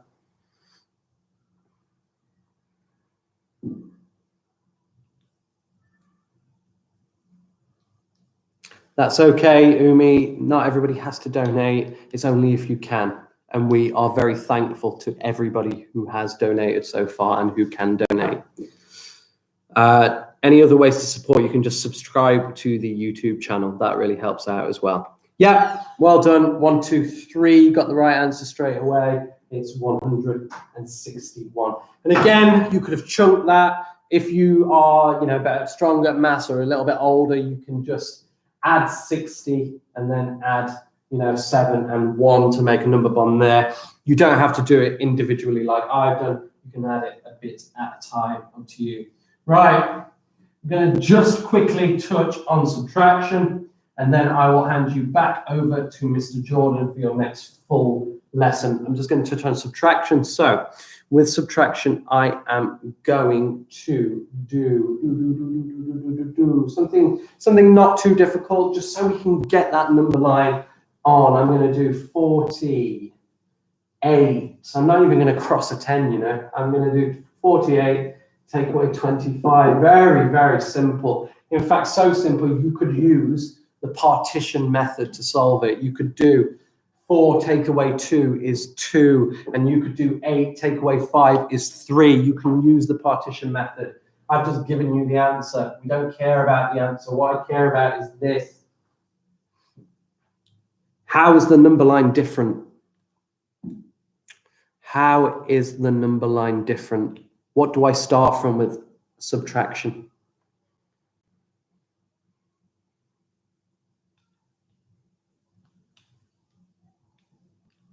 What would I start from on my number line for subtraction?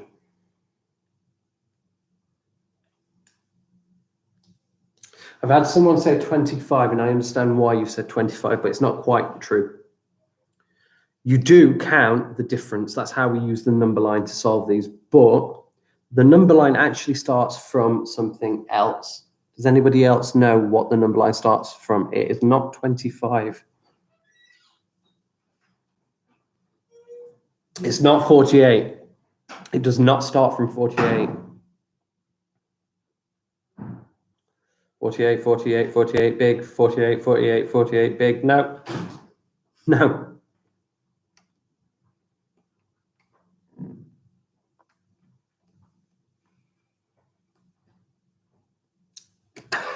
Sarah, big well done again. It starts from 0. Because the first thing we do, before we move on just from counting one number to the other, is we've got to realize this number line represents 48. That's how much that number line is. From 0 to 48, it means 48. Then we can plot on where 25 would go. Out there?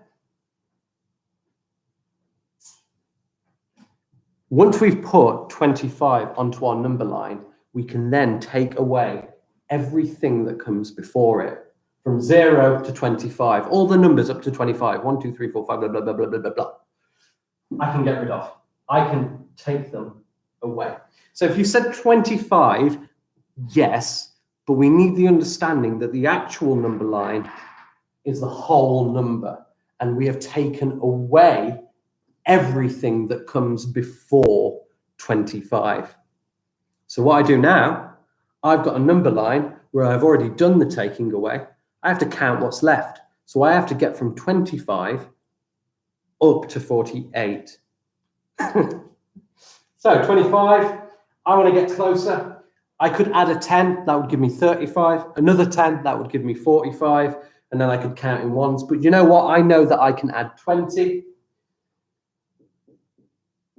That would get me to 45. And then I can count my ones. I know that if I add 3 to 5, I will get 8. So I will just add 3. And then I would look at how much the remaining number line is worth. It is worth 20 and 3. So the answer is 23. The subtraction element, we remove. The actual subtraction on the number line isn't subtracting, it's counting on, because we are finding the difference when we use our number line for subtraction. And I'm going to show you one more. I want you to tell me what to do this time.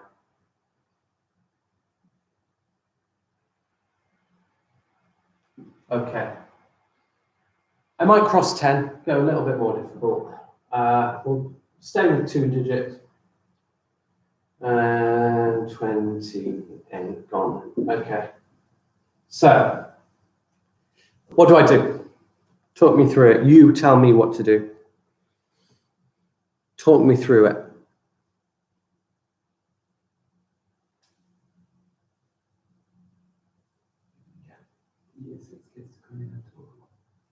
They want to, yeah. 2, I said. Okay, yeah, I'll start from 0 around, and this side, what will I put?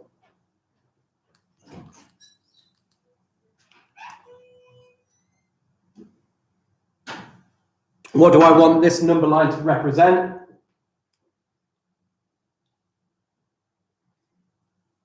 Starts from 0, counts up to what? Come on, someone. Yeah, it counts up to 56. We want this to be worth 56. Okay, I'm going to plot the other number on it. It would come about here, about halfway.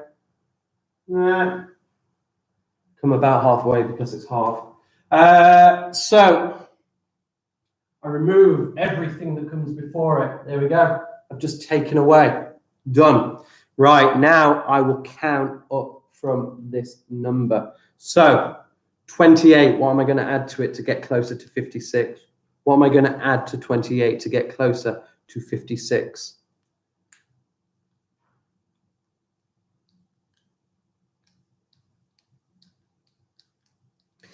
I cannot add 30, Ayu. I cannot add 30. I can if I correct myself and round and adjust, but I'm not. I want to get exactly there. I want to get exactly to 56. So what am I going to add? Well done. I'm going to add 20. Because 20 will take me all the way to 48. Now, what can I do to get closer? Harris is already ahead of me. Add 2. That will get me to 50. Then what do I need to add finally? No, Ayub, we don't add 8 because I've already added 2. Well done, Rayan. Good. We would add 6. Then finally, I look at these 3 numbers. I have 20, I have 2, and I have 6. I add them all together, and that will give me my answer. My answer is what?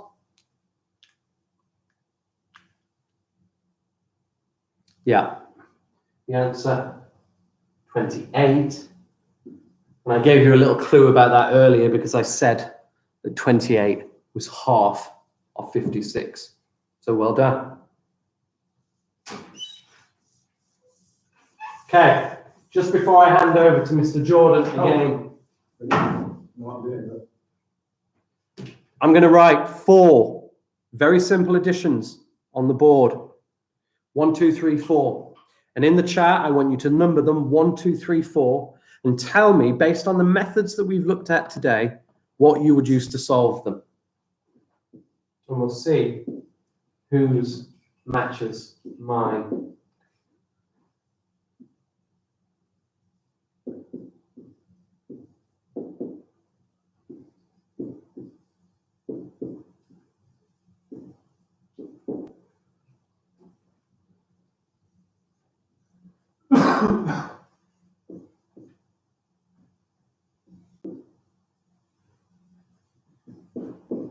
Okay, 1 to 4 in the chat. I want you to write the way you would solve it. So write number 1, what would you do? Number 2, what would you do? Number 3, what would you do? Number 4, what would you do? How would you solve them? Which method?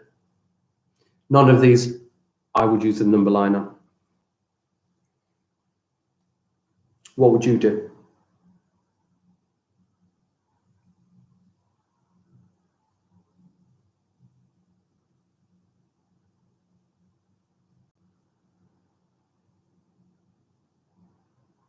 Number 1, number bonds, got the right answer, well done, fantastic. Number bond, 7 and 3. Okay, what about number 2?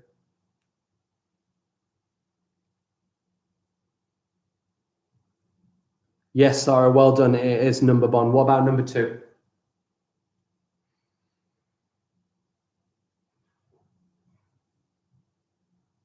Sorry, Mehek. Yes, you're right. I wouldn't use round and adjust on number 2, Ryan. Number 2, Harris, yes, I would partition. Number 3, yes, Ayub, I would round and adjust. And number 4, 1 add 1. Hopefully, that is from memory. Now, that was mainly year 2, year 3, year 1 kind of mentally maths and a little bit of number line. But thank you, if you're a bit older, for helping out and giving me some answers for that.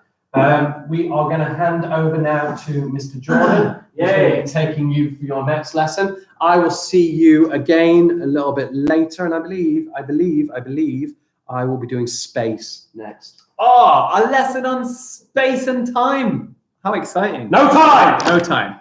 And also, we're going to have some children are going to come on. Have you seen the green pen anyway, sir?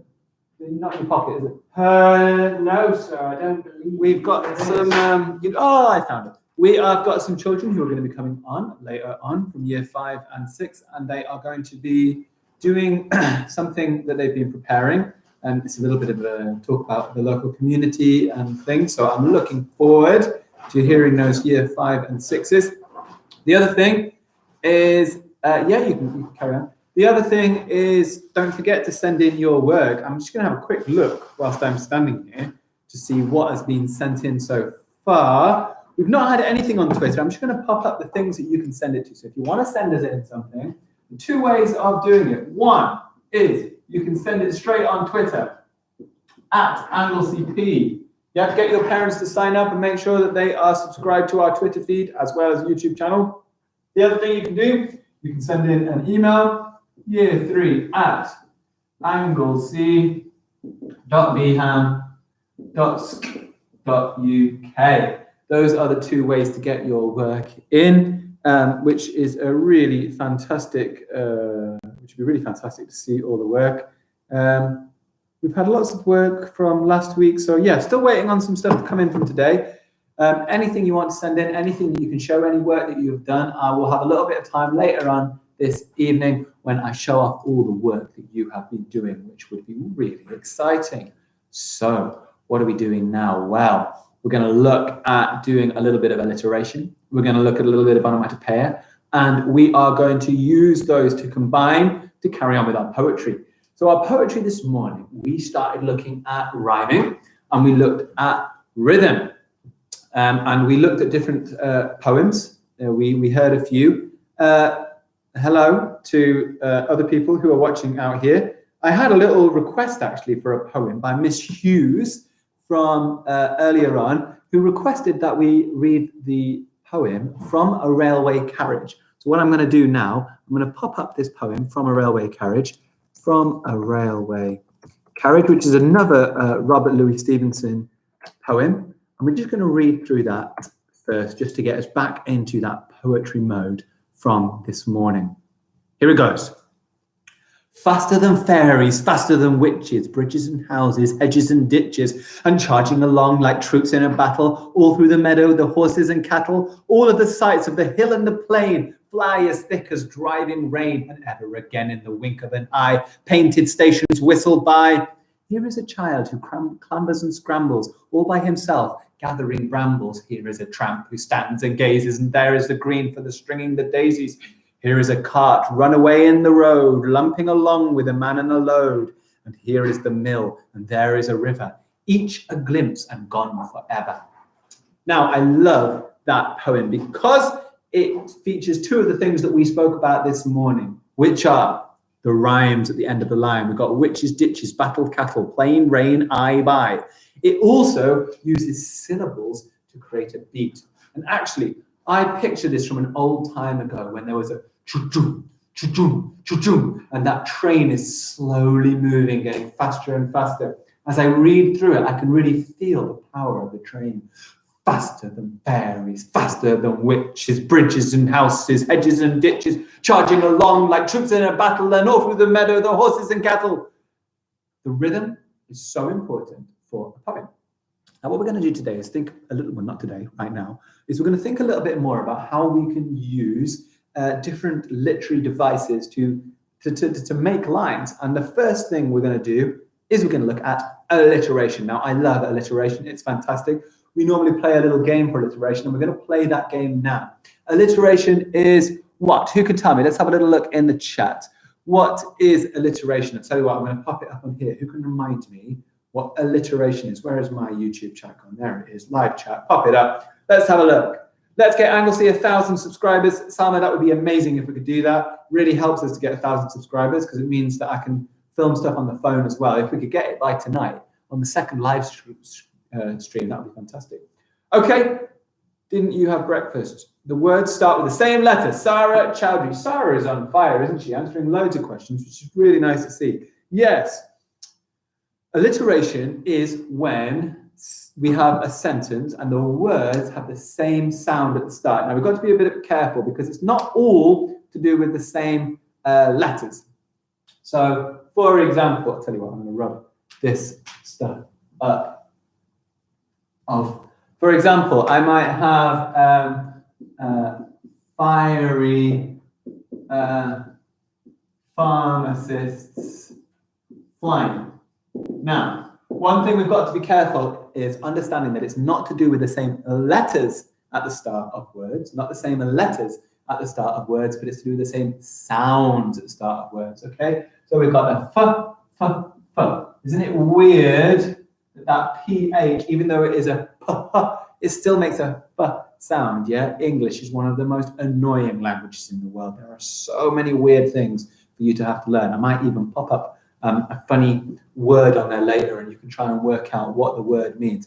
Hey, well done those of you who are in year 7, year 6 joining in. That's really, really good.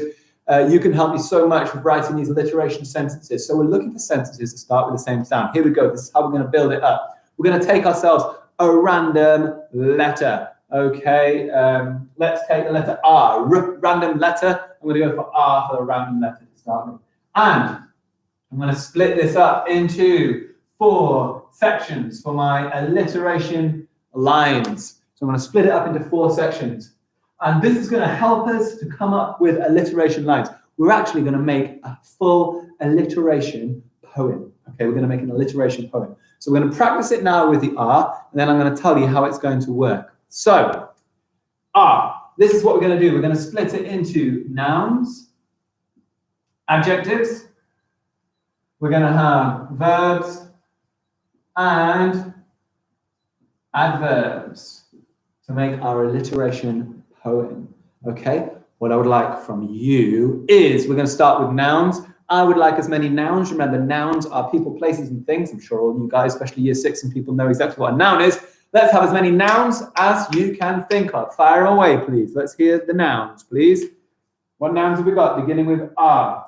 Mustafa, no, that begins with M. K, no. Rhino, thank you so much. You've got us started. So we've got rhino. What else have we got? Robot. Brilliant. Let's build this up. How many R words can we have? R, remember? Table name, sofa, mobile, rhino. Only one of those begins with an R. Road. Radish. Thank you so much. Rain. Yes, not quite spelled like that, but good word. Road, radish. Rabbit. Oh, I love this. These are fantastic nouns that are coming along now. Let's take a few more. A rebel. A rebel could be a noun, couldn't it? That person is a rebel. That makes them a noun, correct? I'm looking at you, Mr. Gibbons. I'm not sure. What else have we got? Rude. Not a noun. Rainbow is, though. Tell you what, let's get 2 more R nouns, please. Now, reputation. Is that a noun? Yeah? Cool. One more. Rock. Rock. Yeah, let's take that one. Rock, and because someone just said it at the same time, rat. Brilliant. These are great nouns. These are going to go great for our poem. Okay, let's have some verbs, please. Remember, verbs are action words. They are doing things, things that we do. I'm going to give you an example of one. It could be run. Okay, something that you can do. How many R verbs can you think of? Run, very good. Running, very good. What else can we have? You know, I can't even think of that name. To reign is a good one. Yeah. Reign like a king or a queen. What did you say, sir? Ramble. Ramble. Oh, there's some good ones popping up on here. To ramble, to roll, to ride.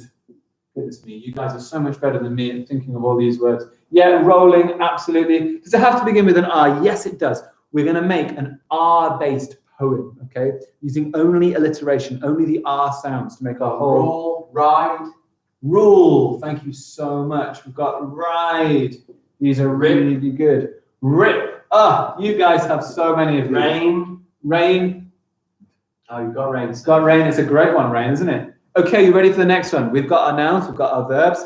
Now, I would like some adjectives. Remember, adjectives are describing words. They describe what something looks like, okay? It's not just a ground. It's a rocky ground. How can we get some adjective? Red will do as an adjective to start with. Red. What else have we got? He's rich. Yeah, sure. We're going to struggle like adverbs, aren't we? Rocky. That's a nice one. Random, ridiculous. Random. I like that one. Well done. Rough. Very good. Ridiculous. Very good. Ripped. Yeah, ripped. Is that R-I-P-P-E-D? Like his body is ripped? Yeah. Rainy. Yeah. Rainy. No, boring begins with a B. Get it right? It's R words we're looking at right now. Ring would be a great Ooh. noun. Radiant. I love that word. That is so good there. Rotten. Oh, this is so good. Right. We're moving on to the hardest bit, which is the adverbs. Now, remember that adverbs describe your action, okay? So I don't just move, I move rapidly, okay? Rapidly would be an adverb. It describes how you do something. Can we think of some words that describe how you do something? So we're looking for some adverbs, some words that are going to describe how I do. Yeah, I was doing it roughly. Very good. Who is that? That's Tahira. Absolutely smashing it there. Well done. That's a really good one. Roughly. Very good. What other words have we got? Radcliffe. What else? Rapidly. Yeah, well done. Tahira. Very good. Wrecking. Miss Davis has absolutely smashed it out of the park there because do you know what? It's the R sound. It doesn't have to start with the R, does it? Wrecking might start with a W, but it still has a R sound at the beginning. Thank you so much for that one. Doing something randomly. I love that one. Recklessly. Recklessly. Very good. What else have I missed out there? Frantically. Rantically. I think we're missing a F sound just before that, although that's a really good one. Did I put down reckless? Yeah, I did. Randomly. Wrenched would be good. Okay, this is fine.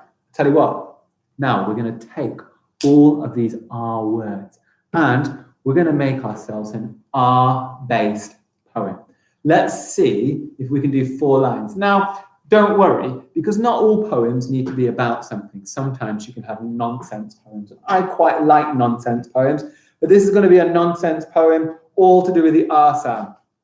Not every word has to be R, okay? Because in a sentence, you might not be able to get every word, but the general feel of it needs to be R. I'm going to show you how to do this. I'm going to do the first one, and then you are going to give me the rest of the lines for this poem. So we're going to take all of these words, and we're going to make a poem out of it. The thing I'm going to do, I'm going to pick myself an adjective, a noun, a verb, and an adverb for each. It'd be really good if each line could have at least 4, oh, ramshackle, I absolutely love that word, miss.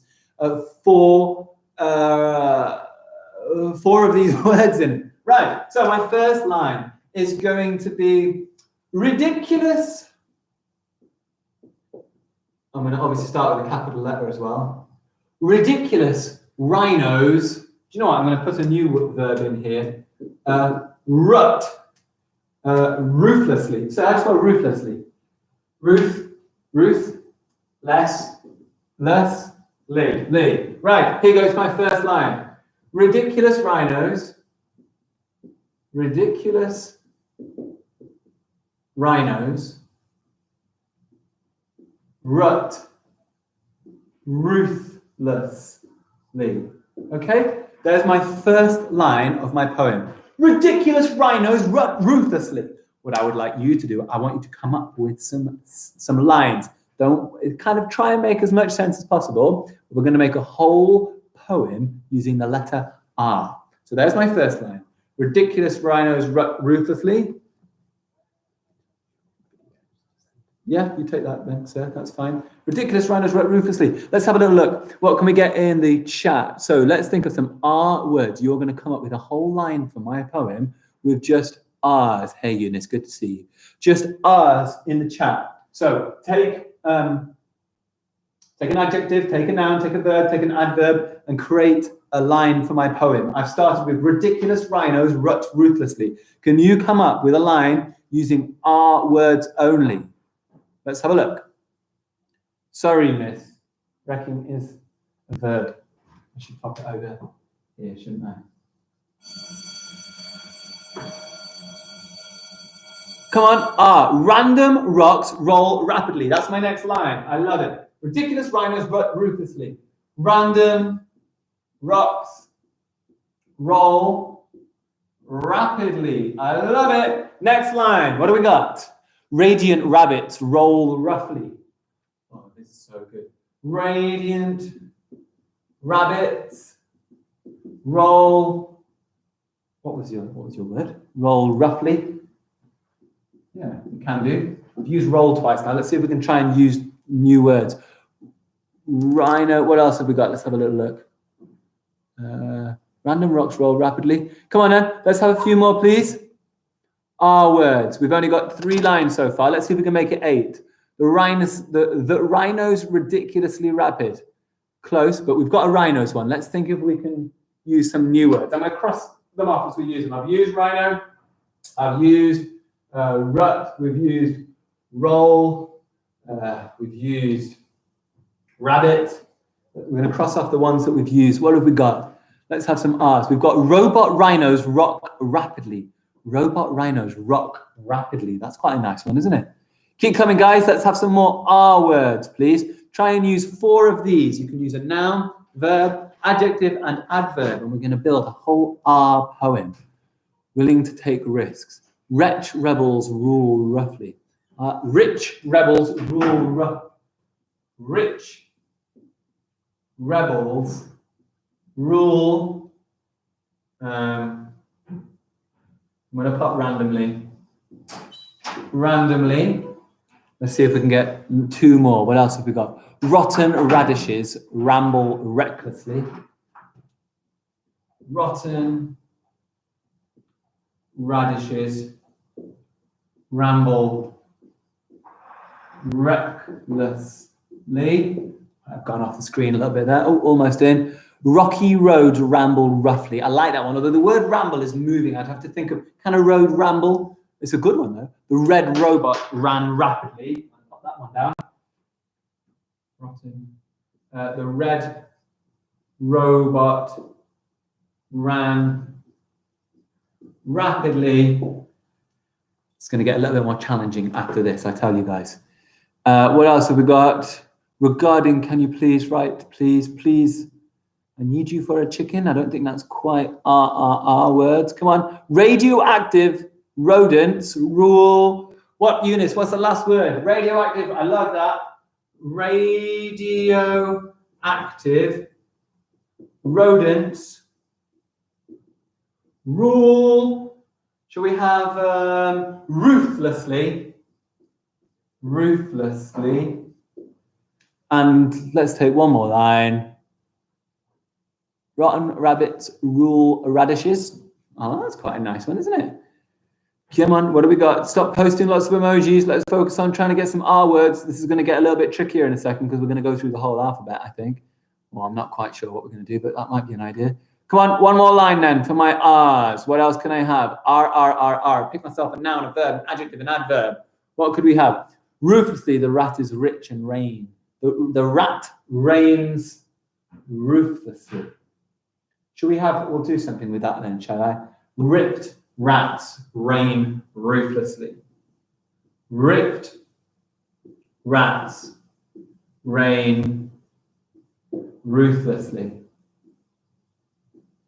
Okay, here is our poem that you made. Are you ready for the poem that you made? It goes, ridiculous rhinos rut ruthlessly, random rocks roll rapidly, radiant rabbits roll roughly, rich rebels rule randomly, rotten radishes ramble recklessly, red robots run rapidly, radioactive rodents rule ruthlessly, ripped rats reign ruthlessly. Oh, I repeated ruthlessly at the end. You know what? I don't quite like that. I want to just change the last one. I'm going to have rapidly. I'm going to end up repeating some words at some point, aren't I? How good does that sound? Yeah? Such a cool poem. I'm going to say it just one more time. I know it doesn't make full sense, but poems don't always have to make sense. This is the wonderful thing about it. You can have a little bit of nonsense. What it does do is it sounds fantastic, doesn't it? Yeah? Ridiculous rhinos rut ruthlessly, random rocks roll rapidly, radiant rabbits roll roughly, rich rebels rule randomly, rotten radishes ramble recklessly, red robots run rapidly, radioactive rodents rule ruthlessly, rip rats reign rapidly. I love the sound of that. All of these are sounds. Okay, so here's our plan.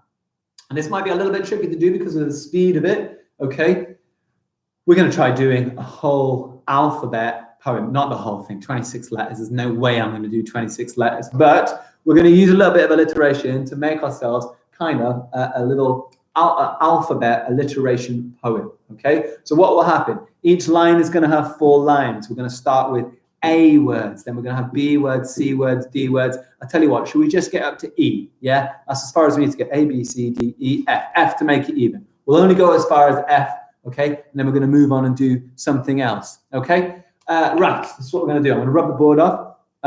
Where's my rubber? Here it is.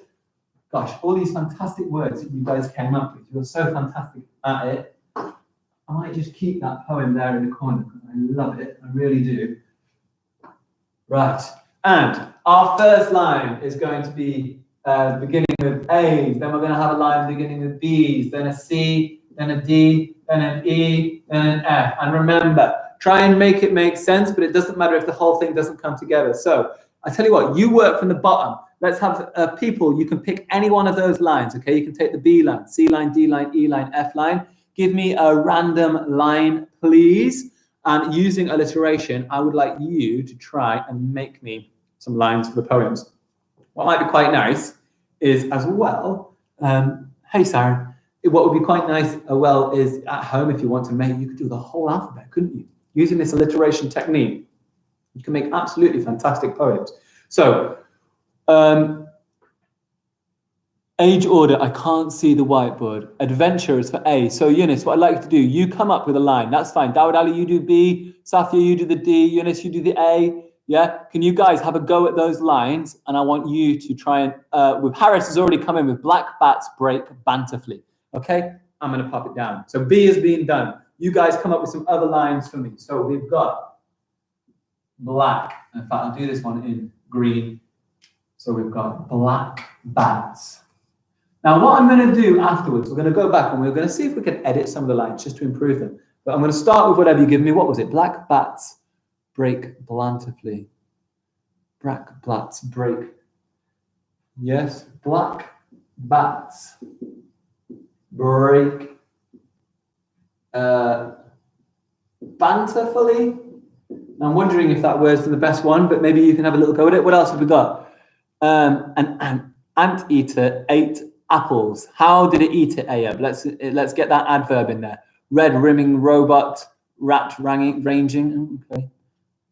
Come on, let's think of some more letters. That's absolutely fine if you want to work on those lines. Don't worry, it takes a little bit of time to write it down, doesn't it? So I don't want to be too pushy. Anteater ate apples. How did it eat it? Think of an A word that could be an adverb. How could it have eaten those apples? Anteaters eat apples. We can start with that. Anteaters eat apples. I'm going to put anxiously, because if I was an anteater and I was eating apples, I would be a little bit worried, seeing as the actual thing that I love eating the most is in my name. Come on, let's think of some other lines. Ooh, adventurous, affectionate, ambitious animal. Let's think of some more. So we've got A done, we've got B done. Who can think of one for F? Who can think of one for E? Eager elephants. Wonder what the eager elephants do. What can think of D? Dangerous dogs. What do they do?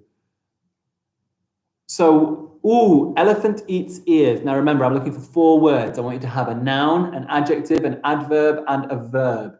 So what do they do? Dangerous dementors despise digits. Ah, brilliant. It's D is sorted. Dangerous dementors despise digits. Keep the digits away from the dementors. Absolute priority. You've got to be very careful around these. Why couldn't I comment? You can comment now, Rainbow. You're back. Creepy cats crawled cautiously. Dawud Ali smashed it. Well done. Creepy cats crawl cautiously. I love it. Creepy cats crawl cautiously. Eager elephants eat ears. Or can I change that a little bit? Elephants eat ears eagerly. We need someone to do the F line for us. Who's going to do the F one, please? Elephants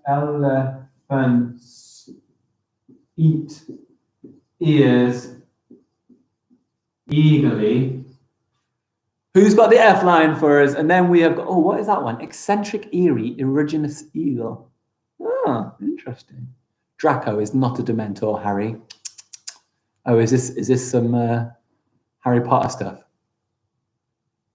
Scary dog runs. Fish food, fabulously famous. What can we do with that? Because that doesn't make sense as a line. I bet you can. Fat fleas fly frantically. Oh, that's a really good one, isn't it? Fat ferocious frogs apart. Yeah. Fancy fish float flat. Fat fleas fly frantically. I'm going to pop that one for the last one. So I like that. Fat fleas fly frantically. Right, let's have a look at our alliteration poem. We've only gone from A to F. You could do one of these at home and you could go all the way from A to Z and then you could email that into us and that would be absolutely fantastic. If you could get a whole poem, A to Z, send it in to us at AngleseyP on Twitter or send an email in y3@anglesey.bham.school.uk and we would love to see it. So I'm going to read our ABCDEF poem. Are you ready? It goes. Ant-eaters eat apples anxiously. Black bats break bountifully. Creepy cats crawl cautiously. Dangerous dementors despise digits. Elephants eat ears eagerly. Fat fleas fly frantically. Wow.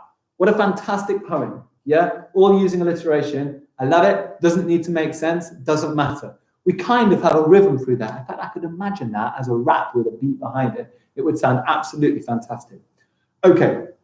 Tell you what we're going to do. We were going to do a little bit of work on onomatopoeia and building up these poems, but they have come on so fantastically.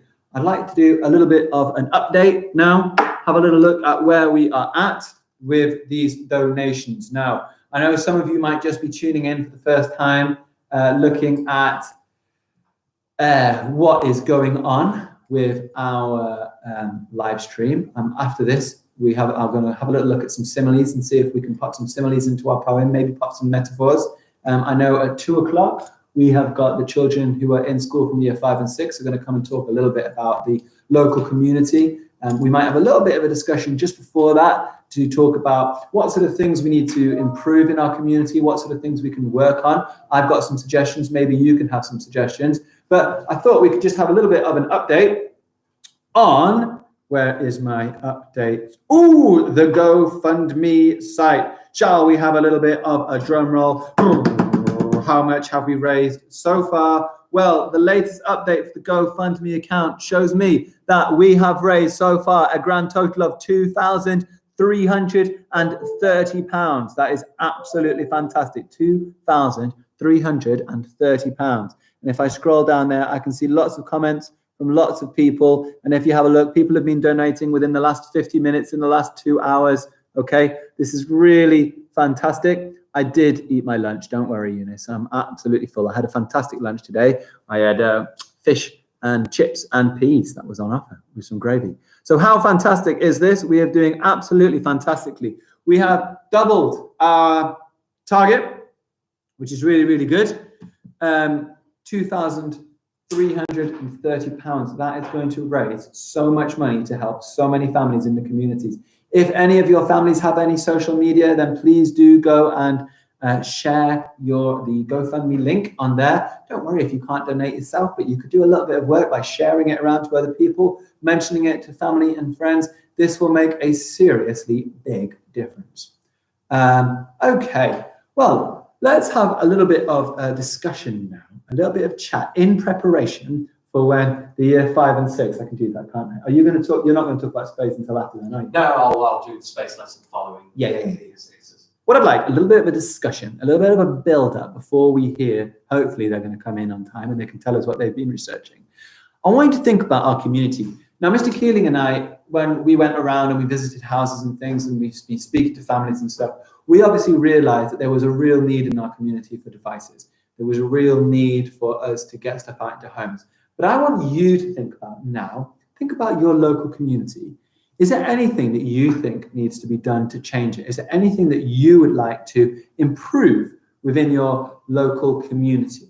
Is there anything that anybody worries about or anything that anybody thinks we need to do better? And I'm going to have a little look through. It does sound yummy. You're absolutely right. That meal was delicious. I'm going to have a little look through your chats now. I want you to think about things that we could do in the local community. So some people have written streets. So what do you think? What's up with the streets in our local community? What sort of things? Someone keeps writing CO2, O2. I'm not quite sure. What sort of things do you think might be important for our local community? Something that we could do to improve our local area? Because that's what year 5 and 6 have been focusing on. You don't live in Lozells. Well, do you know what? You do live in Birmingham, and this is our whole community. So can you try and think about things across Birmingham, something that we could do maybe better? Okay, so one of the first things we've got there, oh, I love this. The chat is coming in absolutely fantastic. I love this. Right. Litter is one of the things that starts popping up, and it's absolutely true, isn't it? When we look around our local area, one of the biggest problems is litter. So I want us to have a little think about that. I'm going to read through a few more of these first, and I'll tell you what our little plan is to do. Pollution is a really big one, isn't it? Yeah, there are so many things polluting. I wonder how we could stop that. Yeah, driving on the road, people are going too fast in the area. That's a really good idea. We need to do more recycling. This is good. We need to stop carbon dioxide being emitted to help to stop climate change. Clean up the rubbish. Stop the littering. La France est magnifique. Vous pensez que France est magnifique? Je pense qu'il y a beaucoup de problèmes en France aussi. Climate change. Yeah, I really miss all of you guys being in school also. People are throwing away stuff in the wrong places. This is a really good. And no more plastic in the sea. Wow. These are some fantastic comments. So what I was thinking, I'm going to set you a little project at home. And what I want you to do is I want you to pick one of these issues that you think is a real big issue in your area. I'm going to get, this poem was fantastic. I'm going to play it back so that I can keep this poem because you guys made such a good one. I want to be able to write that up and keep that in my room. Let's get rid of all this. And this is what you're going to do. This is how you're going to do it. You're going to need a piece of paper, number one. And if not a piece of paper, then you're going to need to use Microsoft Word or something on your computer at home to create a poster. And the purpose of the poster is that we're going to try and help people in the community. We're going to try and put some sort of poster up that's going to help people with one of the big problems that we have. So one of the things that you have said, I'll tell you what, I'm going to jot some of these ideas. People have talked about rubbish in the community. People have spoken about plastic waste. People have just generally spoken about pollution. I think that was really mostly what people were talking about. Yeah, we all want you to come back to school and you will go. So let's pick one of these, and your plan is to make a poster. Now, posters are obviously non-fiction pieces of work. So posters are non-fiction, okay? What this means is that they are not made up, they are real things, which means they are going to have some non-fiction features. In the chat, do you think you can tell me what are some features of a non-fiction text? What would I see in a non-fiction? Because we're going to do this now when we make a poster. You're going to help me design a poster right now, and maybe you can make one at home. So, antisocial behavior. You're absolutely right. That's a big issue, isn't it? So what are features? Yeah, I love making them. What are features of non-fiction? What might I see in something that is non-fiction? Let's have a look. Oh, brilliant. You're straight in there. Yeah, I'm probably going to see some bullet points. I love that. We're going to have to use bullet points. Really good for separating pieces of work. Yeah. What else am I going to see? Pictures. Good. Very good. Yeah, the chat's over there, isn't it? Well done. Pictures is definitely a big part. Why is it so important in a poster? Well, if you think about it, words, they're boring, yeah? If I just pick up something and it's just full of words, I can't read it. It don't focus on it. Whereas a picture, it's interesting. It focuses my attention. I like it. Definitely going to see a picture. Let's have a look. Yeah, you can paint on it. That's really good. Short, simple message. Brilliant. I love that one. Yeah, definitely. We're going to have short, simple messages. Bold. I love it. It's on the left, I think. Yeah, very good. I'm so happy we're going to go to school in March. Yeah, it's not too long. Pictures. Well, handwriting or type. You know what? Type might be a little bit better because it's often clearer to see. Make it stand out. Really good one. So let's take, for example, I think I'm going to take rubbish as my main one. So what's my poster going to need? Well, it's going to need at the top a nice big title. Okay, can we think of a good title? How am I going to catch people's attention? Think of it like a headline on a newspaper. I want something that's going to catch my attention that I can see. I could use alliteration or something like that. What could I have for a nice title? If I'm going to do a poster to tell people to pop their rubbish in a bin, what might be a nice title for my litter picking poster? What do you think? Let's have a little see. What are we popping up? Bubble writing would be nice. Yeah, but what's it going to say? Save the world. I like that one. Yeah, I like that. Or save the world. What about save our community? That's a nice one. Say no to plastic. Hi there. Hi, Amy. Stop litter. Stop and reduce. That's quite good, isn't it? Stop littering. You didn't hear anything. Save Earth. Tell you what, I'm going to take a mixture of these. I like the word save, and instead of saying the world, I'm going to have community. So, because community is our local area, people seem to care about their community more than the wider world, sadly.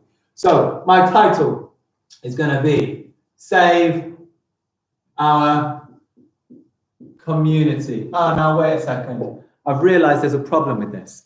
The problem with my title, Save Our Community, is it doesn't give me enough information about what I'm writing about. Instead of Save Our Community, how am I going to make it a little bit closer to clean? Oh, what about clean up our community? Yeah, that could be clean up our community. Keep our community clean. Keep our community clean. Alliteration. I love it. Keep our community clean. Look at this. Lovely alliteration. Makes it stand out as a title. Keep our community clean. This is a really good one. Okay, these are really fantastic. So keep our community clean. I am certainly going to need some kind of picture, and I'm going to need some bullet points. My bullet points are going to stress the main issues to start with, okay? What are the problems with the litter and rubbish being all over places? What do people feel about it? Can someone give me a few bullet points that I could pop down there? What could I have as bullet points? Because remember, I'm trying to now what I want to do is I want to make my point clean. So here could be one of my bullet points. The place looks messy. That was my first one. Okay. The place looks messy. What else could I have as a bullet point? I'm from Bangladesh. I'm not sure that's going to fit onto this poster, Sama. What else could we have? People won't visit. Oh, yeah. What can you do to help? I love that as a question. Do you know what? Having questions on your poster is a really good idea, and we're going to come to that in a second.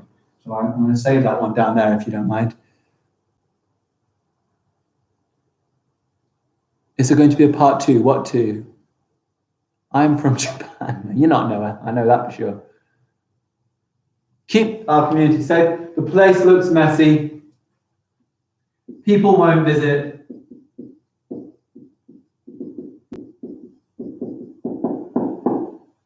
Yeah? Anything else? I like these are all ideas from you. Good, good, good to see the chat is really sensible still. This is really good. Okay, do you know what? I'll stick with those 2 bullet points to start with. I'm not having more things from you. Here we go. I'm going to make a picture to go with my poster. Because don't forget, I'm preparing you for this because you're going to make one at home. Here might be my picture. I might have someone's just walking down the street and they're just throwing litter on the floor. And I'm going to have a big cross through that. And then here's my next picture. I'm going to have a person and they're throwing the litter in the bin, and I'm going to have a big tick next to it. I like that. Keep our community clean. The place looks messy. People won't visit. Picture of someone making a mess. Don't like it. Picture of someone putting it in the bin. Ding, ding, ding. I love it. Now, I love this idea at the end is, can we have questions to, there is going to be a Teach-A-Thon part 2. At 9 o'clock at night, we're going to have to switch over to another live stream, okay? Because we can only do 12 hours at a time. Are we keeping the chat going at 9, or are we assuming that children will be off, so we just get rid of the chat from 9 p.m.? Yeah, when it closes down, there's only an amount of time for live chat to stay up, and it goes anyway.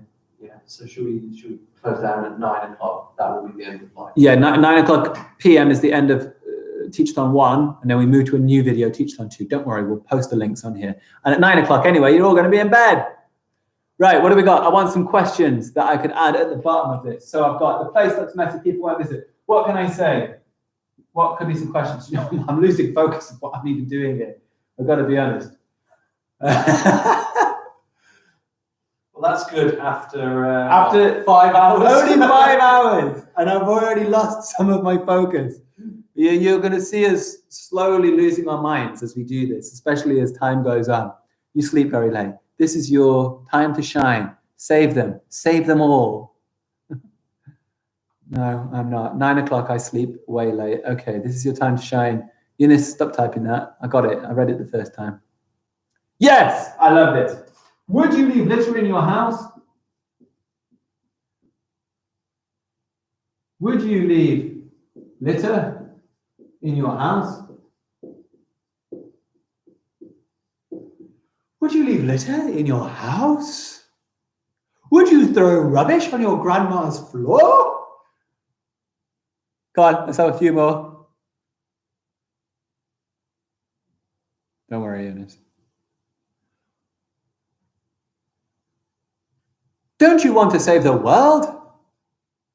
Don't delay, be a hero today. Oh, that is such a good, catchy slogan. I'm going to put that one down at the bottom. Don't delay, be a hero today.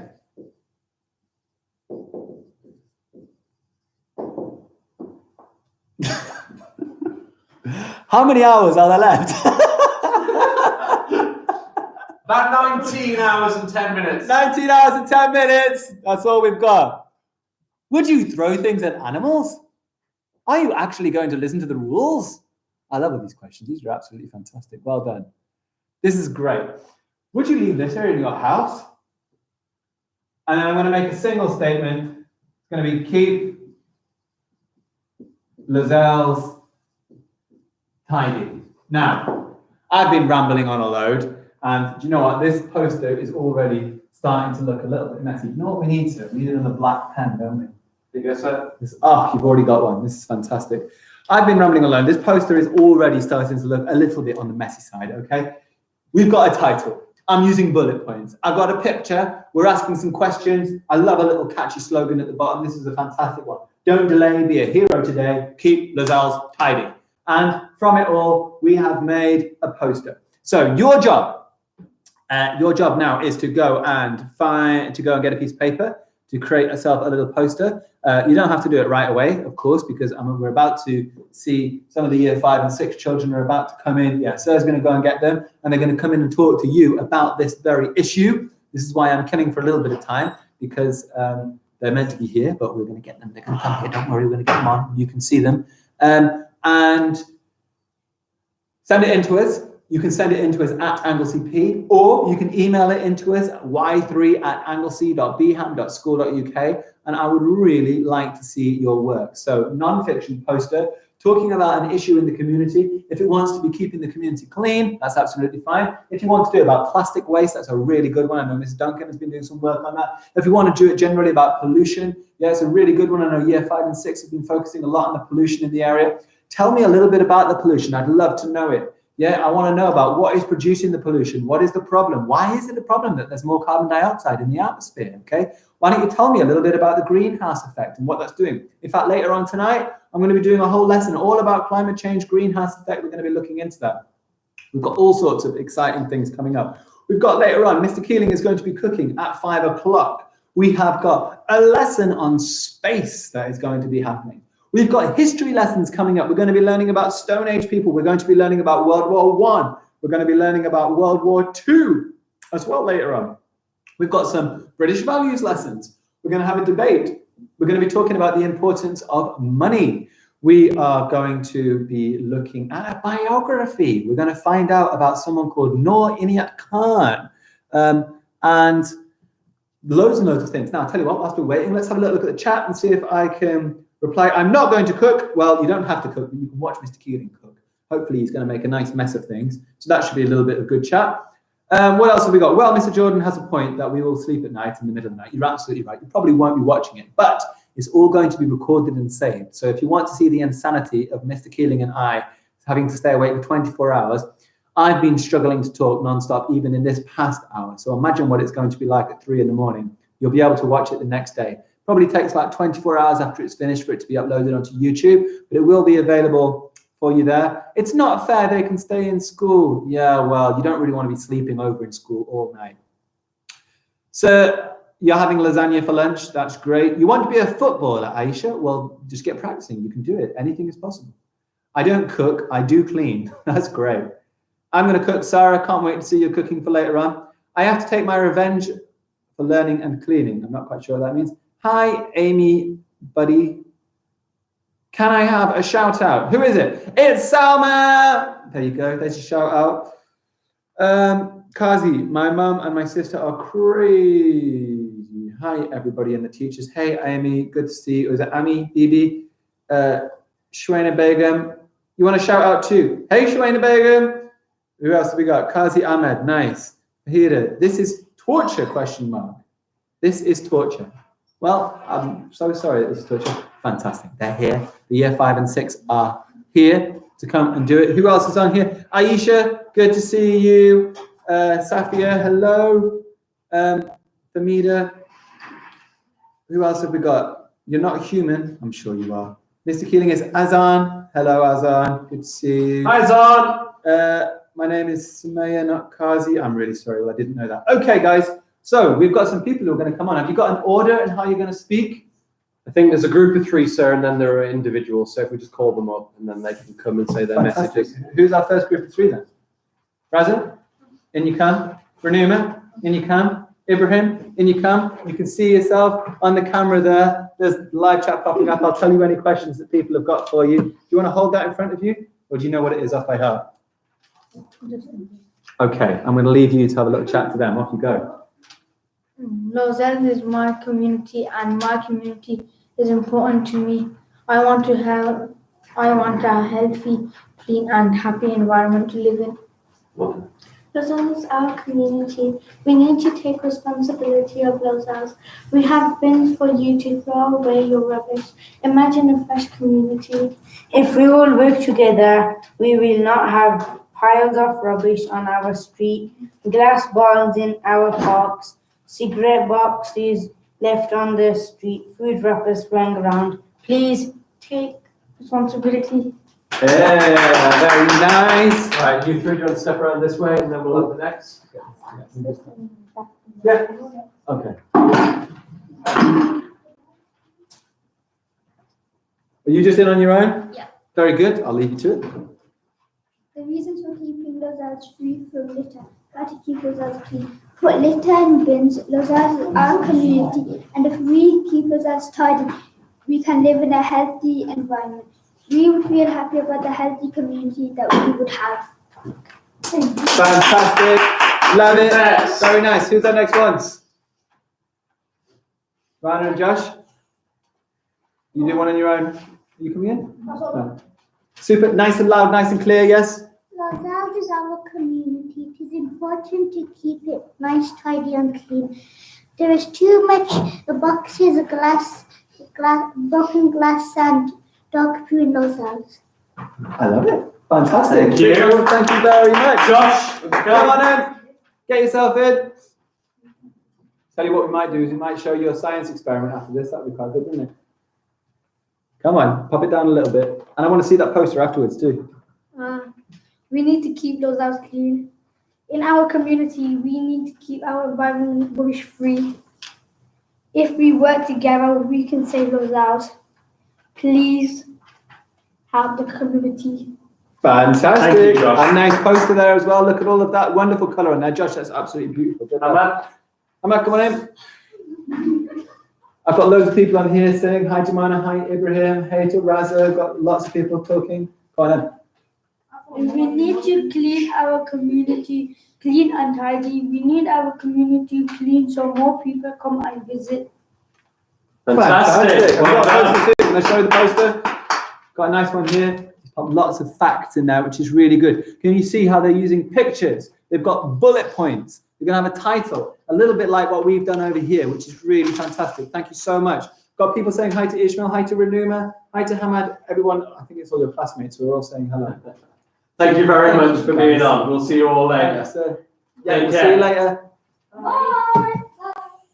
Wow. Wasn't that fantastic? Thank you so much, Hamad, for being so polite and being so nice. That went really well. Yeah, I got you all saying, yeah, I will say hello to all of those. They're all saying hi to Renuma and Jemana and Hamad, and we had Raza and Ishmael and Ibrahim. Good to see some of our friends from school as well, isn't it? Okay. Brilliant. Right, you're absolutely welcome. Lovely to see you all. I guess what we are going to do now, and I have been very excited about this for an incredibly long time, is we are going to learn all about space and time. Are we learning about time as well? No, it's not about time. Not about time, but it doesn't matter. We're learning about space. No time. But no time. And because we're running out of time we're not got loads of time. I don't know what. Yeah, we've got hours. We've got hours. We've got still hours. got So 19 many hours hours. left. Right. I'm going to slowly move. Ooh, we're going through space. How spooky is this? Oh, hello, sir. Have you been there all day? Hello. I think from that kind of introduction there, I think Mr. Jordan needs a little break for maybe 45 minutes to an hour. So we are going to talk all about space. And to start off with, I've got a question for you. How big is our planet? Does anybody know how big our planet is? I wouldn't mind the answer in miles if you could. Does anybody know how big the Earth is? The thing that you're stood on right now, or sat on if you're sat down, or lying on right now, it is definitely not small. It is not small. It is huge. I mean, in comparison to the universe, it is small, but to us, the world is huge. Does anybody know in miles how large the Earth is? Anyone? 500,000. Now you'd be surprised. It's not actually that big. It's quite a low number. But you've got to think a mile is a long way. It is not a trillion miles, whatever that number is. A million times bigger than the tallest person. Love it. No, it's not that many. No, it's actually only in the thousands. It's only in the thousands. It's not 50,000, it's less. Yes, Eunice, I remember you. It's more than 56 miles. It takes more than 56 miles to get to a couple of cities that are quite local to us. 1,000, now that's closer. It's a bit bigger than 1,000. Bit bigger than 1,000. Closer though. More than 1,000. No, it's not 24,901 miles. Oddly specific. 6,000 is very close. 6,000 is probably the, closest so far. 60, no. 5,000, we're getting closer. We're getting closer.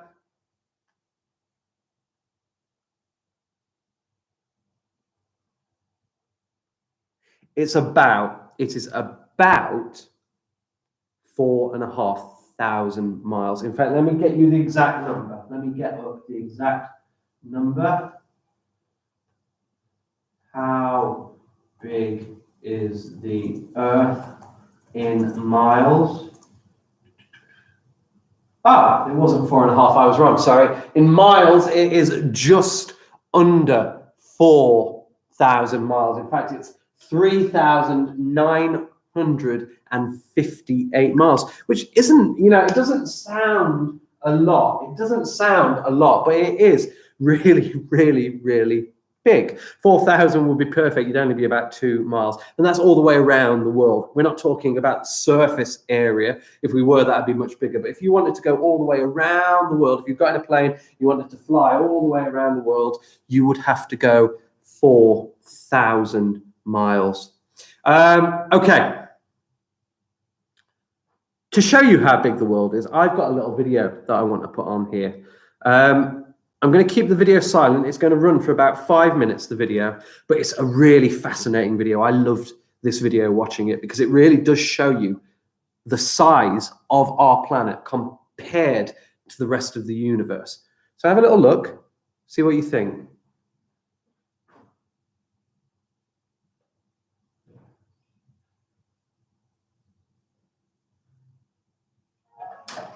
Those are deep heat patches. Ooh, what are we learning about? So, watching the video, this will show you the size of different things in the universe. Really fascinating.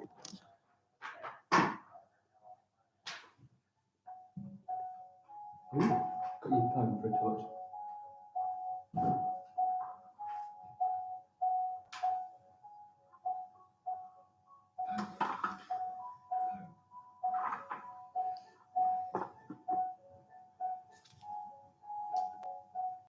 So that is our moon right there. And that is the size of Mercury, a planet in our solar system, compared to the moon. So it's a little bit bigger than the moon.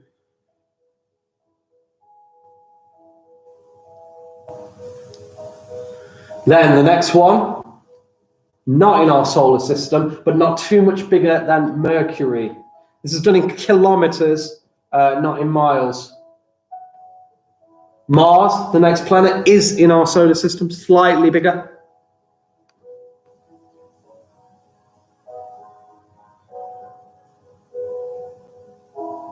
Then we have Venus, which is much, much bigger than Mars. Imagine the moon. Our moon right now would be just a little ball next to Venus. Huge. And then there is us, Earth, right there.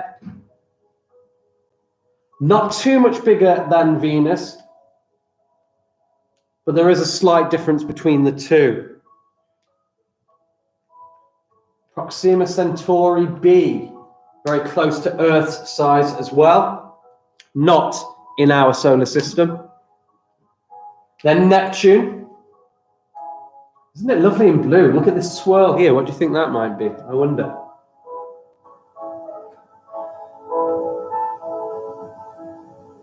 And there's Uranus, about not much bigger than Neptune, but both bigger than our Earth. Saturn, much, much bigger. Yeah, our Earth is going to be a small ball compared to that. The moon by now would just be a little speck, little dot.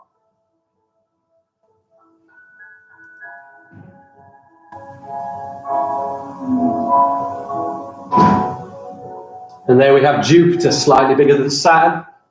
I hope you're remembering the names of these planets. Whoa! That is a small, and I say small star, a little star. But you can see much bigger than a planet. Whoa! That is our sun. That is a small star. That is our sun. And our Earth, you can't even see it. It's so small next to it. Just a tiny blue dot. And the sun isn't even the biggest star. Sirius A, much bigger than our sun. But it doesn't stop there.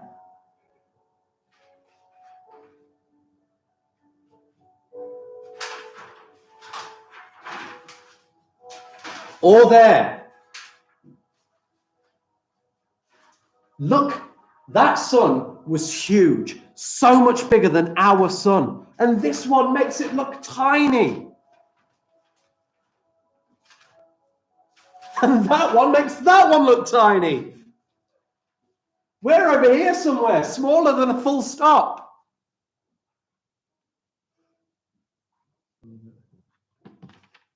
I mean, that one isn't that much bigger.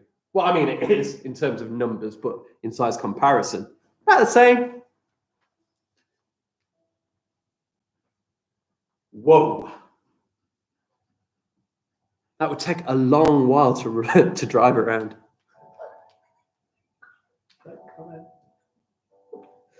Although I think it would probably be a bit too hot. Look at all these stars, these huge, huge stars. Of course, black holes are formed when one of these big stars, these huge stars, when they come to the end of their life.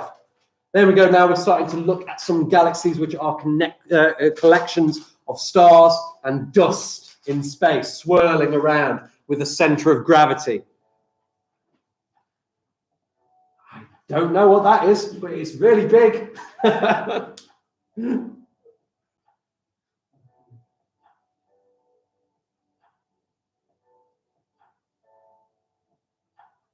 think that is, yeah, it's a nebula. That's a nebula.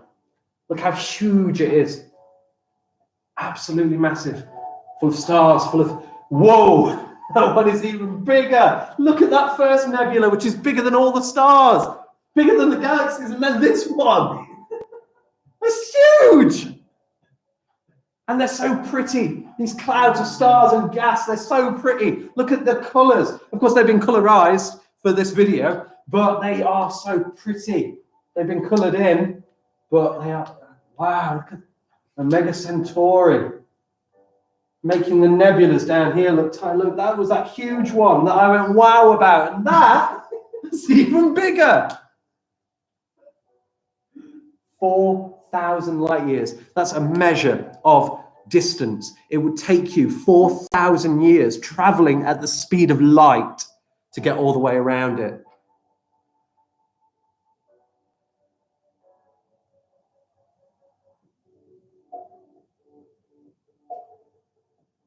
It's amazing.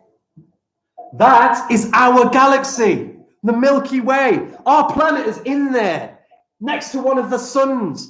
Billions of them, billions of suns in that galaxy.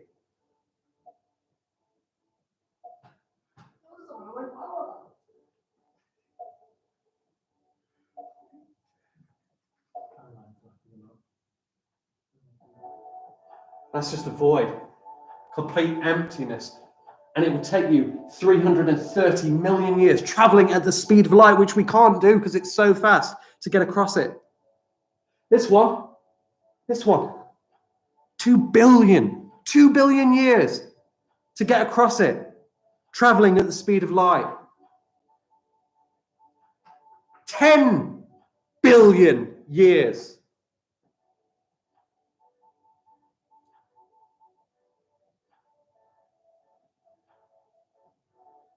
And this is the observable universe. This is the whole universe that we can see. So, when asked this question, which I started with at the beginning, how big is our planet?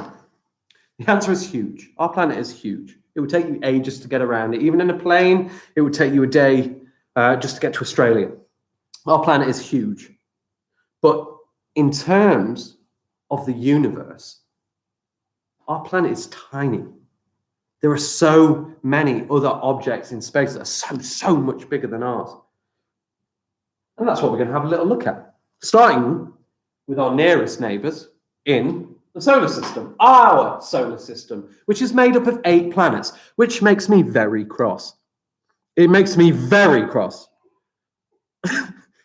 Although Mr. Jordan laughing at my crossness takes away from it, but it does make me very cross. Because when I was younger, how old do I sound saying that? When I was younger, there were 9 planets in our solar system. But then the scientists said, oh, no, your favorite one, Mr. Keeling, not a planet anymore. And so now we are down to 8 planets. So, yeah, that's the one. So, I've got some questions for you. They'll come through this, but I've also got bits that I'll just explain to you. So our solar system is made up of 8 planets. All of these planets circle our sun. They do a big loop all the way around our sun. Some of them get around it quicker. Some of them get around it slower. Can anyone tell me how long it takes for the Earth to get around the sun? Anybody know? How long do you think it takes the sun to get, the Earth to get all the way around the sun once?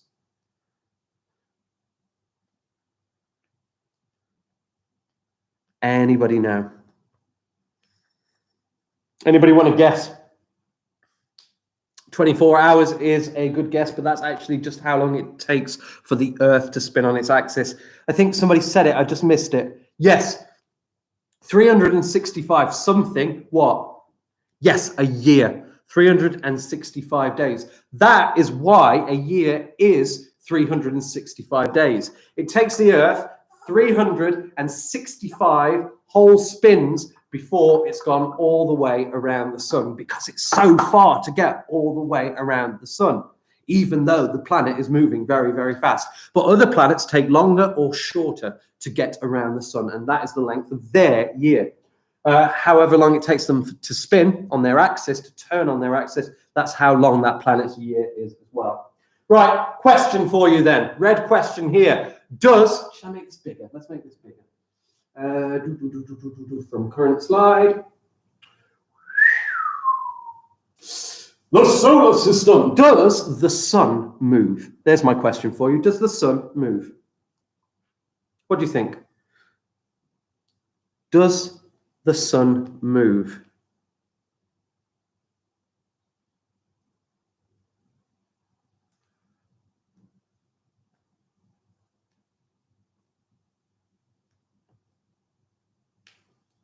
Yes, yes, yes, yes, yes, yes, yes, no. It does move. Yes, yes, no. Why? It's a good one. Well, let's ask the famous Google to see whether or not the sun does indeed move. Does the sun move? What do we think? What's it going to say? Yes, the sun, in fact, our whole solar system does move. Now, some people might think that the sun does not move. That is because our planet moves around the sun. So when we see the sun rise, it's not because the sun is moving around our Earth. It's because we're moving around the sun. So we see the sun rise. But the Earth and all the planets move around the center of our galaxy. There's a central point of gravity, and the whole of the planets and the suns go around those. Right, carrying on then. What do you think these might mean? My very educated mother just served us noodles. And the older one, my very educated mother just served us 9 pizzas. What do you think those might mean? I'll read them again. My very educated mother just served us noodles. And the older one, my very educated mother just served us 9 pizzas. What do you think those are? Pizzas! No, that's not what they are. I mean, that's involved in it. Can anyone tell me what they think those might mean? This is important for us, and Mr. Keeling, Mr. Jordan, and Mr. Keeling, you're my best friend. Fabulous news.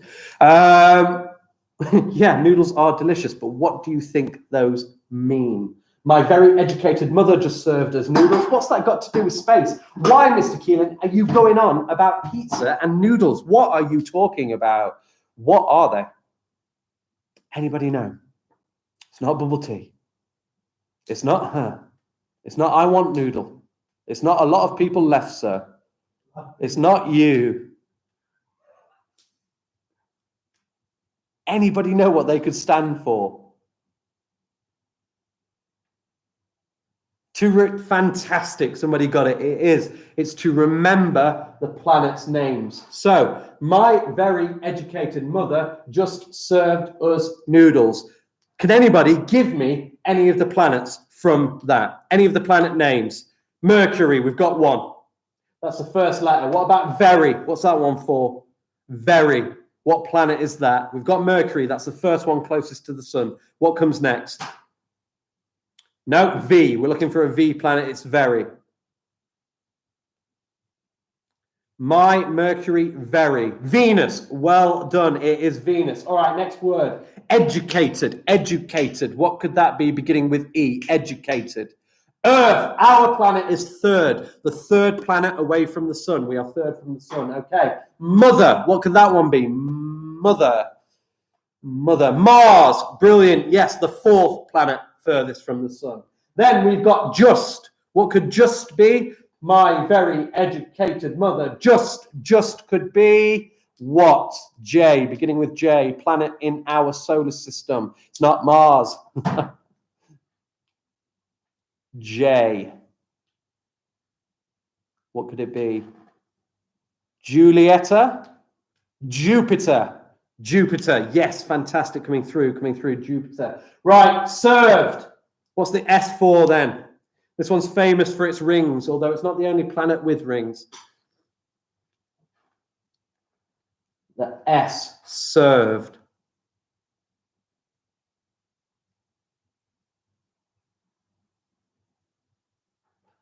Sun, no, it's not the sun. Saturn, fantastic. Saturn coming through, brilliant. Right, moving on then to the U, us. What could the U stand for? What is the U for? Lots of Saturn, well done for the one before. What about the U now? What does the U stand for? Uranus, absolutely. Uranus is the next one. And then the last one, sadly the last one, because they got rid of my favorite planet, is N. Noodles. What does the N in the noodles stand for? If you're having a bowl of noodles, what planet are you going to see in that bowl? Neptune. Fantastic. Now, if we were doing the old one, we would have another planet. Here it is. Look, my very educated mother just served us 9 pizzas. What is the pizza? What is Pizza Planet? It's from Toy Story. If you haven't seen Toy Story, Pizza Planet is from Toy Story. It also means Pluto. Pluto. Right. My question, please. My question. What is the sun? What is the sun?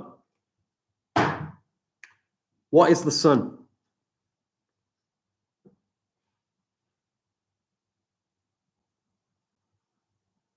It's not a planet. Yeah, dwarf planet for Pluto. Tiny planet, isn't it? It's not being classed. The full one. Yes, brilliant. We've had it straight away there. Our sun is a star. It's not even a massive, it's not a huge star. It's about a medium-sized star. So whenever you look in the sky at night and you see all of those stars, each one of those probably have their own solar system of planets going around them. Fantastic. Yes, it is a star. It's also a big ball of burning gas. Big ball of burning gas. So if you watch The Lion King, the one who says, I can't remember who says it, but the one who says a big ball of burning gas, they are the correct one. That's what it is. Scientists believe the Earth is 4.5 billion years old, and they believe that the sun is 4.6 billion years old. Now, that doesn't sound like a lot of difference, 4.5 and 4.6, but that's actually 100 million years between the two of them.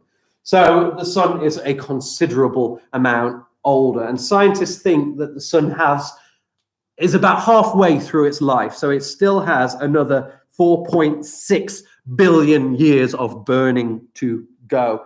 Now, that is a lot of burning.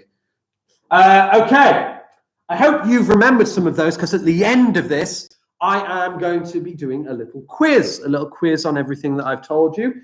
So you can take notes as we go through if you don't know, but we will do a little mini quiz at the end. Okay, moving on. we are going to galaxies. Now, galaxies are a huge collection of gas, of dust, and billions of stars. Each of those stars likely to have some forms of rocks, moons, or planets surrounding them because of their gravity, their pull. They are all held together by gravity, as I've just said. So here is my question. It's made up of 3 parts. See if you can answer all 3. What is gravity? What is gravity? Who discovered gravity? Gravity was always there, but who came up with the idea of gravity? And what is the name? What is the name of our galaxy? Gravity is gravity, you are right, but what's that? Well done. We've got an answer for question 2. It was Sir Isaac Newton who discovered gravity because an apple bumped him on the head.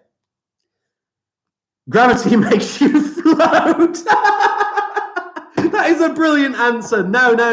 Lack of gravity makes you float, but I do love that it is to do with floating in some degree. Love it. Milky Way, we've had an answer for the name of our galaxy. Yeah, like the chocolate bar. You know, the blue car and the red car had a race. Yeah, that one.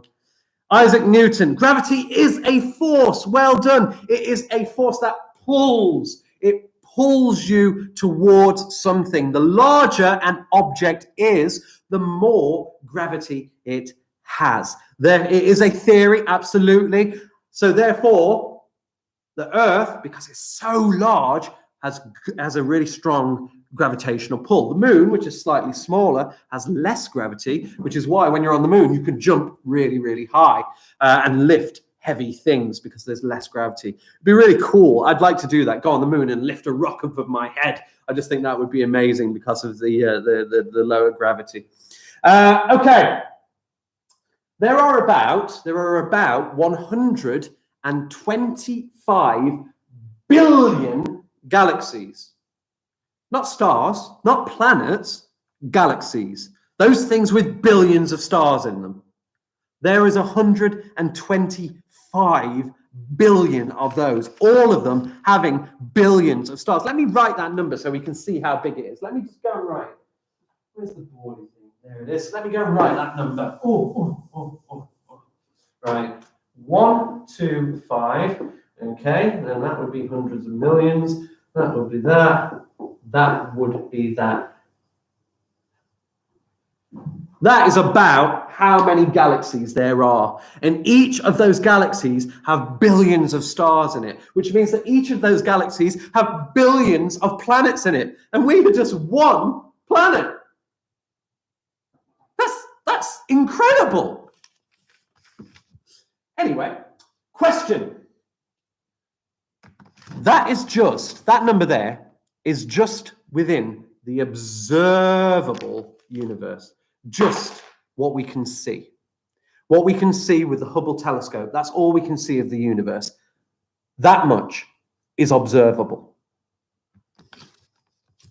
And I've given away the answer to my question. I was going to ask what observable means, but it means what we see. Let's move on, shall we? The first moon landing. Now, this was a very important event, and some of you might have done this in year 3, but it was a very important event because it was the first time that we landed anywhere other than Earth. We've never been to another planet. We hope to go to another planet.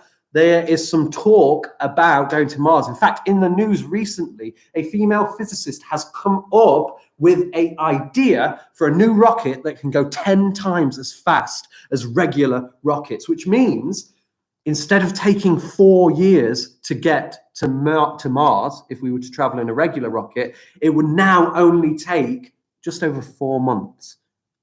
Cutting that right down. That would be amazing to get to Mars. Imagine that, seeing somebody land on another planet. That's what it was like for people who were around for the moon landing. No one had ever been anywhere else other than Earth. And they did it. They managed to land on the moon. And here is a little bit of the story behind it. We have never been to another planet, that's what I said, but it's theoretically possible. In fact, NASA and other space agencies like SpaceX with Elon Musk are trying to get to Mars, and some of them are trying to colonize Mars as well. That means to build buildings where we can live, we can work, we can breathe, because there'll be air on that planet. The first person to go into space was a cosmonaut, which was the Russian word for an astronaut. He was a Russian cosmonaut named Yuri Gagarin. Yuri Gagarin was the first one. He was Russian and he was in his 20s when he went up to space. Sadly, he did die young. I think he was only 29, but I think he was 27. And he was the first person to go into space, not to land on the moon, but he was the first one into space. And he went all the way around our planet. He orbited it. What does orbit mean? I've just said it. What does orbiting mean? Here's my question right there. What does orbiting mean?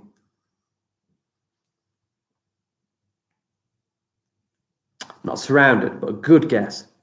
What does orbiting mean? Yeah, it means to go all the way. It means to go around something. In fact, let me show you. There is something called the International Space System. Station, sorry, not system, station. There's the International Space Station. Now that is constantly orbiting. What's that not? That's permanent marker, so I think we need to spray that. Oops. Not to worry, children. I've just accidentally written on the board in permanent marker. I don't need that just yet, so I'll just carry on. Right, I'm just going to explain orbiting. So, this is our planet, the planet Earth here. And around our planet at the moment is a space station. Yay, kind of. The space station is trapped still within the world's gravity. You can see it just there. That dot above the planet is the solar system. Now that is constantly being pulled back down towards Earth. The Earth's gravity wants to pull that back to Earth, but it is moving in a direction so that every time it falls, it moves and it falls and it falls and it falls and it falls and it falls. It falls constantly because it is in orbit. It keeps on falling, but it falls around the planet.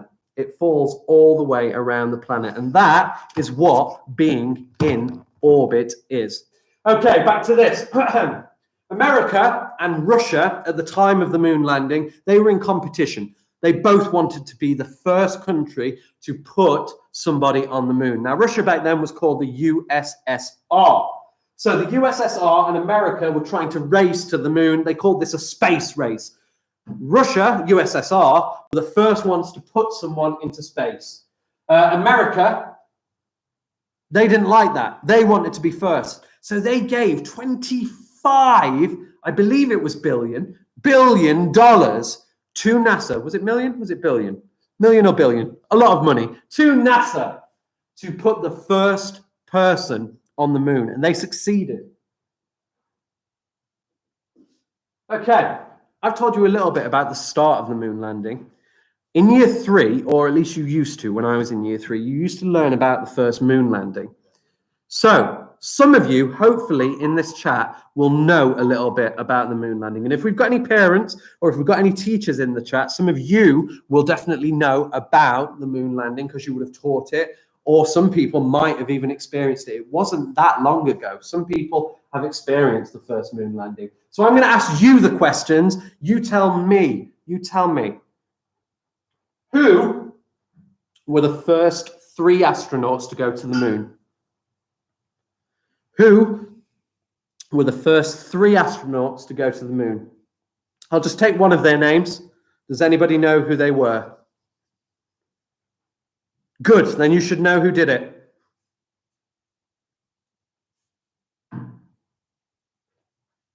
Neil Armstrong. Yes, absolutely. Neil Armstrong was one of the 3 men. Neil Armstrong sadly no longer with us. Who are the other 2?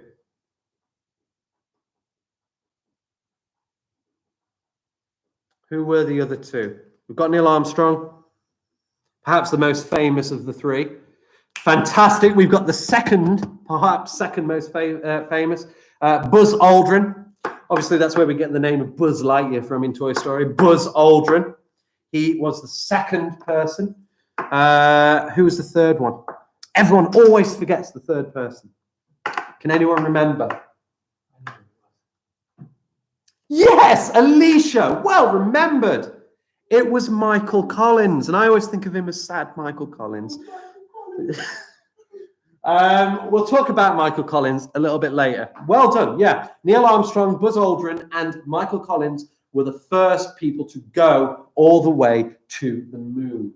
Right, I kind of mentioned this earlier, so you should kind of know this one. What's gravity like on the moon? I've already talked about this, so you should be okay with this question. What is gravity like on the moon? What's gravity like on the moon?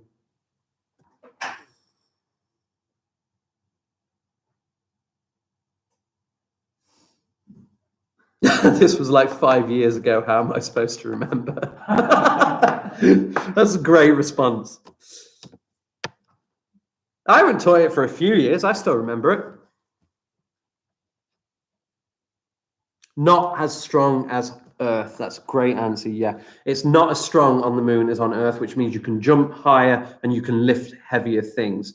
Also, if you have a set of scales and you weigh something, it will weigh less on the moon than it will on Earth. The mass will be the same, but the weight will be different. Okay, what was the name of the rocket that took them to the moon? And what was the name of the mission? What was the name of the rocket? And what was the name of the mission? Who can remember that, or who knows that? Well, you could touch the floor of the moon. You do stand on the floor of the moon, but obviously you've got to stay in your spacesuit because you need the oxygen. Right, Eunice. Yes, well done. It was the Apollo 11 mission. Does anybody know the name of the rocket? Does anybody know the name of the rocket? The mission was Apollo 11, but that was not the rocket's name. I'll give you a clue. The rocket was named, the lunar module was called the Eagle. That was the bit that landed on the moon, but I'm talking about the rocket. It was named after a planet.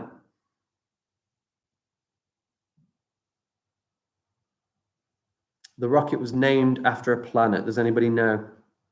Yes, well done. It was the Saturn V rocket. It was called the Apollo 11 mission because all the Apollo missions were done to try and get to the moon. So there was 10 missions before Apollo 11, all to do with getting to the moon, before the 11th mission, which finally did get there. People have been since, but they actually stopped going to the moon because it cost quite a lot of money. They stopped going, I believe the last one was 1979. I might be wrong, but I think it was in the 70s the last time that they went to the moon. Right, what did they do on the moon? What did they do when they got there? Can you tell me anything you know about that? What did they do when they got to the moon?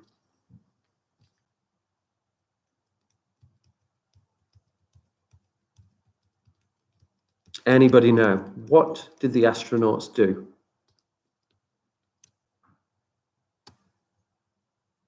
They did explore. They planted a flag. Yes, the American flag. Absolutely. Anything else? Yes, they did say that. I mean, they didn't say frogs, but they did say one small step for man. That's one small step for man, one man, but a giant leap for mankind. Famous words of Neil Armstrong.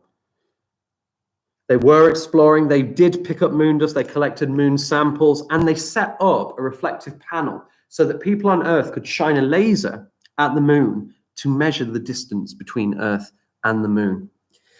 Final question then, back to Michael Collins on the subject of the moon landing.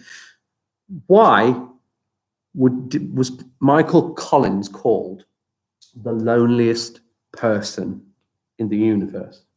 Why was he called that?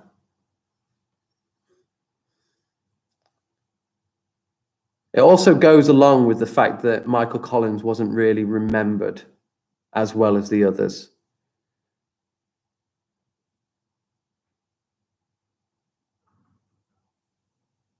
Yes, we will be on the news later today.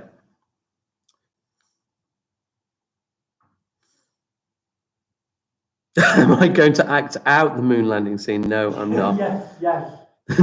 No. I'll be the space. He died in space. No, he didn't die. I think Michael Collins is alive still.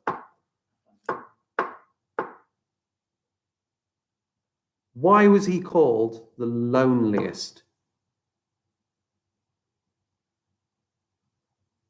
He's still alive. He's 90. Yeah, still alive, 90 years old. Wow.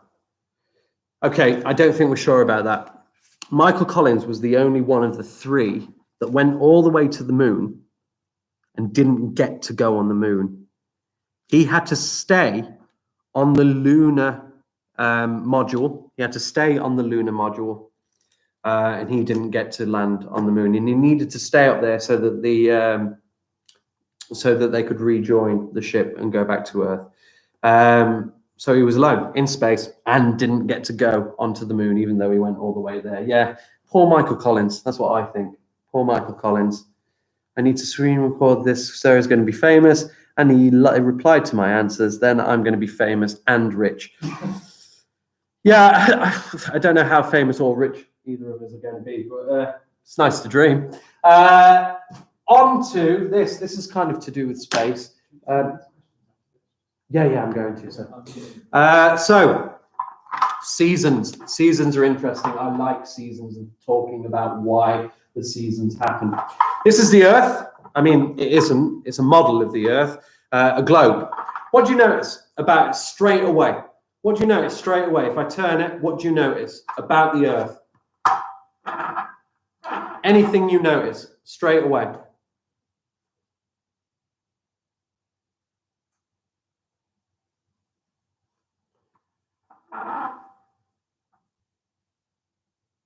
What do you notice? Yes, it's a globe. Yes, well, it's not circular, it's spherical, it's a sphere. But what else? Look at when I spin it. There's something strange about the way it spins. What do you notice? Yes, well done. It's tilted. It is not straight. It does not spin in a straight line. The Earth is on an axis. It is tilted. And it's because of that tilt that we have our seasons. I need to get a torch. I'll be right back. Oh, I'll go and fill some time in then. Getting a torch from your... Oh, is your torch going to be the sun? How exciting. So, I've got my torch. Can we turn these lights up? That'd be really good. That'd be really good. Thank you. So, as we said earlier, the Earth is constantly moving around the sun. Now, if you notice, the Earth along the center has a little groove, a line. This line doesn't really exist. It's a line that separates the northern part of the world and the southern part of the world. So this is the northern hemisphere. This is the southern hemisphere. When the world is on this side of the sun, with the tilt leaning away from the sun, what do you notice about the north and the southern hemisphere in relation to the sun? Yes, it's called the equator. Well done. Where is the sun shining most? On the top or on the bottom of the planet?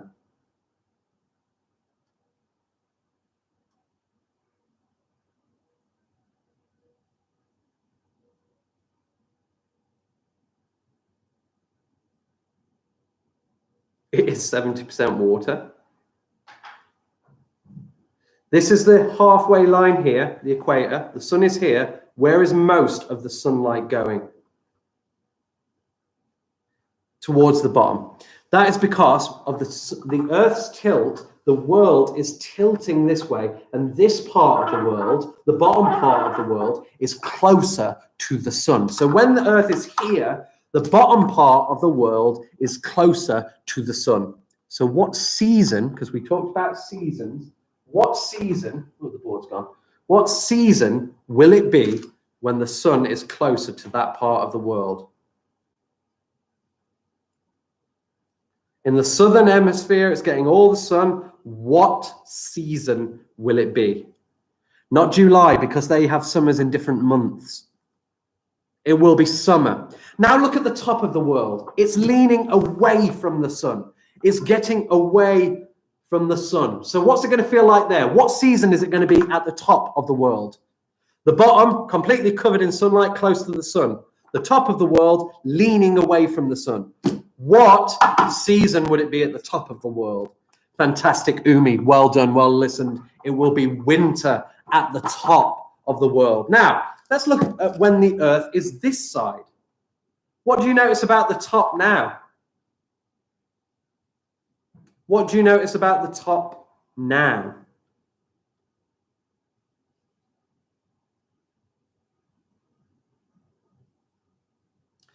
Yeah, that's exactly why Australia has different seasons. That's why around December, when it's absolutely freezing here, it is really hot in Australia. They have their summer because that part of the world is closest to the sun. What about now, though? Look at the top. Yeah, it's more bright. It's now summer at the north where we are. So this would be summer for us. But the countries down at the bottom, like Australia, that are now tilting away, they would be in winter. And then the ones in between are when the Earth is over here or over here. When the tilt is the same, so that they're both getting the same amount of sunlight. The places that get the most sunlight are always across the equator, because the equator is always close to the sun. So you'll find the deserts and the hottest countries all along that line. Okay? And that's why we have seasons. Because wherever the Earth is around the sun, it's tilting. It's either tilting towards or away from the sun. Hot, cold. Easy. Really? Easy. Okay, so let's move on. And this is the bit where I'm going to invite Mr. Jordan in. So, Mr. Jordan, would you like to come on up? Yes, please. What year did women get the vote? I think it was in the 50s, wasn't it? No, 18. Okay, well 19 something. 19. Was it? Well, I'll find out. I'll Google it. All right, okay. This is my, I'm really excited about this. We're going to go for your questions. We're going to let you ask us any question about space. Now, either I will know the answer, Mr. Jordan will know the answer, or we might have to go to our friend Professor Google. Monsieur Google. Monsieur Google, yes. So we will be, if we don't know the answer to your question, we will be asking Google and we will find out together, because that's what learning is. It's sharing experience, sharing knowledge. So, first question about space. Are you guys brothers? No, we are not brothers. Not really much to do with space. No, we are not brothers, sir, I'm afraid. Okay, can anybody come up with a question? Why is space called space? Actually, that's quite interesting. That is a very good question. That is a very good question about space. It's called space because that's what it's mainly made up of. Yeah, there are millions of stars, billions of galaxies, but the thing that is in space the most is nothing. Just space. Huge gaps with nothing in them. Do you mean a bit like this here? There's nothing here, right? Right in front of us. Oh no, you've got things in front of you. Wait, what are you talking about? There's air and gases all around you. Do you feel that? So this is not space here, right? No, this is not space. So this is thick and dense and rich with stuff. You just can't see it. But you breathe it in and out all the time. And you can feel it. If you wave it around, you can feel it. It's all here. So space is not like this, what we are in at all. No, in space, it is a vacuum. There is nothing in there. Can people hear you scream in space? Then? No, that's really interesting as well. Because in space, because there's no air, noise is made because the air around us vibrates, and your ear is susceptible to that. It has a little bone inside that shakes whenever those vibrations go into your ear. Smallest bone in the body. Smallest bone in the body. That is transmitted to your brain, which takes in the message, deciphers it, and turns it into sound so you can hear things. But in space, there is no air. So when you make vibrations in space, there's nothing for them to travel on. So you cannot make sound. So if you ever see a space movie where their spacesuit gets sucked off or their helmet gets cracked and they scream or they shout and you hear it, you can go, no, that's wrong. They wouldn't hear you. I presume if you can't have that in space, you probably can't have an explosion in space, either. No, it would be put out because it's got none of the. So Star Wars and all those things are a little bit rubbish because you need, for fire, you need oxygen to react with, and there wouldn't be any oxygen available in space, so you're very unlikely to have an explosion. Unless, I guess, there would be some sort of huge oxygen canister on board the spaceship. Well, that would be convenient, and also, you know, they have creative license. They're there to entertain us. I've got a question. The question is, what is a universe? Which I think is a fantastic question. What is a universe? I think we're still trying to figure out what exactly the universe is. That's why I said earlier, observable, because we've only seen some of the universe. Yeah. It's the area of what we know, and what we can tell about what we know is that it is getting bigger. However, what I think So was about to say is we don't actually know what's beyond the space that we know about. Absolutely, right? yeah. It could be, and there are theories. There's lots of theories. There's lots of beliefs around it. But at the moment, we just can't really 100% say. It's important with science to understand that actually sometimes there are questions that can't be answered. If you went back 2,000, 3,000, 4,000 years ago, there would be huge questions that people didn't know the answer to. For example, people didn't know that the world was round, did they? So they probably assumed that the world would be flat. There are so many things that we don't know, but the beauty of science is over time, we start to answer more and more questions. I'll take one, for example. I was talking to some teachers in school. When they were back in school, they didn't know that the earth was made up of lots of different plates, floating plates on top of the earth. That's just about the earth that we live on. We now know that the earth is made of all these different plates that move and crush together. We know that the earth hasn't always looked like this. Many, many millions of years ago, the earth was one large landmass known as the Pangaea. People didn't know about this until quite recently. So this wasn't even taught in school. If you ask your parents or grandparents, they wouldn't have known about it or be taught about it. So one of the things about science is there are sometimes things we don't know the answer to, but that's okay because we will eventually know the answer to. What's important is that we don't fill those gaps with random, unusual thoughts that we're not quite, we need to say that it's okay to not have every answer in science. Absolutely. I've seen one. Are there other universes? That one's repeated quite a few times. The answer is, again, to that, we don't know. But there is a theory, the multiverse theory, that believes that there are an infinite amount of reoccurring universes. What's that word? Infinite, you just said. What's that? Infinite goes on forever. It's represented by this symbol over here. Meaning infinity, because if you follow that symbol around and around and around and around, it will a bit like go a Pauly on number 8. Yeah, it's a sleepy number 8. It's a number 8 that's gone to bed. Okay. But yeah, so if infinity, what he's saying is if things never start and never end, and if there's an endless amount of stuff, just never ending, then anything could be possible anywhere. So in theory, it's quite possible that there's another world where Mr. Keeling and I are doing this same thing, but we're doing it underwater instead. Yeah, anything is possible if there is an infinite universe, right? Or a multiverse. I don't think I like tomatoes in any of them. You don't. There will be one universe where you like tomatoes. There'll be one universe where you like tomatoes so much that you base your whole life around them. If there is infinity, anything can be possible. Well, I don't like to think about that. Well, it doesn't sound nice, but it's possible. Okay, do we have any other questions? Are aliens real? Great question. Wow, okay. We don't know the answer to this yet. However, evidence is increasingly pointing towards the fact that probably, yes, there is life somewhere else. Now, that doesn't necessarily mean it's an alien like you've seen in the film that has great intelligence in a spaceship, but it could just be another living entity on another planet. So, for example, planets within our own solar system have access to all of the materials that would be necessary for life. Life so far as we're aware currently, does need water to survive.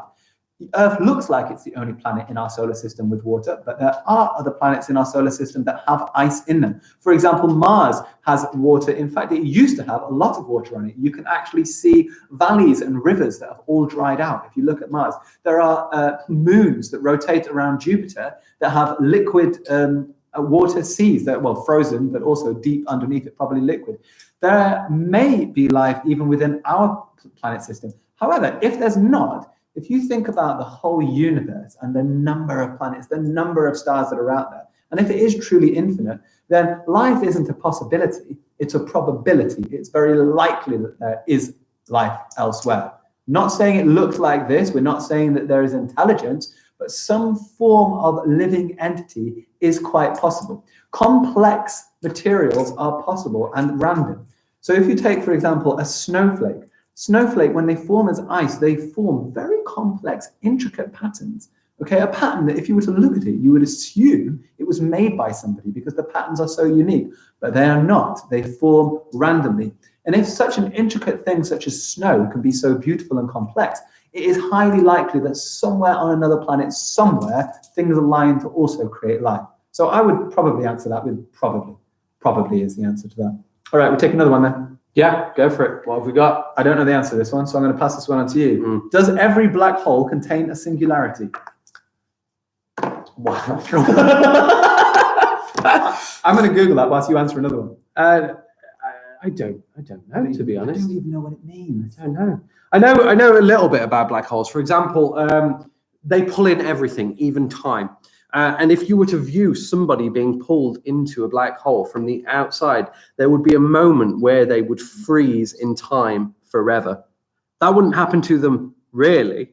They would go into the black hole, but because it bends time and it bends light, they would appear to have frozen like a statue on the edge of that black hole forever. Eunice, you surely Googled that because that is a very complex, I mean, it's a big question online. People debate it. In the real universe, no black hole contains singularities. In general, you knew this. In general, singularities are non-physical mathematical results of a flawed physical theory. I'm not really fully sure what a singularity is, but you know what? Go and Google that. Okay, we've got what planet has aliens? Again, Mr. Jordan did not say that there definitely were aliens. He said probably. Because there are indications in space. They found water on some planets or traces of water on some planets, and it's likely with all of the planets that there are and all of the stars in the universe that there might be some life out there, but we don't know if there are aliens, and we do not know what planet they're on, and we don't know their name yet.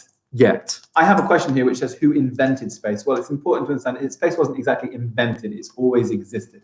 So it's something that doesn't have a beginning, it doesn't have an end. It's sort of timeless. It's very hard for us as humans on this earth to think of things not having a beginning and not having an end, because everything we know starts and finishes. Our lives, the life of everything, even a building, everything around us has a beginning point.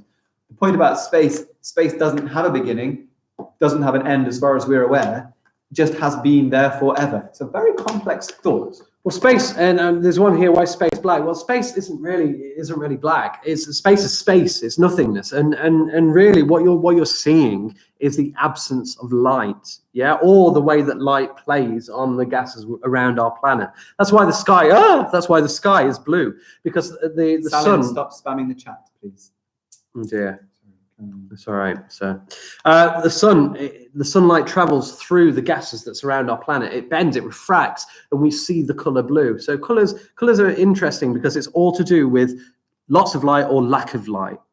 Got a question here. So is it true people want to live on Mars in the future? Yeah, it's true. I mean, I wouldn't personally go and live on Mars. They haven't really got any good. I'd go for a holiday. Maybe a holiday if that was, but there are people who have signed up. It's true.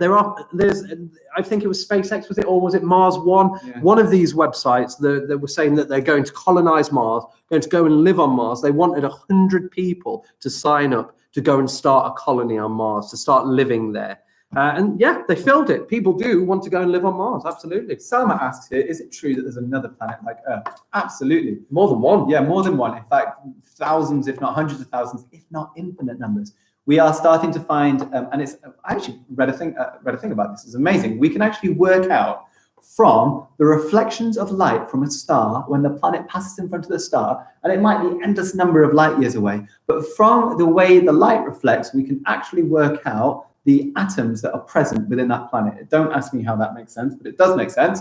And from that, we can determine that there are a huge number of planets that have great numbers of water, great numbers of oxygen, and are a distance far enough away from their star to be of a pretty much similar temperature to this. So yes, there are out there other planets like Earth. The only problem is all of them are so far away that no humans within a single lifetime would ever be able to get to it. The only way we would achieve getting to a planet like that would be to create some sort of spaceship that was basically a living planet, and there would have to be families and generations and generations and generations pass as the ship is constantly going in one direction. That would be a very complex thing for us to do. But our first steps currently are mastering how to get back to the moon, how to settle on Mars. And once we can settle on Mars, I guess that is the launch point for going to other places. It's very hard to actually launch a lot of material from Earth because of our gravity, because of our atmosphere. However, if you launch things from another planet that has lower gravity and doesn't have an atmosphere, then it is much easier to get stuff into space. So the reason we're spreading out now is as a kind of launching pad for doing other greater things. Do you want some more questions?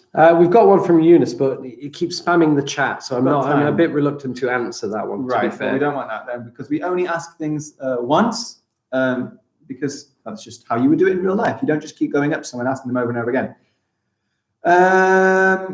Can we bake now? The answer is no. You're not going to be baking until at least 5 o'clock. Why is the sun a star? That's a really good name.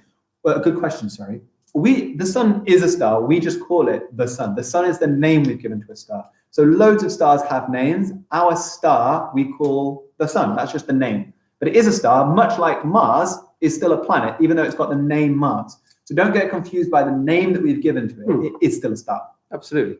We'll have one more. One more. We've got quite a bit of time here. Yeah? Yeah. If we take a few more, whilst the children are interested, I don't want to, because we need to do a meeting at 3:30, don't we? We've got Mr. Doddridge. Oh, okay, yeah, we'll on extend this 3:30. over a little bit. Yeah. Galaxies, no, that's just, can you please explain to me the atomic mass of carbon, please? The atomic mass of carbon, I am sure Mr. Jordan would be happy to tell you the atomic I do know mass something amazing about carbon. Which is that there would be no life. It's atomic mass. I don't know about the atomic mass. Right. But I'm going to find that out You by find thinking. that out. Whilst I tell you something interesting, carbon is the most amazing material. We are made of carbon. Okay, we are carbon-based creatures. In fact, all animals, all living things that we know are carbon-based. So carbon is just an absolutely amazing thing. We constantly moan about carbon, don't we? Carbon dioxide being something that pollutes the world, whereas in reality, we are completely made of carbon. And in fact, plants need carbon dioxide in the atmosphere to grow. So carbon is an incredible thing. Don't think that it's just a bad thing. Got people who are saying, yeah, they'll email the group. Truth or dare? No, we're not doing that now. So in terms of... You knew this already. Yeah, of course. In terms of the atomic mass of carbon, That's okay. it's a weird number with a U after it. Okay. That's my answer. Eunice, don't worry. You know now not to chat. You don't need to keep saying sorry. Alima, Alamine as well. Can you make sure you're not spamming the chat? Just do it once. You shouldn't have answered my question. We're just waffling. How many stars are there in space? Well, we kind of explained that a little bit earlier. We said that within just our galaxy, there are billions of stars. And within the universe, there are, well, just the bit that we've seen, there is 125 billion galaxies. So that's, 125 times, 125 billion times a billion. So I'm just going to add a billion's worth of zeros. So if we look at the board, It smells like two boys have been in here today. it certainly has. Yeah. So this is going to be some math. Shall I move it over to there? There is 125 billion. So that's 100 million, 10 million, 10 million. So that's how many galaxies there are. If we times that by a billion. So this, just to be clear, this is what we know about. That's not what there might be. And that's just timesing it by 1 billion. Right. We're saying there's billions. Yeah. So lowest number possible that we see. that number? The lowest number is going to be something around that. That's a bit big, isn't it? That's a lot of stars. Yeah. You couldn't fit them on a football pitch. That's just what we know of. So the point is there's going to be so much more that we don't know out of there. There was a really interesting question I wanted to go back to, which was, does the influence of gravity extend out forever? Now, I liked this one because A, I don't know the answer, B, I think I know the answer, and C, there's an interesting fact that goes along with it, which is gravity does have a really big effect, much further than you would imagine. And obviously anything with mass, anything that exists actually has a gravitational pull. Believe it or not, if you were on a mountain and let's say you dropped a a piece of metal on a string, the mountain itself, just because it has mass, would slightly move that in towards it. All mass has some sort of gravity. Now, what is quite incredible is the moon, which is a long, long way away, has a huge effect on Earth. It affects the seas. Okay, does anyone know how the moon affects the seas? I was wondering if that pops up in the chat anywhere. I'll give it a couple of seconds. Does anyone know how the moon affects the seas? We've got a question there. What is the closest star to Earth? That is the sun. Nice one. How does the moon affect the seas? Well, the moon's gravity actually causes the tides. So when you are looking at the sea going in and out at the beach and you're thinking, now what's that all about? What's going on there? Is it the moon? It's the moon. The moon's gravity, as it goes across the sky, actually pulls slightly the sea up and down. And that's why you see the tides going in and the tides coming out. I don't know if I did, I might have done that the wrong way around. But that's whatever I was just talking about. Have we got any more questions? Sir, can you talk like a roadman? I don't know what a roadman I don't know is. what a roadman is either.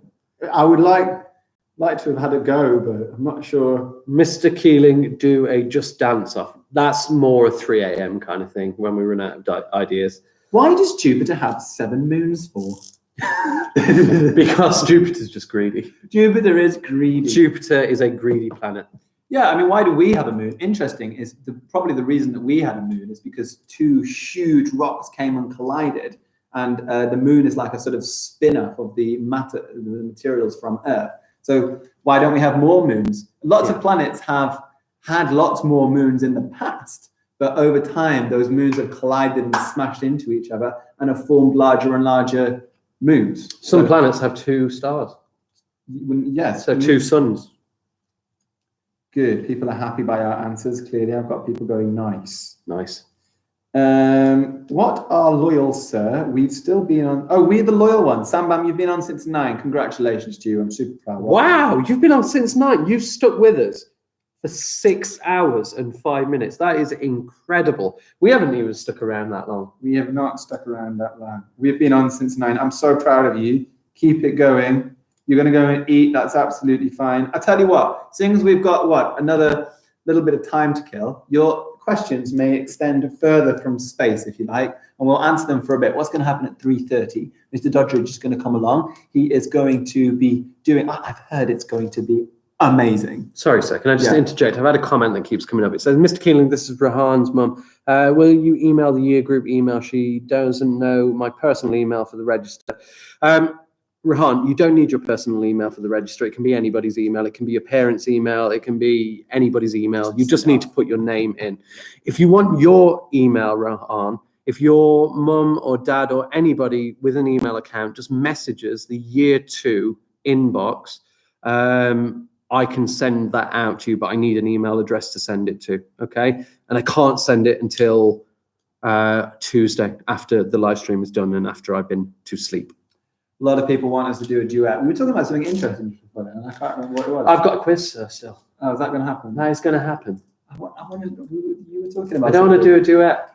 I will do my quiz. In the meantime, sir, are you going to go and remind Mr. Doddridge? Yeah. I was telling you how exciting what Mr. Doddridge is going to be doing.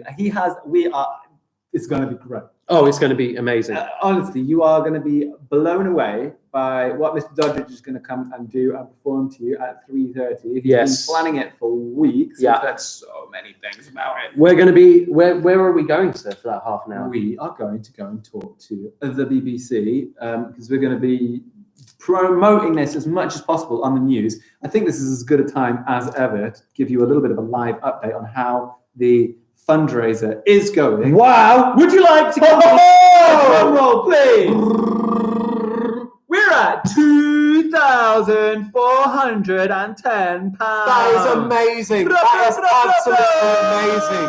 All those families that is going to go and help. That is absolutely incredible. Thank you so much for everybody that's donated. Now, quickly, back to the news.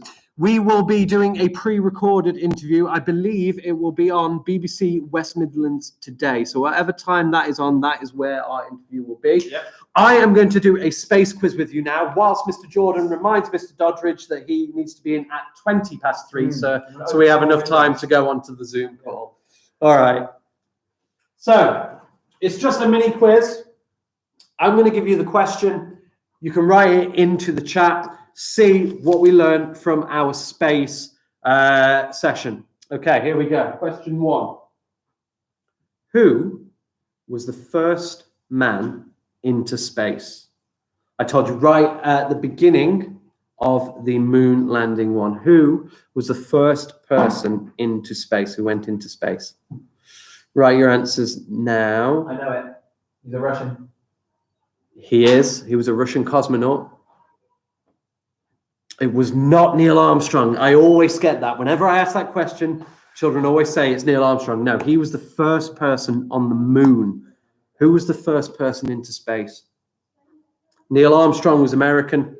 The first person into space was Russian. Close. Yes, yes, close.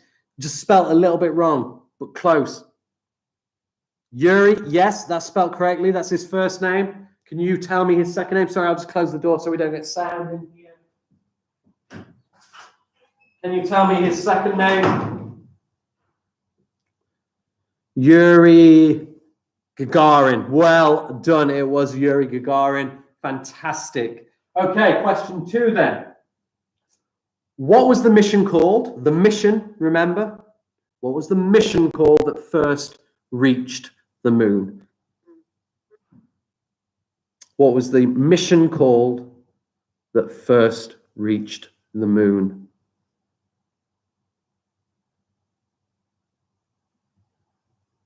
Not USSR. That was the country that Yuri Gagarin was from. Yes, well done. First person Kesa. Apollo 11 was the mission. Well done. Fantastic. Okay, question 3. Oh, I can't see the board. No, that's great. Okay. How many galaxies have we observed? How many galaxies have we observed?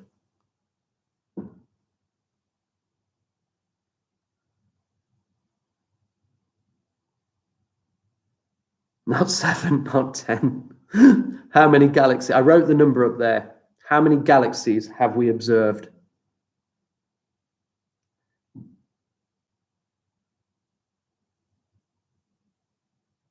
I'm going to shout out the whole school. We're going to talk about Anglesey Primary School and the community. It wasn't 125 million. Close though. Well done. It was 125 billion. 125 billion observable galaxies. Okay. See who can type all 9. I don't want one at a time. 8, sorry. See who can type all 8. I don't want one at a time. Tell me the names of all the planets in our solar system. You can include Pluto if you want. You can include Pluto if you want, but give me the names of all of the planets in our solar system.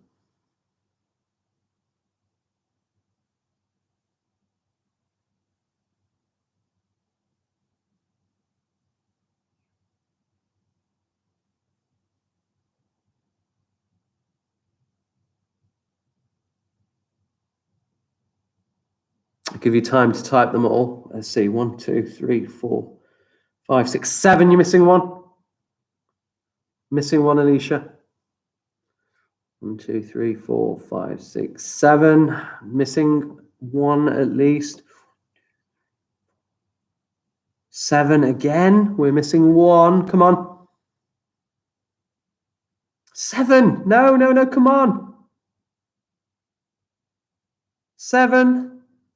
Aha! Harris. Well done. Mercury, my, Venus, very, elderly, E, Earth, Mars, Saturn, Neptune, Uranus, Pluto, and Jupiter. Well done, Harris. First one to get all, well, 9. But I did ask, 8. But okay.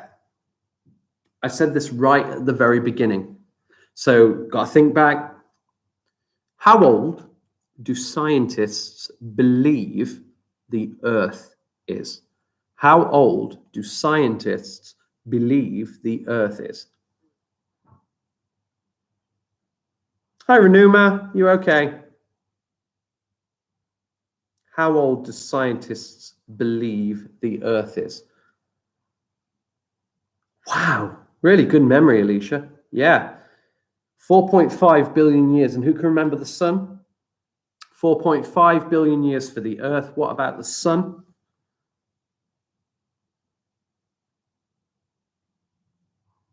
Not 5 billion, not 4 billion, not 500 years, not 1 year. The sun's not younger than us. Well done, Kesa. Yes, it is 4.6 billion. So the Earth, 4.5, the sun, 4.6 billion. Lastly, we've talked about this just quite a bit, so this one should be quite easy. What was the name of our galaxy? Remember, it was the name, also a name of a chocolate bar.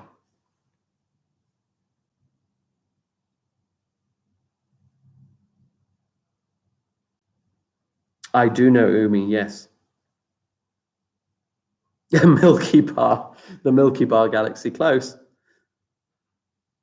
Yes, absolutely. It is the Milky Way. Milky Way, Milky Way, Milky Way. Fantastic. Milky Way.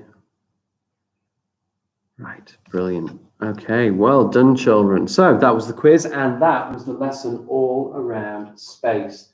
Well done. So, coming up next, Mr. Doddridge is going to be coming into the classroom. He's going to be working with you. After Mr. Doddridge is in, Mr. Jordan will be taking you again for another session. The sing-off, if the sing-off is going to happen, it's going to happen later tonight. We're not going to do it now. Then at 5 o'clock, I will be doing the video of the cooking.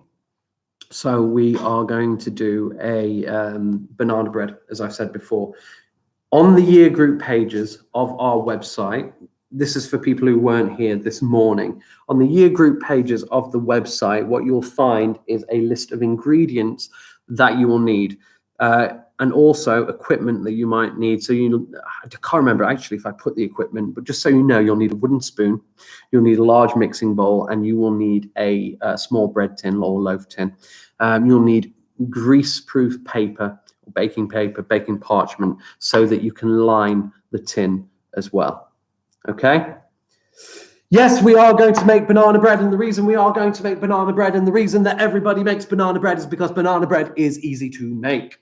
So we're going to make that, and then afterwards we're going to do a little bit of recipe writing and method writing all around the banana bread that we've baked, and then hopefully by the time that is finished, we'll be able to get the banana bread out, and I will be able to eat the banana bread. Right, we are waiting just now for Mr. Doddridge to come along.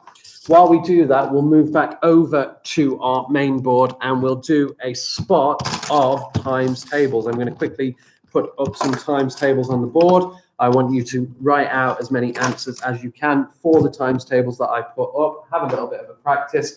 Let me get the rubber if I can find it. I can't find it. Where are you, rubber? There you are, rubber. Okay, we're going to do just a little bit of times table while we wait for Mr. Doddridge. So,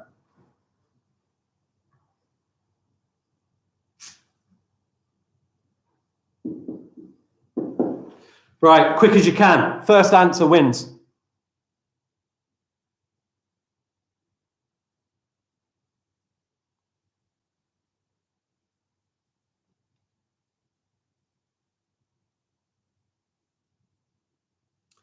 And Tamim, that goes to you. Well done. You got the first answer. Right, quick again. Let's see who's ready for the next one. Get ready.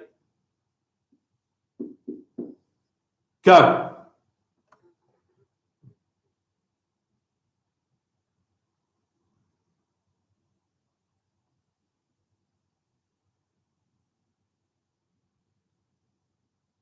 Well done. That one goes to Samaya. Oh, no, sorry, Alicia, you got in just before Samaya, 56.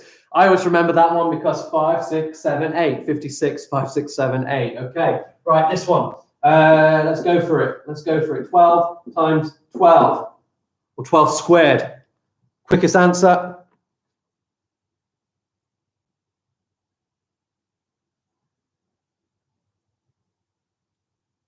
Munib, well done. 144. Yours was the quickest answer. Well done. Okay.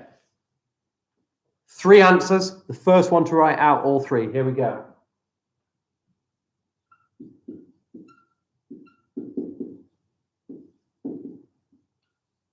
So we've got 4 times 8, 7 times 3, 9 times 9. All 3 answers all together. See who's the first one.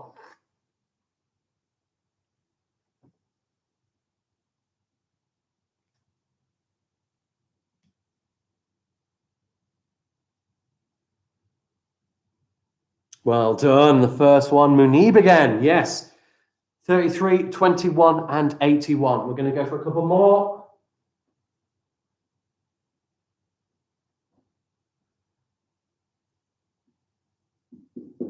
Very quick one here, but a large number. 10 times 70. Who can get the answer down as quick as they can? 10 times 70. And Mahima, well done. You were the first one. 700 is the answer to that. Brilliant. And we will go. What should we go? What should we go? 6 times 8. 6 times 8. First answer.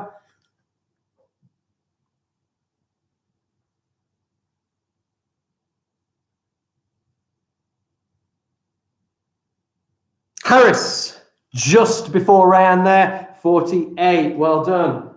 48. Let's go. Come on, let's see what we got. What we got. So, oh, this one's one of my favorites. I don't know why. I just really like it. 7 times 7.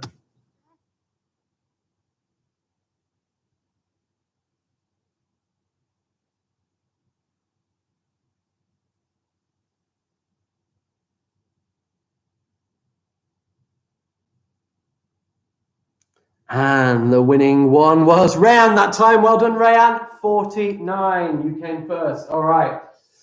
Let's see.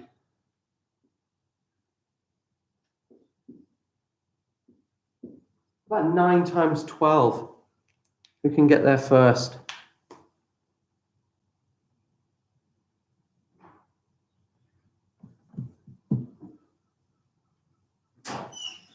Hi, Mr. K. Hey, Mr. J. Just get some nice smells around here. And again, Rayan with 108. Well done. Oh, wow. Is it maths time? Oh, we're just doing a bit of times tables. Is Mr. Doddridge coming? Mr. Doddridge will be coming, but he might be coming closer to the half-past time. Oh, dear. Yes. Well, Just to make life nice and easy. so would you like to take over with a little bit of quick maths then, because I need to go and set up the Zoom call. You for go the set up the news. Zoom call. You go and get that ready. What are we doing? What's been going on? We've been practicing our times tables, sir. Time. Table. Oh, I sprayed too much of that spray. It's going in my mouth. Do a sing-off. Quick maths. 40. What quick maths could we do? Hey, can you guys do any fractions for me? If I do a little bit of fraction work, so that you can find me some fractions of some numbers. So, for example, let me say, I would like you to find me what is 2/3 of 9. Who can tell me what 2/3 of 9 is? In fact, could you tell me how would you work out what 2/3 of 9 is? There you go. There's a little bit of trickier stuff for you. I see lots of people. You have a nice singing voice. Ah, people have smashed at 6. Brad, tell me how. How did we do that? How did you get 6 as an answer? What did you do? I can see you've got the right answer, but I want to know how did you get that answer? What did you do? 70. You got over 7,292. Nope. What did you do? Sir, it's your birthday. Congratulations. Happy birthday. 9 divided by 3 times by 2. Thank you so much. So basically, I have 9 pieces. 1, 2, 3, 4, 5, 6, 7, 8, 9. I divided them by 3. So I did 9 divided by 3 equals, so if I divide 9 by 3, that equals 3. Then I don't just have 1/3, do I? I have 2/3. So I need to times that by 2, which gets me to 6. Very good. We're actually going to do a bit more in fractions later on. All right, I'll tell you what. Let's still keep with 2/3. Find me what 2/3 of 12 is then. What's 2/3 of 12? Can you find me 2/3 of 12? What is 2/3 of 12? Happy birthday, Harry Styles. Hey, Renuma, good to see you. Did you have a good day at school? I hope you did. Mr. Jordan, you're a good teacher. Thank you so much. 8. Very good, because I have 12. I'm going to do 12 divided by 3, which equals 4. I'm then going to times by the numerator, times 2 equals 8. Remember, divide by denominator, times by the numerator, DDTN. Shall we go for a nice big number now? Let's see if we can find the fraction of a big number. Let's go for, I want you to find me 4/10 of 30. 4/10 of 30. Can you find me 4/10 of 30? How are you going to go about and do this? And then I'll tell you what we can do. We've got a mixture of things. What time are we on the news? I think we're going to be on the news around 6:30-ish. Not quite sure. It'll be on the BBC. Right, very good. Let's have a look at this. So what I'm going to do, I'm going to say, well, 30 divided by 10 equals 3 times by the numerator. 3 times 4 equals 12. I divided by denominator times by the numerator. Absolutely fantastic. Can we quiz me instead? Yeah, go on. Give me a question. What's my question going to be? Just whilst we're waiting for Mr. Doddridge to come along. Being excited for Mr. Doddridge's input all day. Can we do algebra? I'm sure later on we're going to be doing a little bit of algebra, don't worry. You're going to quiz me. I thought you were going to give me some kind of question. 1/5 of 175. So, I like it. 1/5 of 175 is the first question that I got. 175. So, how am I going to do this? Well, I could do all sorts of methods, couldn't I? I could use the bust-up method. I could use the number line. I'll tell you what, let's try it with 2 methods, and let's see which one we think is the best one. So, Beryl, don't start doing that. The chat's been really good for a long time. Okay, let's have a look. This is what I'm going to do. I'm going to try the number line method, and then I'm going to try maybe with the bust-up method and see which one is going to get me to the answer quickly. So, I'm thinking about how many 5s are in 175. Well, I know that 10 5s are 50, another 10 5s is 100, another 10 5s is 150, and then I need 25 more. That's 5 times 5, so I've got 10, 20, 35. So it'll be 35. That's what I'm thinking. So that was actually really quick, wasn't it? I got the answer using my number line method really, really quickly for that one. So 35. Wonder if the bust-up method would be any quicker. Well, let's have a little go at it, shall we? So I'm going to put 175 into the bust-up. I'm going to put a 5 here. I'm going to say, how many 5s in 1? 0. Carry the 1. How many 5s in 17? Well, there are 3, because I get to 3 times 5 is 15. 16, 17, 2 left over. How many 5s in 25? 5. 35. Bam. You thought you were challenging me with that question, but you weren't, because I have the methods to solve it. Do you want to give me, this is never going to end, it is going to end 9 a.m. tomorrow morning. We are officially 1/4 of the way through. 1/4 of the way through. What else have we got? 15 cubed. Well, that's going to be 15 times 15 times 15, isn't it? Is Mr. Keeling already set up? And I'll go and join him. Mr. Doddridge is in the house. I am very excited. He's going to come and take over. You're going to be there next thing in the morning, which is really good. 3/17 of 6/7 is a really good one. Where do you watch us on the news? If you want to see it on the news, I think it's going to be on BBC One. The news is normally at 6 o'clock. So there will be the local news comes after the normal news. So we're not going to be on the big national news, but we'll be on the local news. We'll be on that. So, sir, can you give you a shout out to Keisha Chowdhury? Yeah, we'll give a shout out to all you children who have been on all the time, just to, if we get time to do it, which should be really, really good. Okay.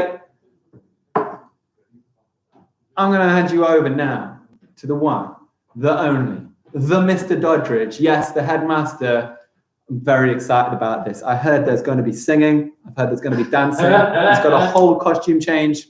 Over to you, sir. Thank you very much. Unfortunately, Mr. Jordan, you heard incorrectly about all of those things. I think there might have been some naughty little elves contributing to the myths and the rumours and the legends there. But what I have got actually is some amazing stories here. So one of my favourite children's author is called Julia Donaldson, and I just think she's ace. And you might think, they're for young children. Yes, they are for young children, but they are fantastic. Such a talent, such a rhythm, amazing illustrations. So let's read one of them, shall we? This is one that I've always read to my children at bedtime, and this is called The Smartest Giant in Town. There he is. He looks smart to you. What makes you think that he's smart or not smart? These smart? Sandals? Kind of, maybe. What about this? And these little things here look like a few little patches of dirt there, maybe. But where it's been ripped and it's been repaired. So maybe he's not the smartest giant in town. Very smart sandals, Manoob said. He looks like the guy from Ratatouille. Well, let's find out. Personally, maybe not that smart at the moment, but let's see what happens, shall we? George was a giant, the scruffiest giant in town. He always wore the same pair of old brown sandals and the same old patched up gown. I wish I wasn't the scruffiest giant in town, he said sadly. But one day, George noticed a new shop. It was full of smart clothes. So he bought. What do you think he bought?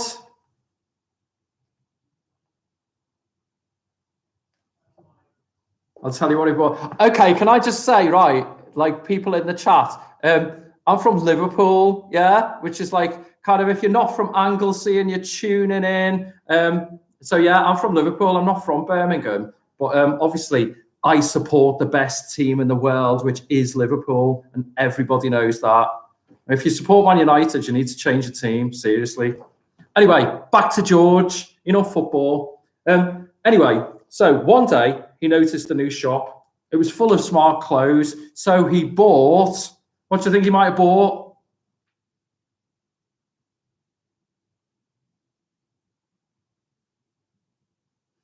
Okay, a smart shirt, cool. A smart pair of trousers, a smart belt, a smart stripy tie, some smart socks with diamonds up the sides, no less, and a pair of smart shiny shoes. Now I'm the smartest giant in town, he said proudly. Want to see a picture? Check it out. Check it out. Is he smarter than he was before? I think so. No dirty marks on his shirt, no patches on his trousers, lovely smart tie, like I am not wearing today. So, what did he do with his old clothes? He left them behind in the shop. He was about to go home when he heard a sound. On the pavement stood a giraffe who was sniffing sadly. What's the matter? Asked George. Here's the giraffe on the pavement, just like you see every day in Birmingham and Lascelles. It's my neck, said the giraffe. It's so very long and so very cold. I wish I had a long, warm scarf. What do you think he's going to give him? I think he's quite a generous guy, George. The giraffe needs a scarf. What do you think he's going to give him?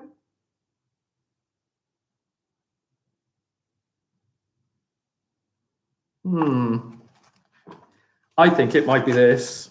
Because that's a little bit like a scarf, isn't it? Cheer up, said George, and he took off his stripy tie.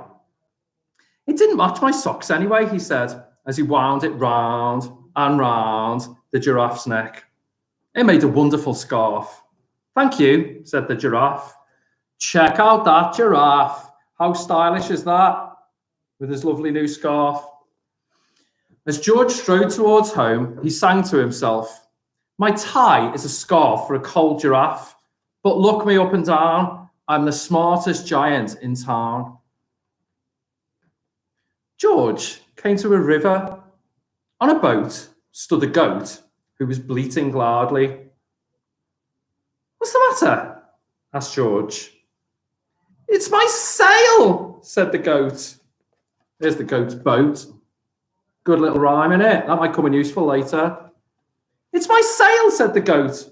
It blew away in a storm. I wish I had a strong new sail for my boat. Cheer up, said George. And he took off. What do you think he'd be able to give him for a sail? You know what he's wearing, look. Got no tie anymore. What do you think he might be able to give him for a sail for his boat? The poor little goat there with no sail, not going anywhere. Cheer up, said George, and he took off his new white shirt. It kept coming untucked anyway, he said, as he tied it to the mast of the goat's boat. It made a magnificent sail. Thank you, said the goat. Check him out with his nice new sail made of a giant shirt. George strode on, singing to himself. My tie is a scarf for a cold giraffe. My shirt's on a boat as a sail for a goat, but look me up and down, I'm the smartest giant in town. George came to a tiny, ruined house. Beside the house stood a white mouse with lots of baby mice. They were all squeaking. What's the matter? Asked George. It's our house, squeaked the mother mouse. It burned down, and now we have nowhere to live. I wish we had a nice new house. Look at that. How sad is that? So they did have a nice new house. Maybe somebody left the cooker on. I don't know. And then all of a sudden, flames around the house, and it burned all the way to the ground. So now they've got nowhere to live. I wonder where they could live instead. You see that? There's an enormous clue on the screen. Yes, Harris, I think you might be right too. There's an enormous clue on the screen.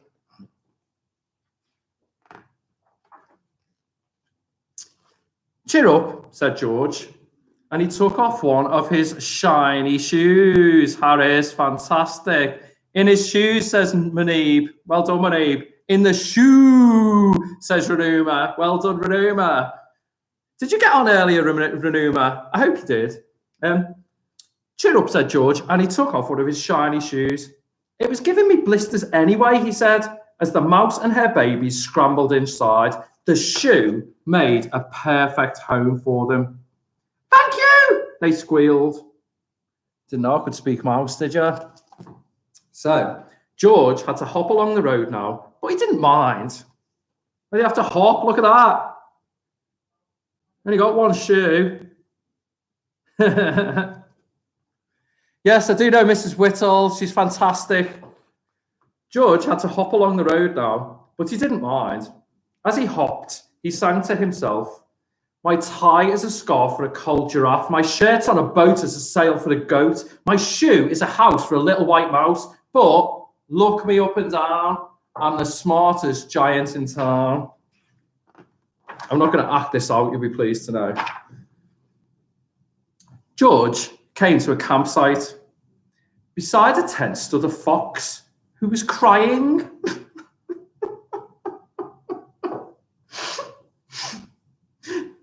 What's the matter? Asked George. It's my sleeping bag, said the fox. I dropped it in a puddle. I wish I had a warm, dry sleeping bag. There he is, look.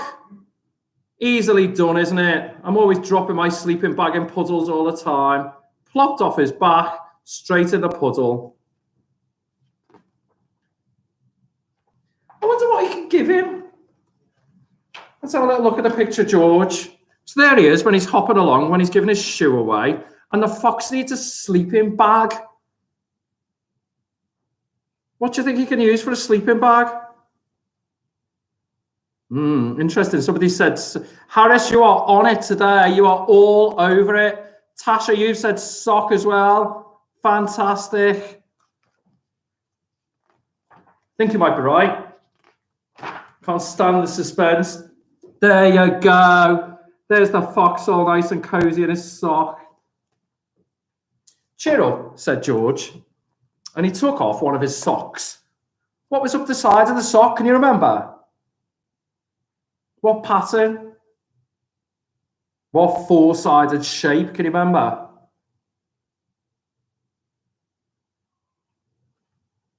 It was a diamond. I'll jump in.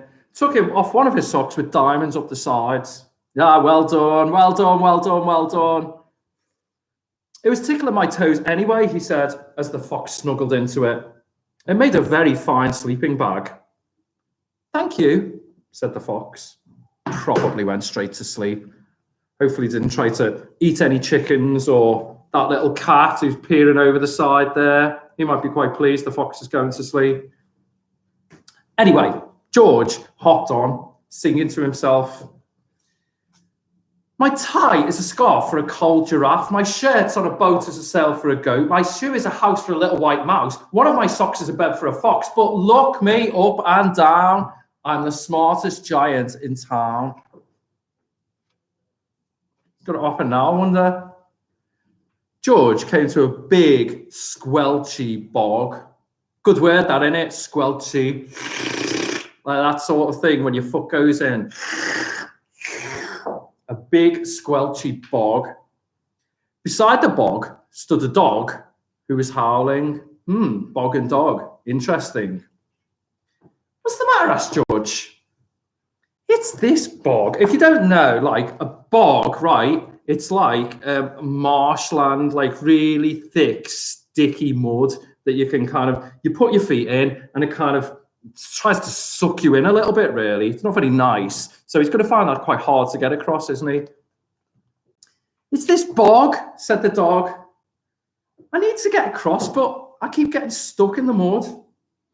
I wish there was a safe, dry path. Look at him. So he's trying to get across and he's sinking. He's sinking and, oh my goodness, it's not going well, is it?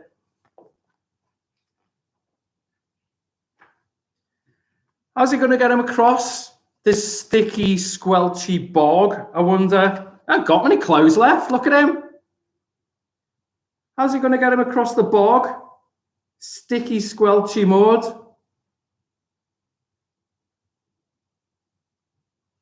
I could use the shoe, I suppose. He probably needs something quite long, though, I would imagine, that the dog can use as a path. Because if he gets a shoe, okay, that's fine. Where's he going to go next? And next? There you go, I've gone now. Where's he going to go next? What would he have that was quite long, maybe, that he could walk across? Okay, somebody said trousers. Lots of people said trousers. His belt. His hand? His hand? Really, like that? And the dog could walk across his hand? I suppose so. Well, he's given so much clothes away.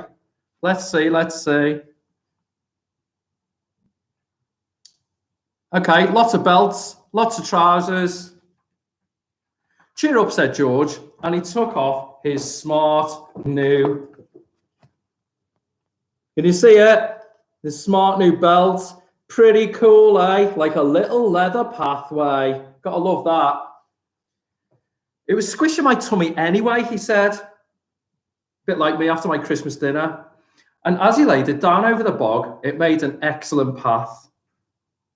Thank you, said the dog. The wind started to blow, but George didn't mind. He hopped on, singing to himself. My tie is a scarf for a cold giraffe. My shirt's on a boat as a sail for a goat. My shoe is a house for a little white mouse. One of my socks is a bed for a fox. My belt helped a dog who was crossing the bog. But, gonna like this. My trousers are falling down. I'm the coldest giant in town. Oh my goodness. Now you see what belts are for, don't you? Suddenly, George felt very sad and shivery and not at all smart. Pretty embarrassed, I would imagine, with his trousers around his ankles. He stood on one foot and thought, I'll have to go back to the shop and buy more clothes, he decided. He turned around and hopped all the way back to the shop. Just like that. But when he got there, it was closed. Oh no, cried George. He sank down onto the doorstep and a tear ran down his nose. He felt as sad as all the animals he'd met on his way home. Then, out of the corner of his eye, he saw a bag with something familiar poking out of the top. George took a closer look. You see what's in the bag? Look at him, feeling sorry for himself. What's in his bag? Let's find out. My gown, he yelled, my dear old gown and sandals.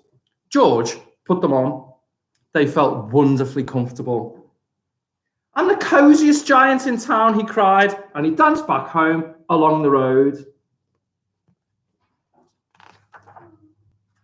Outside his front door stood all the animals he'd helped. They were carrying an enormous present. Come on, George, they said, open it. George untied the ribbon. Inside was a beautiful gold paper crown and a card. Look inside the card, George, said the animals. George put the crown on his head and opened the card. This is the card. It said, your tie is a scarf for a cold giraffe. Your shirt's on a boat is a sail for a goat. Your shoes are a house for a little white mouse. One of your houses a bed for a fox. Your belt helped a dog who was crossing a bog. So here is a very fine crown to go with the sandals and gown of the kindest giant in town. Important to be kind, isn't it?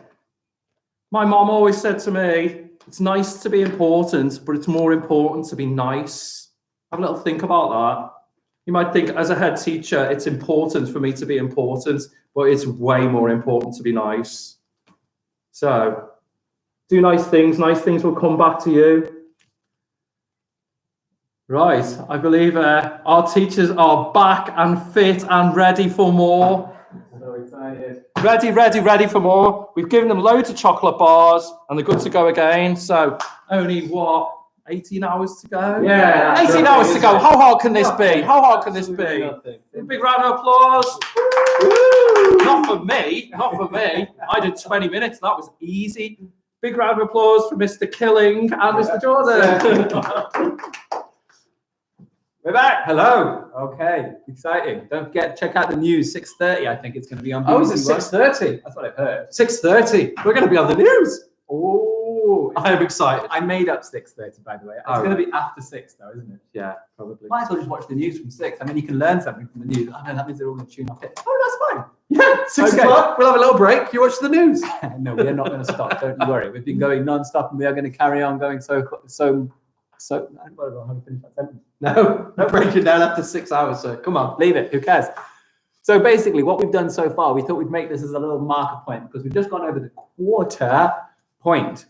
Well over now, sir. Well over the quarter We point. are nearly at the end of our 7th hour. So if you think a normal teaching working day, you'd get in school at 9 and you would leave at 3:15. So we've gone over a normal teaching day. And also we haven't. What is that? That's a duration question, isn't it, sir? Yeah, how long? 9 o'clock, the day starts. You finish at 3. Quarter to 9 the day starts. Can we add that bit? Quarter to 9, finish at 3:15. Yeah. What time would the children, how long would the children spend in school? How long would the children be? No, that pen doesn't work. I think they can get it just from the words. So, quarter to 9, you get into school. 8:45. You leave school at 3:15. How long have you been in school? Oh, it's a good You've question. got the hours, but think about the minutes.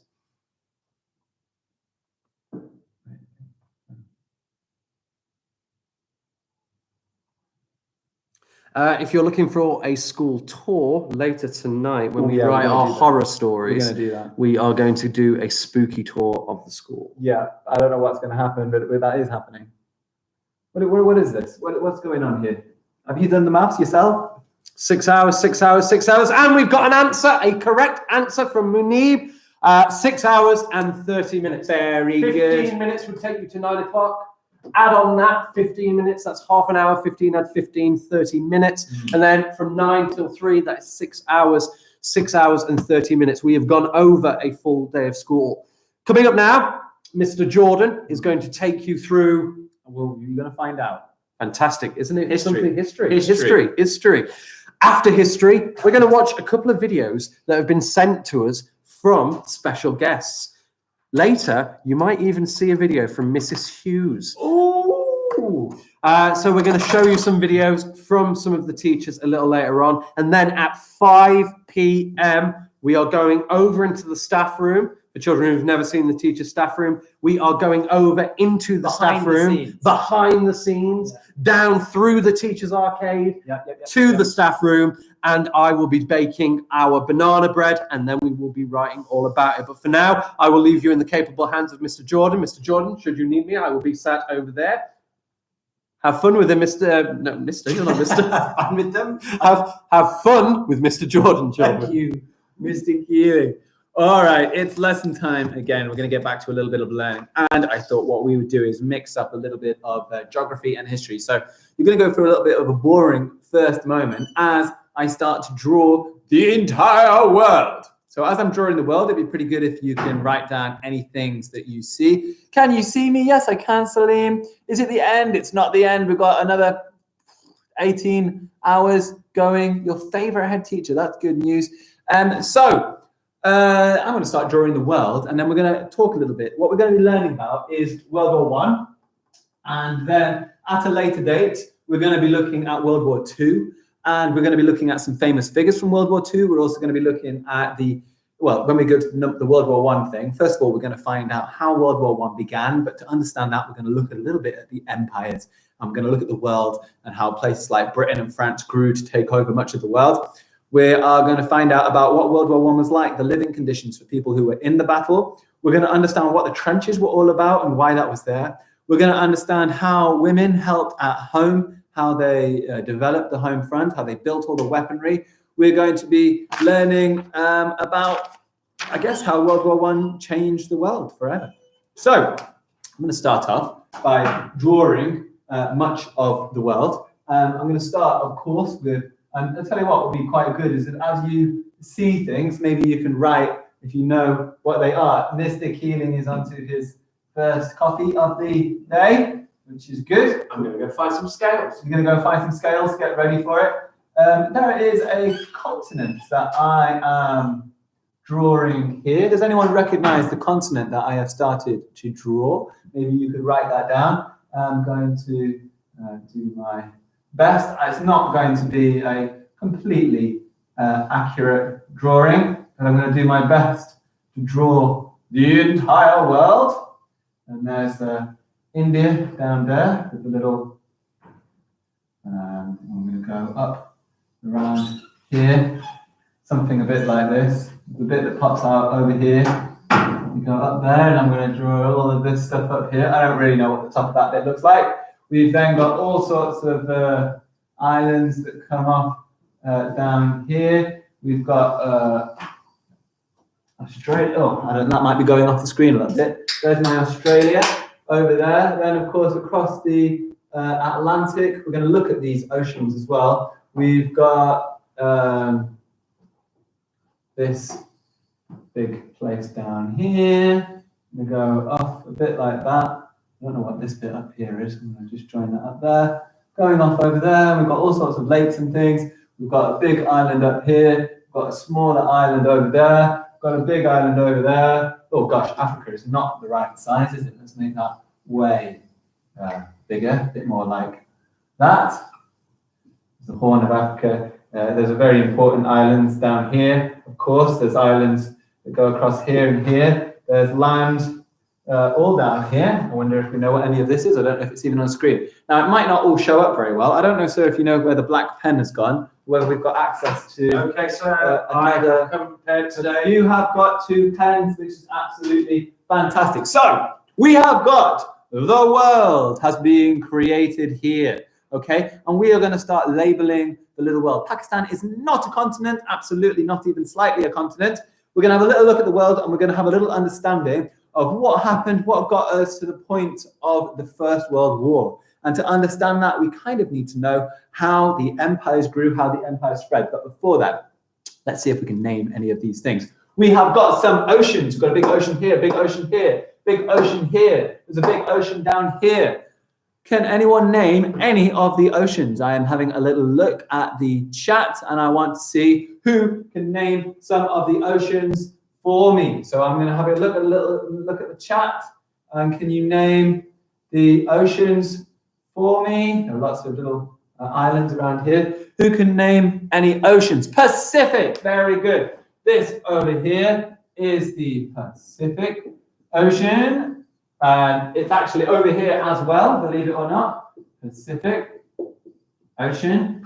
Very good. What other oceans have we got? We've got the Indian Ocean. Very good. India I've drawn a little bit small. I'm not being very fair to India. India is a very big place. We've got here the Indian Ocean. I'll tell you what I will write in black. We've got the Indian Ocean. Very good. Indian Ocean. Pacific Ocean. Let me have a look back at here. What else have we said? We've said the Black Ocean. We've got the Black Sea. It's not the Black Ocean, actually. Atlantic. Very good. Does anyone know what this one down here is called? We've got this big ocean here, which is known as the Atlantic. We have... Is it the Arctic Ocean? I don't even know. Is that called the Arctic Ocean, sir? Do you know? Which ocean are we talking about? This one up here? Yeah, the Arctic Ocean. And down here, has anyone written what the very bottom one is called? No one's quite got it. And this is known as the Southern Ocean down here. Okay. There are also some smaller seas. We've got in here the Mediterranean. We've got up here is the, as somebody mentioned earlier, there is a sea in there, the Black Sea, the Caspian Sea over here. This is the Caribbean Sea. Some fantastic places over in the Caribbean. So we've got the world. Right. Now that we've found lots of oceans, I think it's time to find some continents. Yeah, Caribbean. Very good, Harris. The Red Sea. Yeah, Red Sea is this sea in here. So I pop red on this one. A little bit of red down there. Absolutely correct. Ooh, I'd like some continents now. So we know that there are, how many continents are there? Let me think. There's 1, 2, 3, 4, 5, 6, 7 or 8. Oh, I wonder. Can you start telling me some continents? And believe it or not, there's a new continent that we have found. I wonder if you know what the new continent is. So let's have a look. What have we got for the continents? What continents do we know about? The Southern Ocean, you're absolutely right. North Sea this is the North Sea just here. Yeah, very good. Oceans now. Brilliant. Alicia C has written, we've got Europe. This place here is known as Europe. We've got this huge continent here known as Africa. Lots of children mistake Africa for a country. It's not a country, it's a continent made up of many countries. Well, the British, the French, and the Belgians and people turned them into countries. What else have we got? North America, South America. Very good. Renuma, thank you so much. We have up here North America. We have down here South America. Very good spot. Let's have a few. Oh, Antarctica, Harris. Good lad. Yeah, we've got this big landmass down at the bottom. I don't know if I've drawn it very well, but we've got down here Antarctica. Hello, sir. Hello. What a wonderful map you've drawn, sir. Thank you so much. We've got Antarctica down at the bottom. Oh, you can't quite see me writing that. I'll tell you what, I'll just pop it a little bit. This down here is Antarctica. Tell you what, children, whilst Sir does that, this might be a really good time for you to brush up, because tonight on the second live stream, I'm going to be doing a quiz. And part of the quiz is all about geography. One of the questions I'm going to ask is, can you name 10 capital cities in Europe? Ooh. Can you, sir? I could do it. Go on then. 10 capital cities. 10 capital cities in Europe. Okay, Lisbon. You can't remember. Put your fingers Portugal, good. Lisbon for Portugal. Madrid for Spain. Spain, lovely. Paris. Paris, France. London. England. Oh, sorry, sir. I'm not going to let you have Can I the not take all United of those? Kingdom because that's a separate question. Okay, can I have Dublin then? You can have Dublin. Can I have Rome? How many fingers? You can have Rome. Okay, can I have Brussels? You can have Brussels. Can I have Berlin? You can have Can I have Berlin. Stockholm? Stockholm is there. Oslo? Oslo. Helsinki? Helsinki. Is that it? Wonderful. I 10. can carry on. That was The easy. 10's all Brilliant. included. Big round of applause to Sir. Clapping emoji, everyone. Clapping emoji. Asia, very good. We've got people over there who have got Asia. What else have we got? Someone's saying Brexit. Brexit's not a continent. Good try. You know all your continents. Well, we're still missing one, unless I have missed it. Beirut is definitely not a continent. Oh, you're doing capital letters, which is absolutely fine. Some people said Edinburgh. You're absolutely right. Now someone wrote Australia.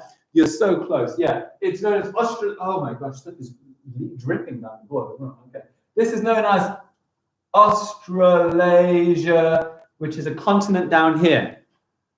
Do you think we've got all the continents? Yeah, Oceania. We could call that Oceania. Yeah, shall I put Oceania? We sometimes call it Oceania, don't we? Oceania.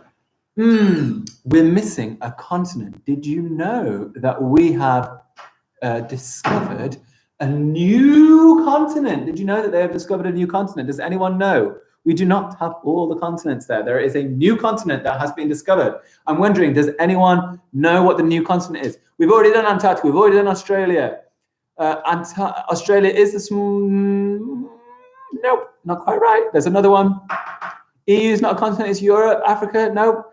Come on, I'm waiting. Does anyone know the other continent that we've missed? It's New Atlantis. Ayub said, I love that one. Nope. New one. Yeah, new one. A new one that we have just discovered. And you can have a look on Google if you want. It is, Ayub is very close to it. It's actually down here. It's off my screen. And it's not actually part of this island, but you're not going to be able to see it if I write it. So I'm just going to add it on here. It's known as Zealandia. I was going to put it in. It's known as Zealandia. And it is over here. Okay? It's just off the screen. Zealandia. A new continent that has been discovered, the smallest continent of all the continents. It's pretty much just over where New Zealand is. You can go and have a little Google of that now. You're saying that's not real, but if you go and have a look on Google and you ask about Zealandia, I can just pop up. Do you know what? If I had this, I'll tell you what, let's go and check over here, seeing as we can do. Let's go and have a look if Zealandia is a continent. Let me plug this in because I've got people saying, no way, it's not real. Well, you're going to be surprised. Let me pop up this. I can't see. Is this working? New continent. And let's show you a map. Here is the new continent that has been found. It is the 8th continent. It's known as Zealandia. Here it is down by the side of Australia. I know that screen is not very clear for you. Tell you what, if I can make this one bigger. Can I make this one bigger? Accept all. Stunning new maps reveal what the lost continent Zealandia is here. It is down by the side of Australia, the 8th continent known as Zealandia. This is popping up all sorts of things, which is really, really annoying. There we go. Okay, so even more continents than we even realized are there. So I'm just going to move back. Aliens do not live there. No, they're known as New Zealanders. And they're not aliens, despite the way they sound. They're actually humans like you and I. Yeah, it's bigger than you'd think, isn't it? Who lives there? Well, it's just part of the earth. It's always been there. We just didn't know. It's like I was saying a little bit earlier on. There are all sorts of things we're discovering all the time. So, for example, we didn't realize when your parents and grandparents went to school about the island plates. These continents are formed because there are huge plates under the ground that push on each other. Actually, I was going to do this a little bit later. But as some of these plates move and shake, this is where earthquakes come from. This is where volcanoes come from. This is where mountains often come from. Ghosts are not real, just in case we're popping that in the chat. No ghosts. Aliens might be real, but ghosts are not. Sir, Renuma did make a PowerPoint all about Australia. Yeah, very good. Right, let's focus back on this because I'm getting distracted. So, continents, these places, they are all moving. Actually, if you look at this, and I haven't drawn it, as well as I should do to show you what it really looks like. I'm already losing my pens. What have I done? I put a pen down somewhere. I don't know what on earth I've done with it. Doesn't matter. I'm going to just slightly redraw this because there is a kind of shape that goes out here in Africa, and there is a shape that goes in here, down here. And actually, these continents would have been together at once. It looks a bit more obvious when I show you on this big map of the Earth. Can you see this is Africa?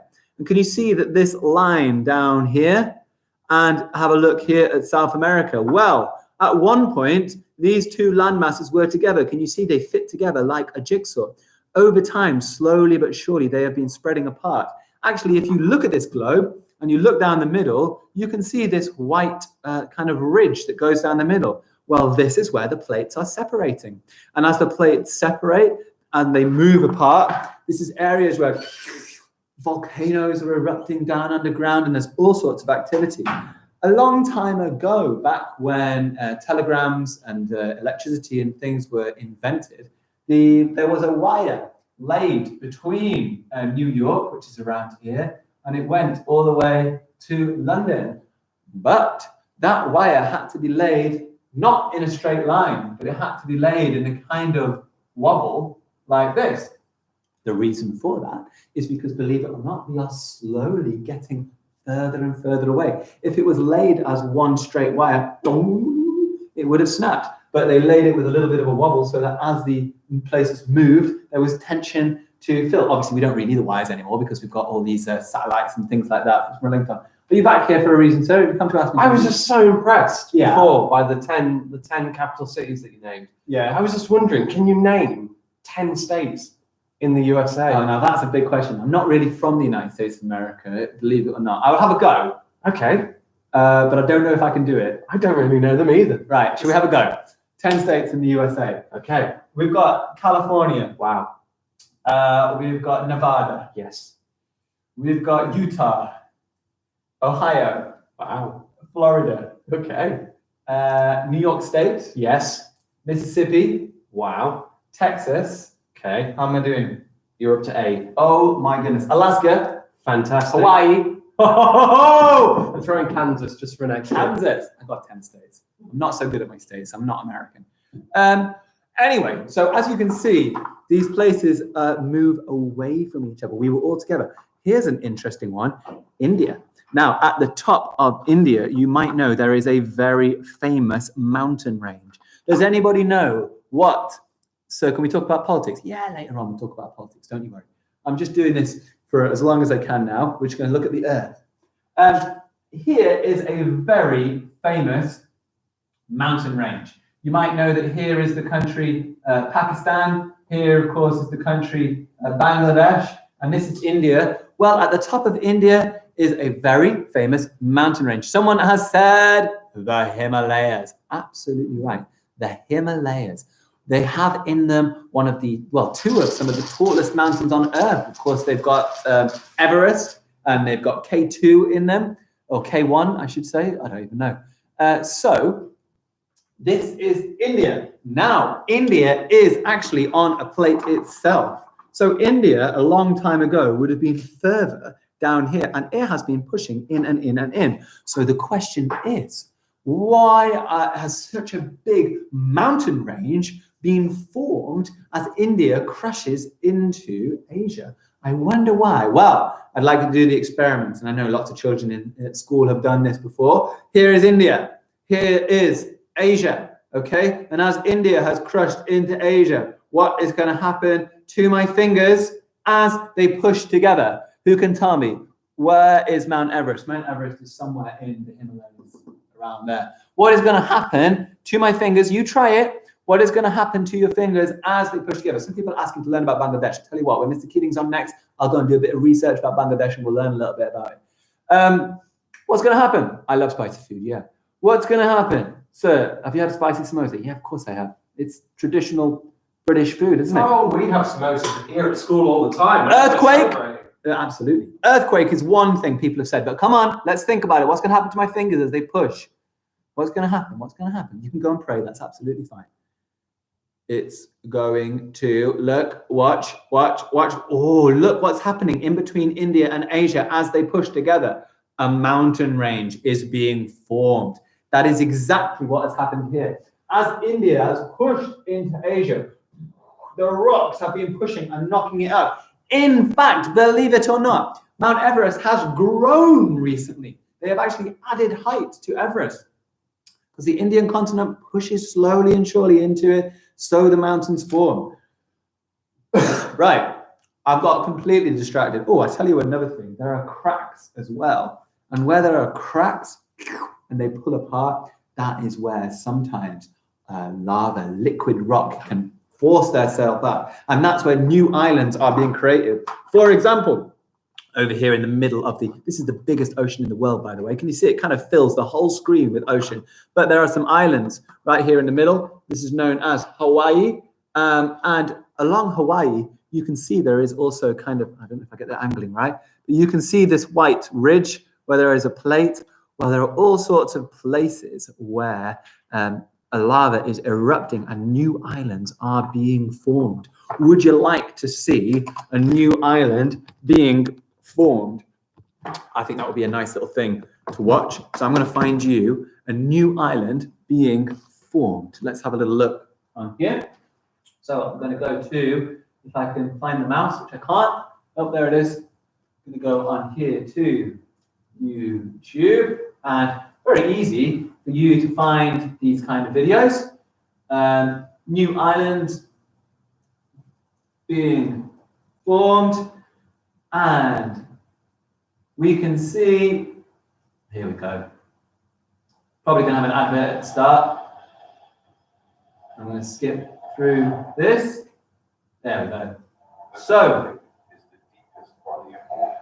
you will see we're out here in the Pacific Ocean, and there is a rumbling from under the water. And here you can see that ash and rocks are spewing up from underground. Look at these underwater explosions. This is from the volcanic activity that exists under the earth. Okay, and here they all are spewing up. So he says we're in the Solomon Islands, which are some islands in the Pacific. I'm going to just turn that off. Well, I can leave it on a little bit, can't I? I don't know if you can hear it. So these are new islands being formed, the birth of new islands.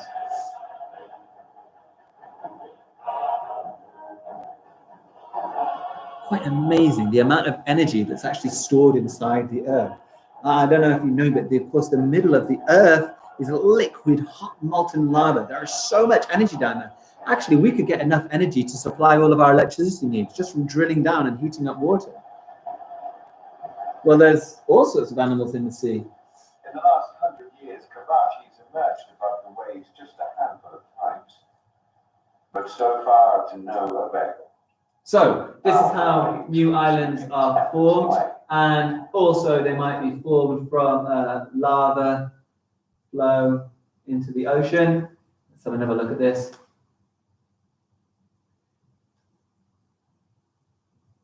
And you can also see here is, I think, from Hawaii, there is liquid rock literally just falling into the ocean. And as it lands, it will cool and it will form into solid rock. And this will become the foundation of new islands. So, very exciting. This is how islands are formed. You can see, look at that liquid rock. It's been pouring from the ocean since a delta collapsed on December 31st, taking part of the sea cliff with it. Look at that, it's just pure liquid rock pouring into the ocean. Isn't that incredible? So it's coming from out of the center of the earth. Can you cook with lava? That's a really good question. It's so hot that it would probably burn anything in its way. Okay, lava is a ridiculously hot, and it's liquid rock. Yeah, imagine getting a rock so hot that it turns into a liquid. Yeah, quite something. In fact, I think I can show you lava destroying things, and then we can see. Let's have a lava with a Coke can here. There we go. I'm going to just turn the sound off. So here we can see this is lava really slowly moving on. Here it is enveloping a Coke can, and it will just, can you see that's metal? This is metal that it is just tearing through and ripping apart. So again, here it is coming towards the Coke can. This liquid rock is so hot that you can see here it started to melt the metal literally around it, and slowly but surely it will just destroy the whole thing. And you can see the heat that is coming from that. There it pops off the top of this metal container. Boom! A huge explosion. And then we'll see that soon all of that metal will just melt under the incredible force and incredible heat of it. Here is the liquid rock just falling into the ocean. And you can see it as it hits the cold ocean, it's forming hard rock. So, gosh, yeah, I'm going to pause that. I've got quite distracted from whatever I was talking about. This was meant to be a whole lesson on World War I. What am I doing? What's going on, Mr. Jordan? Okay, let's focus back in. So, to understand how World War I happened, the reason I drew, let's have a little quick just check if any of you are asking any particular questions. Whoa, cool. Yeah, it is amazing. Looks so heavy. You love Coke. That's really good. I'm going to just delete that first comment that you wrote. Very good. Is that Mr. Keeling back? Mr. Keeling's always here. He's in the room somewhere. Yeah, if a volcano does explode, you're absolutely right. The ash that can spew from it, we might look at a diagram later on of a volcano. The ash that can spew from it can darken the whole sky and it can change the whole weather and environment. Yeah, that could be a real big problem. You've been learning about the World War, so let's get back to it. So we have here, I'm going to just get rid of this, a little bit of an understanding. Now that we can see the whole world and how things work, and here is little old UK. We are just down here. I'm going to circle us. There we are. That's where we are, this little island. Wow. For a small island, we made a rather huge impact on the world. Okay, many hundreds and hundreds of years ago, people from Europe started exploring. There was a renaissance, a boom of science going on in Europe. And Europe started to grow with its science and its technology way more than the rest of the world. And it had a real boom just in knowledge, in technology, in capacity. And it was a real significant thing. The Portuguese and the Spanish, well, they started sailing and they set off and they found and they landed down in these lands. And when they landed down here in South America, well, the Spanish pretty much took all of this part of South America. The Portuguese had all of this part. Brazil today, of course, they still speak Portuguese. And the Spanish took over, conquered, and captured all of this. The British wanted to get involved in the action as well. So the British set sail as well. And we landed up here. And we took over this part of North America. We called it the 13 states. And we also started to take all up here, all of this, which was Canada. Well, we didn't stop with that. The Europeans kept on taking more and more land. They came into Africa. The British started taking all the way down the center of Africa, all the way down to South Africa. The French ended up taking these northern parts of Africa, and other European countries such as Belgium and stuff took the rest of Africa. The Europeans carried on. They didn't stop with their taking over of the world because their ships were so powerful, their weaponry was so strong, their science was so advanced. They continued. The British took over all of India. I'm just going to choose a slightly different color so I can mark which ones are British and which ones are others. I'm going to use this orange. So we've got the British taking these orange parts up here. We took over Canada. We took over lots of the parts of Africa. Took over India, of course, which included back then Pakistan and Bangladesh. Took places like Burma and Myanmar, as they were called. Took over places like Australia and New Zealand and certain parts of these areas over here. Even took a little place over here in China called Hong Kong. The British were also taking areas down here in the Middle East. And before you know it, between all of the European nations started to try and take over all of the world. Now, this is an important backstory in understanding the First World War. This was not, it looks like something where you might think to yourself, wow, I'm so proud of this. This is great. Look how we conquered the world. But of course, it's not such a great thing, is it? Can anyone think, why is it not so great when we went and conquered all sorts of different countries? I can see there's lots of conversations on here. Does anyone live in the new continent? Yes, they do. New Zealand is in the new continent. So what have we got? Any chat? Why do we think it's not such a good thing to go and take over the world? Is there any reason why Britain going around and conquering all these places might not be so good? Let's have a little check. Well, they have found coronavirus in Perth, actually. That's why Perth has gone into a lockdown. That's part of Australia. Colonialism. Oh, yeah. So why? I can see people here saying colonialism is bad. So that's the word for it. When big powers go over and take over other countries, they colonize them. So why is this a bad thing? Stealing resources, Halima, thank you so much for that one. Yeah, a lot of things have happened. First of all, the Europeans started stealing lots of resources.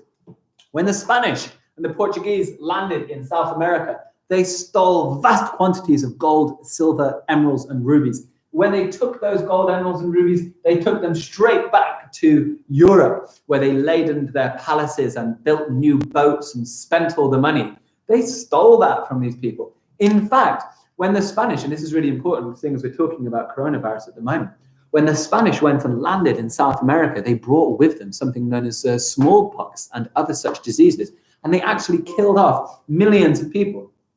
Early Spanish explorers, when they traveled up through, there's a really big, very famous river all through South America, in Brazil. Does anyone know what that really famous river is? Anyone pop in the chat? What is that really famous river in Brazil? And you must know it because there's a rainforest named after it. Oh, they stole the Koh-i-Noor diamond. Yeah, well, it was given in payment to the British in India, wasn't it? That's a really good point. Well, we'll talk about that.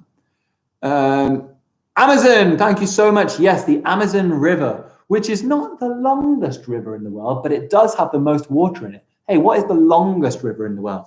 You're absolutely right about the River Amazon there, which has got the most water, fresh water in it of any river, but it's not the longest one in the world. Does anyone know what the longest one in the world is? You're absolutely right, all those you are saying Amazon right now. What is the longest? The River Nile, absolutely.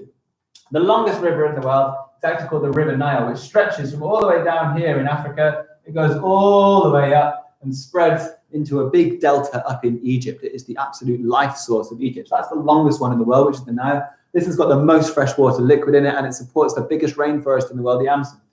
When the Spanish and the Portuguese went and landed in their big ships in South America, there were cities with 20 million people. There were millions of people who lived there. Great cities, great empires, great people with all sorts of technology. But the Spanish brought along with them flus and coalpox and viruses, a bit like the viruses that are going around now. Well, of course, back then there was no such thing as a vaccination. The people in South America had no way to defend themselves against it. And millions upon millions of people died. So it wasn't just from the Spanish killing them with swords and guns, but actually the diseases that they brought to these people, because these people did not have any immunity to these diseases, killed off huge swathes of people. So yes, colonization is bad because they come in and they steal goods. I saw people talking about the diamonds that were given as payment to the British, and the British still have. In fact, the Queen has. Can we see some other reasons? Why else might going around and taking the rest of the world not be so good? Yeah, Francis Drake being a colonizer, nice. I'm glad if you find it interesting, but can we think of any other reasons? So we've got the theft of property, which is not acceptable. What other things might not be so good about, let's say, the British going around and taking another country? Let's have a little look. Have we got any chat coming in? Hey, up, please don't spam. I talk to you about that every morning in the live chat, don't I? Yeah, taking away stuff from people, as Kesh is staying here. Yeah, that's a nice one. Kicking people out of their country. Yeah, not because of aliens. It's selfish, isn't it? To go and think that you, because you have a bigger weapon, because you have more science and more guns, should just take over a people and change their laws. It's a very selfish kind of thing to think, isn't it? For example, America, the United States, well, they are more powerful than us in Britain. They are the strongest power in the world. Would it be right for America to come over to Britain, take us over, and say that we need to follow all of their rules? I don't think so. Wouldn't be so great, would it? I don't think I would like President Trump to have been my president. I certainly don't think I would like weapons on the streets. I believe in the NHS.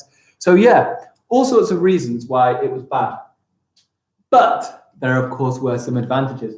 As the Europeans came over, they did spread infrastructure. They started building railways. They started introducing democracy. India today, of course, since its independence, and there have been some terrible things that happened at India's independence. One being the separation of India, Pakistan, and Bangladesh. Of course, this caused the death of thousands of people. It was a really horrible thing to happen. In the early days, of course, India was a country full of Muslims, Hindus, and Sikhs who all lived together. When the British left, they separated the Muslims into the Pakistan and Bangladesh regions and made them their own countries. Actually, I think initially Pakistan and Bangladesh were the same country, but they then separated and became independent nations. And it became Muslim nations. And India became a Hindu nation, and which is a real shame because obviously when we're in a country like Britain, all different religions and things mix. Right. You're not going to get in trouble. You're absolutely fine. Don't worry. People stole rice from Bangladesh. Yeah, so in the Second World War, you're absolutely right. I mean, Winston Churchill did all sorts of really fantastic things. I mean, he helped save Britain and Europe and the world from the evils of Hitler. So there are many positive things to say about Winston Churchill. But of course, because Britain owned Bangladesh at the time, they did take food supplies from Bangladesh in the First World War and the Second World War to feed the soldiers. And it wasn't fair because they were prioritizing the soldiers in the war over the people who lived in Bangladesh. So yeah, it's not a good thing to do, is it? Because it's not Britain's right to be there in the first place. Part of the reason why there are so many people from India and Bangladesh in this country is because families used to be British. And so why wouldn't they be here? Because it was all part of the same country. Anyway, we're going to focus back in on, because I keep getting distracted here and I really need to focus in on what we're doing. So this is what the world looked like. And then something happened. The Germans, who had not really gone around the world taking over an empire. Well, the Germans are in a place just over here. This is Germany in the middle of Europe. I'm going to just rub out Europe and I'm going to pop in, there we go. Let me use this one. Has this got a pointy one? Yes, it does. I'm going to say here is Germany. Now, the Germans were seeking land for themselves and they wanted to expand. The Germans were becoming more and more powerful. This is World War I we're talking about. And they were developing all sorts of new weapons. They were becoming richer and wealthier. And the Germans wanted to start taking territory for themselves. And what they ended up doing, well, some people are saying Winston was bad. Some people might think that. There's a lot of people who think Winston is good. There's a big debate. You know what? We could have a debate on that later because a lot of people have good things and bad things about them. And it's really important to balance them out. So Winston did do some terrible things, but he also did some great things. And so it's really important to understand the bigger picture of the character and the importance in history that they played from all sorts of different perspectives. Yeah, we will do a little bit of debate on that. I think that'd be really good. There are all sorts of things that have more than one side to look at it. And it's really important. Like, for example, a lot of people are proud of empire. Other people are less proud of empire and think that it wasn't such a good thing. And I mean, I know I wouldn't like to have been taken over, so I'm saying it's probably not a good thing. Anyway, let's get back to this. So the Germans were becoming more powerful and they wanted to take some land. And in 1914, the Germans invaded Belgium and the invasion of Belgium became a problem. Belgium is a small country that is just up here because Great Britain was an ally of the Belgians. And when the Germans attacked the Belgians, that brought Britain into the war because we wanted to defend our friend. So Britain became at war with Germany. Germany also planned to go in and take France, which meant that France became at war with Germany. And as a result of that, pretty much a lot of the world became at war with Germany. This was the First World War. The reason we call it the World War, and I'm going to go into more detail about it in a second, is because these European countries owned all sorts of places around the world, People were brought in for this. In the First World War, when the World War happened, as some people have already rightly said, troops were taken from not just over here where the war was happening, but they were shipped from India, from Pakistan, Bangladesh. They were shipped in from Africa to come and fight the war. People came over from Canada, from Australia, from New Zealand. They enveloped and involved the whole world.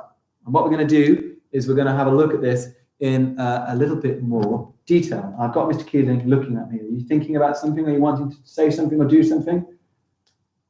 No. So what we're going to do is we're going to have a little look closer at Europe. And for that, I'm going to have to rub out this big world. So I'm showing you this to understand why the whole world was involved.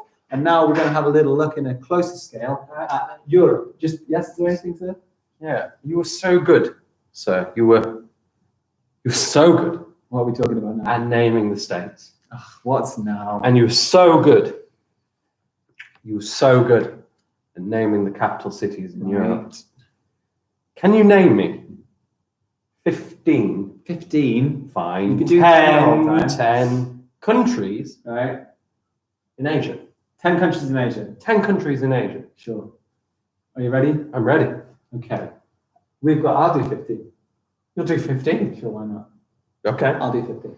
We've got Sri Lanka. We've got India. We've got Bangladesh. We've got Pakistan. We've got Myanmar. We've got Thailand. We've got Laos. We've got Vietnam. We've got Cambodia. We've got China. We've got North Korea. We've got South Korea. We've got Japan. We've got most of Russia, not all of Russia.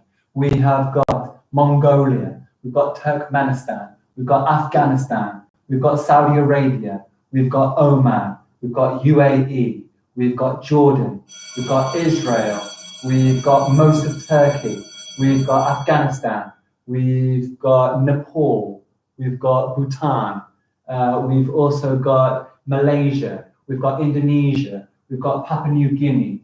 We've got, I'm sure there'll be another one, and I'm just not looking. Oh, there's loads more countries in Asia. We've got a tiny bit of Egypt, although most of Egypt's in Africa, so it doesn't really count. We've got Kuwait, which is down here. We've got Armenia. We've got Georgia. We've got, did I say Kazakhstan or did I say Afghanistan? I don't recall. Both of them, if I said one more than once. We've got, I guess the British Indian Ocean Territory counts as being part of Asia, do you reckon? I mean, now you're just showing off. Okay. He wanted to know. Right, where were we? Well, yes, I was going to rub all this off and I was going to go and look at Europe in more detail. So let's get rid of the world. We know about the world now. We know why the whole world was involved in this war, because of empire and because of the things that had happened before it. Of course, this war was such a big one that it was really marking the end of the empire. The First World War did. It was the point where countries like Britain and France realized that they could no longer be imperial powers. Mind you, it took them until the Second World War to properly work that out. But we're going to look at the Second World War later. Right, I'm going to rub all of this out. There we go. Let's go into Europe. I'm not very good when you have to really zoom in on something, so I do apologize if it's not fantastically drawn. I always think of Britain as kind of looks a bit like a kind of witch that has got a little witch's pot. There, of course, is the United Kingdom and Ireland. There is France, and then there's Spain down here. We've got Italy, which is like a boot. We've got down here like all the Kosovo, Serbia, all these places. We've got Greece. I don't quite know what Greece looks like. I'm going to pop it a bit like that. We've got Turkey, of course, that comes out like this. We've got the top part of Africa. I kind of should bring all that a bit up here. And there's down the rest of Africa. Going up here, of course, we've got like Denmark over here. Got those Scandinavian countries that go up there. And there's Russia over there. So this is our kind of close-up map of Europe. I'm going to just draw that a bit more like this. Got this island down here. There's little islands around here. So Germany was filling up this kind of area initially around here. Sorry if it's not exact, but Germany was around here.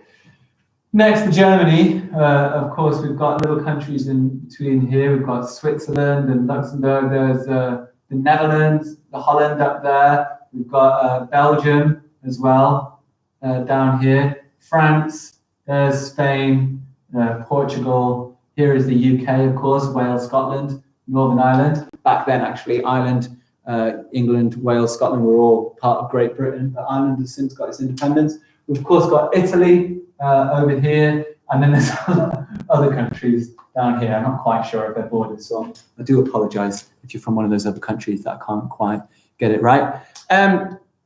Germany here started spreading out, and they advanced in this direction. They also advanced in this direction into Russia.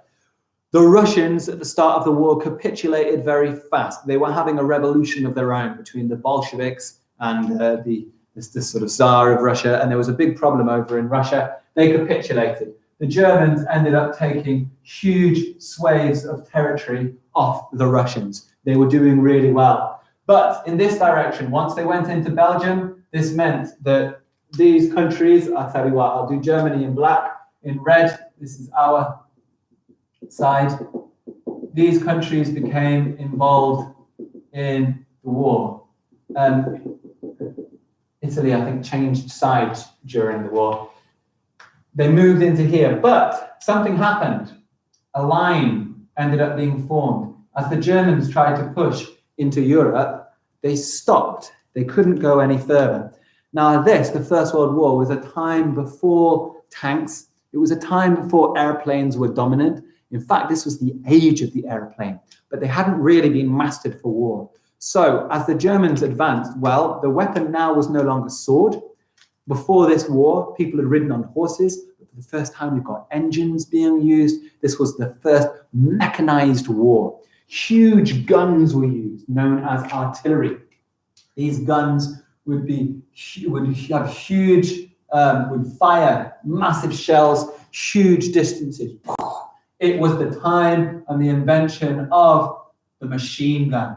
And the machine gun could have hundreds and hundreds of bullets that it would fire out. Now, the machine gun was an awful weapon. And of course, what this meant, having a machine gun fighting against people, was that as people ran towards the enemy lines, the Germans could sit there in a little hole, sitting on a machine gun, fire over the top, bum, bum, bum, bum, bum, and people just lay dead. And there was no way of moving forward. And millions of people died in the First World War. It was a horrific war. What happened is it came to a halt. On one side, the British and the French dug themselves into the ground, and they stood there watching with their guns over the top. On the other side, the Germans also dug themselves into a ground, and they stood there with their guns over the top. They faced each other. If any side tried to run in that direction, the other side would just destroy them, shoot them all down. The same happened backwards and forwards. People tried to dig underground to blow them up, but we were stuck in these things known as the trenches, and it was awful. And in fact, what we're going to do now, I'm going to move you over here, and we're going to have a little look at what life was like for the soldiers in these trenches. If you want to move that away, that's very kind of you, sir. We're going to have a little look at what life was like for these soldiers in these trenches. Not a nice place to be. Your mouse, this is not moving very well. Oh my goodness. I was hoping that this would move a little bit quicker. Can you go onto the internet? And on there, I would like to see, thank you very much. Very good. World War I. Fine size, here it is. These are fantastic resources, by the way, guys, and you really should have a look at the BBC resources. Here is the map that I was just drawing you earlier, and I think it shows you really well. If I just zoom in on that area, that's what I tried to show you, how, because of where Britain and France had taken, the whole world ended up being involved in this war. Anyway, I'm going to just zoom out now, and I'm going to look at life in the trenches. So, let me scroll down a little bit. Here are people sitting in these trenches. You can see that these trenches have been dug underground. These are soldiers. You can tell that these are British soldiers because of the helmets that they are wearing. These helmets are rounded at the top. They're a very particular shape. So is there any chance you could just do me a quick favor? Certainly, sir. On the board outside, the lest we forget, there are some photos of soldiers. Is there any chance you could just bring them down for me? I'm on it. So these are soldiers living in the trench. You can see what the trench is like. Does this look like a nice place to be? No, I wouldn't say so. We've got here, soldiers were encouraged to wash their feet. These trenches, which would have been dug into the ground, would have been horrible places, full of rats, full of disease. Not a very nice thing. I'm going to just keep moving down to have a look at some more pictures. This is a picture of what the trench lines might have looked a bit like. And this land in between, can you see here? This here, the Germans would have been dug over here somewhere. These are the British. They're aiming that way. You can see they've got their guns out. This area in the middle was known as no man's land. No man's land, because no man could survive in this land, okay? As they climbed over and crawled into all this area, you can see there are barbed wire where people would get tangled in. There are guns that would be aiming to shoot them down. The war became stuck. Don't forget, this is before we had tanks at the beginning that could just roll over it. It's before we had all this amazing armor, before we had jets and fighter planes. None of this existed back then. So this was a really big moment. You can see that in these lines, the men would have to sleep. This is where they lived. Here are men writing poems and stories. I've actually got some pictures here of troops. These are troops from an Indian regiment who were fighting in the war. So these are troops who were fighting for the British, because of course they were British at the time. You can see these brave soldiers from the Indian regiment. Here again are other troops from Indian regiments. Believe it or not, I know that these look like Sikh gentlemen, but there would be Muslims as well amongst these ranks as well. Here they are proudly fighting. Here you can see a British woman handing gifts and in so much thanks. Let's have a little look. These are soldiers who were fighting in the British. These are from the African colonies who were brought to fight. So you can see, you can tell that they're British soldiers because of the helmets that they are wearing. So here are some more pictures of troops. Here are Muslim soldiers having prayer. You can see this is obviously prayer time. You can see this is back whilst they're in Britain and locals are here to watch the prayer. But these are all soldiers from the First World War. This is them during the prayer time. Here are more soldiers from the First World War as well, from the African regiment. I think these soldiers were actually fighting for the French as well. So you can see, and I'll just run through all these pictures again, that the people involved in the First World War, we often see pictures of them just simply being white men, but they're not just white men.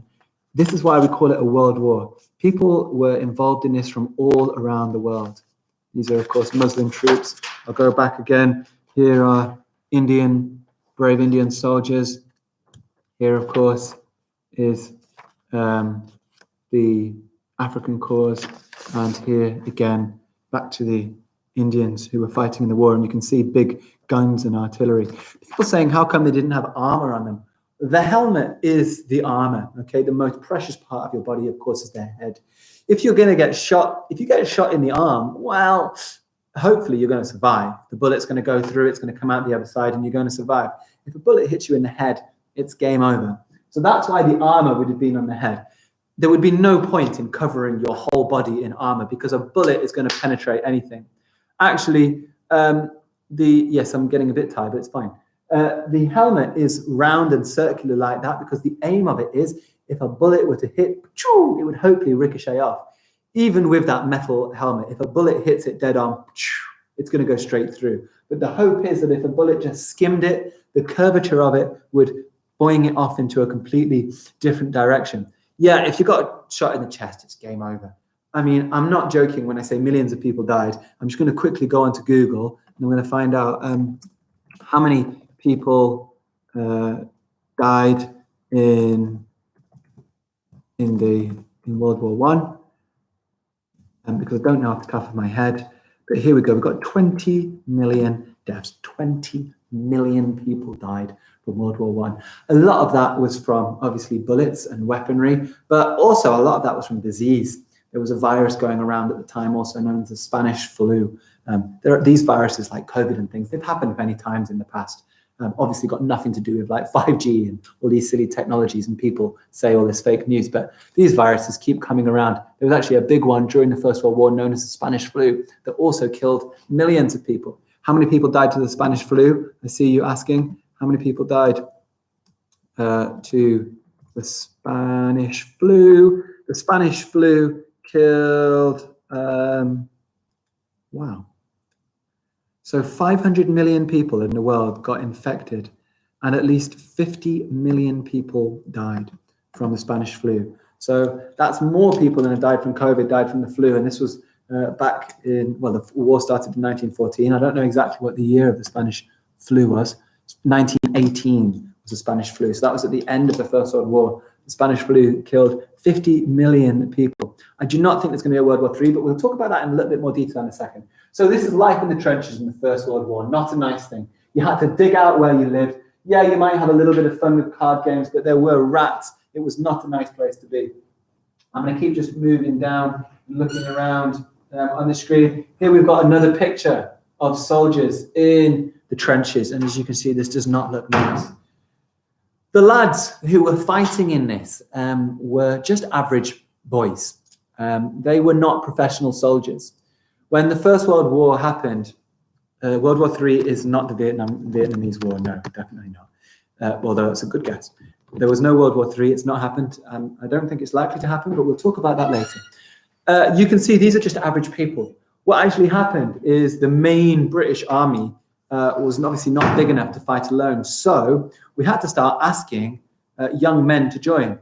It was only men who joined the war. Women didn't join the war, but that doesn't mean they didn't make a big impact. We're going to have a look at what the women did during the war as well in a minute. Men over the age of 18, so after they'd left, initially were asked to join. They were told it was for your country, for king and country. Go join the war. Do something brave. Do something great with your life. And so many young people believed this, and they went and they signed up to go and fight for their country. So they would go off to the signing up place. They would be given a gun. They would be trained. The sad thing is, we were always told the war would be done by Christmas. So a lot of younger people, even if they were 15, 16, lied, said that they were 18 and joined up. So even amongst these soldiers were young people, as young as 15, as 16, who would go and say, I'm 18, because they wanted to go and join the war. What else have we got in here? So keep an eye on the chat. Have you got the thing? There were, yeah, I don't know where I got to. I got distracted by something in the chat. Yeah, would you participate to go into war? Well, this is the thing.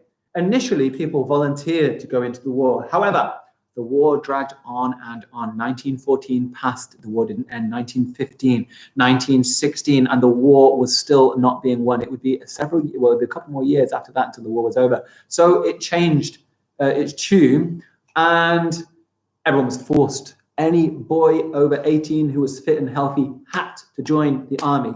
There was no choice. So you guys who would have gone through school, and when you were finished, that was it. You had to join by law, no choice. In fact, people from India, from Pakistan, Bangladesh, people from Africa, they were rounded up and forced and come and brought into the war. Many chose to join the army because it was really good pay, but many didn't. Yeah, propaganda was making people go in. Yeah, it does seem harsh, doesn't it? Forced to go and fight for your country. But it was a serious situation. Britain was not winning this war. It was stuck because of these trenches. No one could go any further. So let's have a little look. Have I got any more pictures of trenches down here? Here, we've got a little video that I'm going to show you of people digging out trenches. I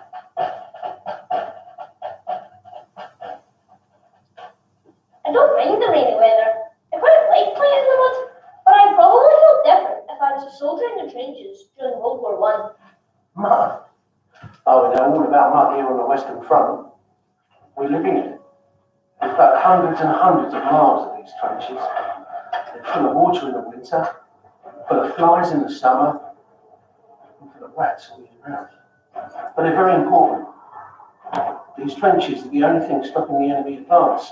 And when we're posted here, they become our home. It's like an entire town here. We have operations dugouts to claim tax. We've built observation points to spy on enemy movements. And if you're injured, you can be treated at the medical post. You can get lunch from a cooking shelter.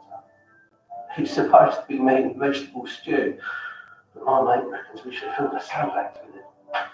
After repairing and cleaning the trenches, in the afternoon we get the chance to grab some sleep or to read letters from home. Reading them makes me feel happy and sad all at once. But we can't rest for long. Soon it's back to the firing trench. Because most attacks start at the end of the day, and we must be ready and alert. I can see the enemy from here. Imagine the length of a football pitch. That's how close they are sometimes. We watch each other as they... Wow, I'm just going to pause. Sorry, I put the sound on. I want to just go back to a little scene there. This is from the sky looking at the trenches. So here's the British line. Here is the German line. It said that at some places it was a football pitch apart. That's how close these soldiers were. But there was no way to advance. If the British left and tried to march towards the Germans would have machine guns to fire back. Same thing would happen either way. Actually, it's quite interesting because can you see how these have been built in a kind of zigzag all over the place? The German one being much more efficiently built than the British one. Well, that was because grenades and bombs were something that were being used in the First World War. We'd have little hand grenades that they would throw and would land in, and if it was straight, that grenade which landed here, if it was straight, would blow all the way through. But the point is, if you've got it all bendy at different angles, if a grenade lands here, it just takes out that little section. So they did it in all these zigzags because of the shells and bombs that were dropping to stop the explosion from spreading even further. What else have we got? Close they are sometimes. We watch each other as the sun goes down, and all through the night. All through the home. Oh, real home. I can get out of the mud and the rain anytime I want, but those soldiers couldn't. And lots of them never did get the chance to go home. Yeah, I mean, it's a really important thing because we talk about, you know, how we're suffering in COVID and all these sort of issues, but only around 100 years ago, it was significantly worse for children who were growing up in this country. You know, you would have to go and join the military, you would go and fight. There were other serious flus and illnesses going around. So we do have a lot that we should still be grateful for, even in this pandemic. So let's have a little look at some other things to do with the First World War. Here we've got some of the military kits. There's a sort of old bit of propaganda that would have been drawn of a soldier from the military back then. We'll have a little look around. Here are pictures of the soldiers. They're eating the grub that would have been made for them. I don't think it would have been that fantastic. Our school dinners are way nicer. There is the kind of uniform. They're kind of looking rather dirty, aren't they? Here we've got the stew that would have been made for the men. Wouldn't have been very delicious, I don't think. We've got letters that were written home. Now, one thing somebody was asking me earlier on about is if the boys all had to join the war, what did the women do? What do you think the women did during the war? Because don't forget, the men or the boys, they had to go and join the military. So what do you think might have happened to the women during this? Yeah, some people are talking about there are two different streams that are going on. We have to stop this one at 9 p.m, but we're not stopping. There's another one that's going to start straight away. Is everything okay in the stream? There was a random person in earlier. Okay, thank you. What they did, all the jobs that men did. They were done with first aid. Yeah, absolutely. Like Florence Nightingale, although she was from an earlier time period, back in the Crimean War. Doesn't matter who said it first. I don't know. It's not a competition. Moon cheese. Is that what you said, Kosher Chowdhury? Is that what I'm meant to be looking at? If you need the toilet, you can go. Okay, you don't need to ask. Mr. Keating's just left as well. Now he's got permission. So, what did the women do? Well, absolutely, all the jobs that the men were doing. Now, before the First World War, 100 years ago in Britain, women didn't have the same rights that men have. And in fact, they didn't have equal rights at all. In fact, women couldn't even vote in Britain. I'm just going to quickly look. When did women get the vote in Britain? Was in, actually, at the end of the war, my goodness. So it was a big change because all the men were going off to fight across in Europe. The women were busy at home building the weapons, were part of a new corps, feeding the men, doing the farms, building the weaponry, building the shells, the bullets, making the guns. They were making sure that everybody was well equipped. There they are, there's Marie Curie in her laboratory. Women were discovering important chemical elements, and you can't read that board, I'm really sorry. But there is a woman called Marie Curie. She discovered the important chemical elements. She allowed doctors to first use x-rays. So we had scientists, women were going into science. We had a woman called Flora Sande who joined the St. John's Ambulance Service. She ended up in the Serbian army for some reason. What else have we got? A woman called Gabrielle Petit from Belgium was one of the first female spies. She gathered information. So women were becoming spies, they were becoming engineers, they were becoming scientists.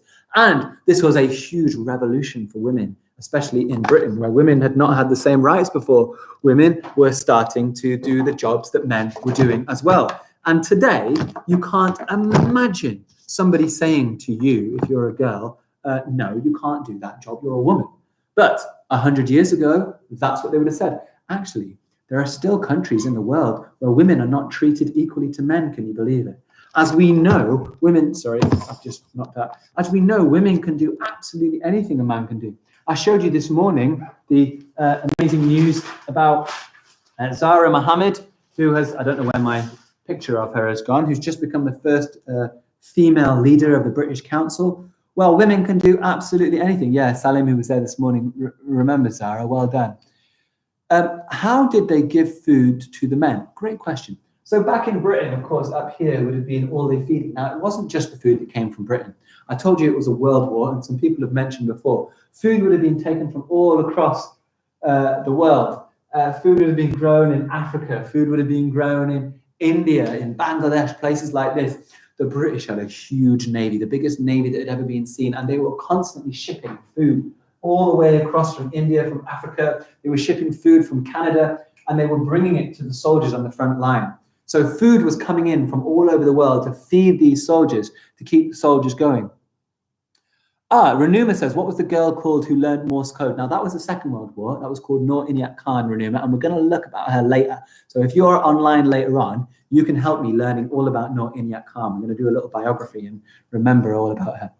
So, yeah, fantastic. People who are in university, different years. We've got year 6, year 3. That's really good. Anyone is welcome. Do not worry. So, I don't know where I got to, but yeah, they were feeding the soldiers. Women were, it was a big revolution during the First World War. Because all the men were away, women started filling in and doing all these jobs. And this, of course, changed the way that people looked at women. Women, by the end of the war in 1918, got the vote. It was not easy for women to get the vote in Britain. There are some very famous people known as the suffragettes who had to really fight for their right to get the vote. That's something that I would love you to go and research and maybe tell me a little bit about. Remember, if there's anything you're finding interesting and want to include or send to us, you can always send it in to us at Anglesey, P. You can go to @AngleseyP on Twitter and you can send it to us, or you can email it in y3@anglesey.beham.school.uk, and that's absolutely fine. You were bored and this is entertaining. I've been here for 3 hours. Good, I'm glad. What have we got? I've got a little message here. I think it'd be nice, just in case. I would like to see it. Come on. I don't think you can turn it off midstream there. Anyway, we'll talk about that. Sorry, I should be focusing on you. What are we talking about? I don't know. Where were we? First World War, trenches, we've gone over that. We've gone over why the world was involved. It was horrific war, not a nice thing to be in. It was a time, 3 minutes till cooking. This is very exciting. It changed the world. But, of course, it wasn't the end of wars. It was known as the war to end all wars. It began in 1914, ended in 1918, I think that's right, although 1919. It's 1918, the First World War ended, isn't it, sir? What's that, sorry, sir? The First World War, 1918? Yeah, sure did. Oh, phew. I didn't want to be saying the wrong thing. 5 years, 1914 to 1918. Yeah. There's a lot more I wanted to go over, but the thing is, I am bubbling with anticipation because something very exciting is about to happen. Oh, yes.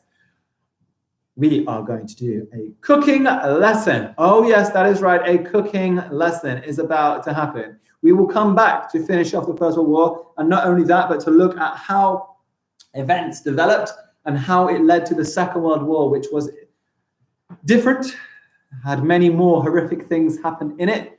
But both wars were absolutely horrific. Sarah, are you kind of ready? I can see you pacing backwards and forwards, excited. I'm psyching up for the cooking. So it's cooking time. So I'm gonna, do you know what? Have you announced it on Twitter? I have announced it on Twitter. It's been announced on Twitter. It's time for you to get your cooking materials ready. If you need the ingredients, they've all been put onto the class pages. You're gonna go behind the scenes now. We're gonna take you behind the scenes to see what goes on in the staff room. Have you told everyone to put all of their party equipment down? Yeah, the hidden layer, the arcade's closed. You've closed the arcade. Well, I thought we were going to show them the arcade as well. You know how it's all on kind of hinges and they've got the key and they have to swivel it around. Okay, but they're going to see the pool. No, they've put the pool away. We're not even seeing the pool. No. We're going to the Bounty Castle though, aren't we? No. That's all packed away. The Zen garden has been closed. It's literally, it just looks like a room there. All right, you're going to see a room. Well, all 40 people online right now are going to be 39, are going to enjoy 38. We're going to enjoy our behind the scenes tour. Is there anything you want to say beforehand? And I'll be your holder. You're my holder. No, sir. You don't need to hold anything. I will take the laptop. Hi everyone. We're going to go and start our cooking lesson. Now, there are portions of this that you will need an adult to help you with, okay? So it will not all be just you, but you can do most of this. I'm going to take you into the staff room and then we'll talk a little bit more about it. So here we go. Actually, this room is very close to the staff room, which is quite handy. So this is Mr. Jordan's room and there is the staff room. In we go. Ah, hello, Miss Duncan. Hello. Would you like to appear on the live stream? Probably not. Do you want to say hello? They're all saying they want to see you. Do you want to see Mrs. Duncan, everyone? Who is Mrs. Duncan? Who is Mrs. Duncan? That's a resounding yes. Okay, fabulous. Right, we are now in the staff room. We need to be in here because we have got the oven. So the first thing that we're going to do is we are going to wash our hands because it's hygienic. So we're going to go over to the sink and we are going to wash our hands with soap.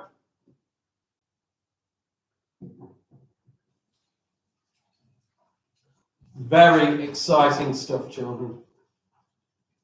You've tuned in. We are 8 hours into the live stream, and this is the point where you see a fully grown adult washing his hands.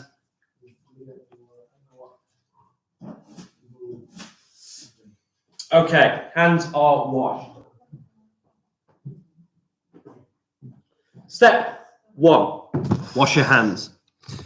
Now, when we do this, you can do one of two things.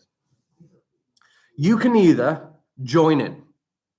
If you want to join in, that's brilliant. Do it along with me. I'm going to take it slow so that you can do it after I do it or at the same time.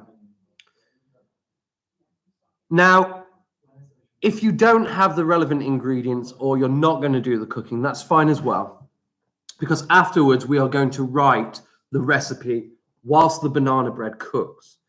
So if you don't have the ingredients, if you don't have the things you need to do the cooking, that's okay. Just take some notes ready for part 2 of the lesson. Okay, I'm going to go through what I have and what you'll need, and then we'll start doing the baking bit by bit. So, my bag of tricks, what have I got? Well, I didn't add this because you don't necessarily need it, but it probably will get you a better end product if you have it. You're going to need a sieve. Okay, so I've got a sieve there. Then what else? Okay, I've got 2 bowls. One for mixing, the larger bowl, and one for measuring, as long as it fits the smaller bowl. If it doesn't, I'll get a different bowl. Okay, what else do I have? Oh, I have some weighing scales. We'll look at setting those up in a moment. Right, I also need, in terms of utensils, I need a baking tin. Now, I've already done this, and this is something that you could perhaps ask your parents to do, because what you need to do with your small loaf tin is you need to cover the inside with butter or margarine, doesn't really matter, and then you press in, you cut out some grease-proof paper. So that's a job for an older sibling or a parent. If you could get ready a loaf tin, small loaf tin, and inside fill it with grease-proof paper. So you're going to need one of those. Right. What else do we have? Okay. You are going to need butter, 140 grams. You are going to need 2 bananas. Now, if you look at my bananas, they're not in the best condition. These probably wouldn't be picked up in the supermarket, but that is fantastic because overripe bananas are exactly what you need for a banana bread. Okay, what else have we got? Oh, happy egg. These ones called happy egg, I think, because the chickens are free range, so they have a little bit more space to roam around. I only need 2 of these, but I've got a few more just in case. So eggs. Oh, what else do we need? Oh, I've got a big old packet of self-raising flour. It needs to be self-raising. That's where the rise comes in the banana bread. So self-raising flour. I've got too much here. You only need 140 grams of it. Pop that to the side. What else? What else? You will need some baking powder. You will also need some caster sugar. If you don't have caster sugar, that is okay. If you don't have caster sugar, that's fine. You can use granulated sugar as well, the kind of stuff that you put in a cup of tea. And I have also got this, your potato masher, but that's actually going to be mashing the bananas. And what else do I need? I need some more things. I will need a spoon for stirring. I've got that. I will need another spoon for measuring. Now, I've got a tablespoon, but what you really need is a teaspoon. So get yourself a tablespoon for mixing, or a wooden spoon would be better, and a teaspoon for measuring. Is there anything else I need? I think I'm going to take a even smaller bowl as well. I think that is it. Right. Like I said, after we've done our baking, we are going to write the recipe out. We are going to do a list of ingredients. We are going to do a list of equipment, and we are going to do step-by-step instructions to match the cooking. So if you want to take part in part 2, you need to watch part 1, even if you're not cooking along, but I hope some of you are. First step, this involves parents or older siblings. They need to turn on the oven, ready, and you need to set that oven at 180 degrees. So I'm going to do that now.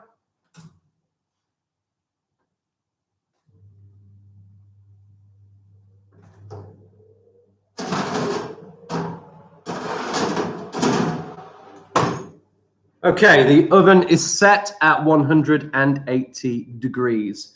Then we need to start by getting our scales ready. Now, I have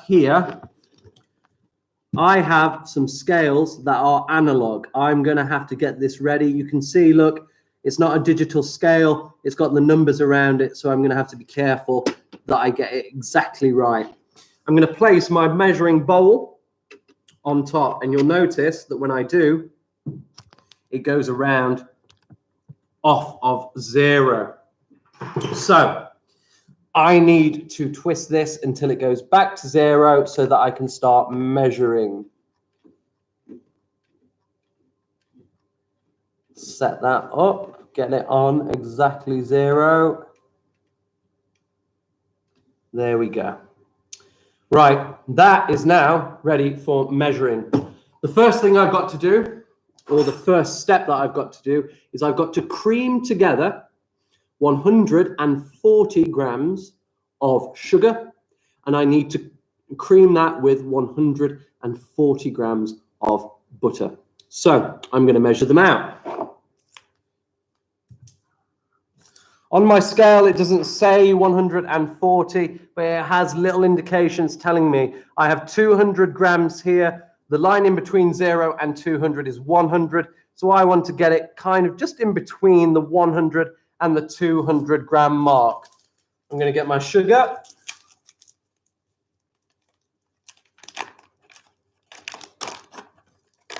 Do it along with me, and I am going to start pouring until that gets to about, there we are, 140 grams. Once I've got that, I take my larger of my 2 mixing bowls and I just tip the 140 grams of caster sugar into the bowl. I replace my weighing bowl onto my scales and I just double check. That that is still on 0. Yes, that looks to be still on 0. I might just turn it a little bit, get it exactly on. There we go. Okay, Harris, you're saying that I'm being too fast. All right, I'm just going to give you a minute then, 1 minute, to weigh out your 140 grams of sugar and then to put them in the bowl. I'll give you a minute to do it.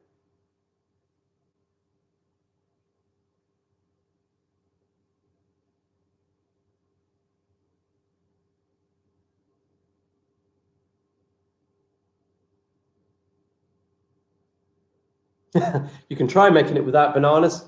It probably just tastes like a cake. Or I think if you just do 140 grams of sugar, butter, flour, and the eggs, you just make a normal kind of sponge cake anyway. So you could do it without the bananas. Yeah, that's fine.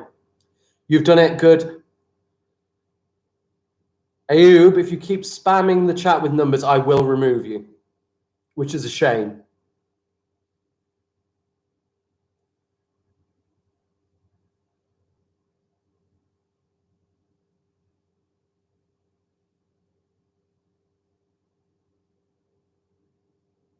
Okay, so I've got my 140 grams of sugar in my bowl.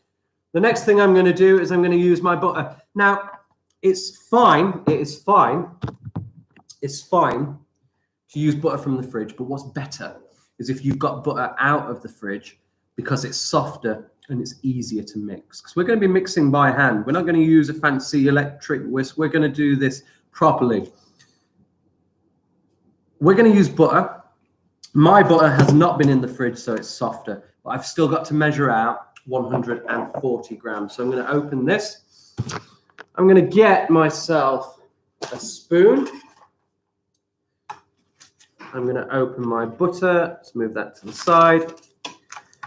And I am going to start measuring. So let's take a nice, big chunk of butter, pop it in. Let's see. That is 30 grams, so that is nowhere near enough. Let's get a bigger chunk. Okay, let's pop that in.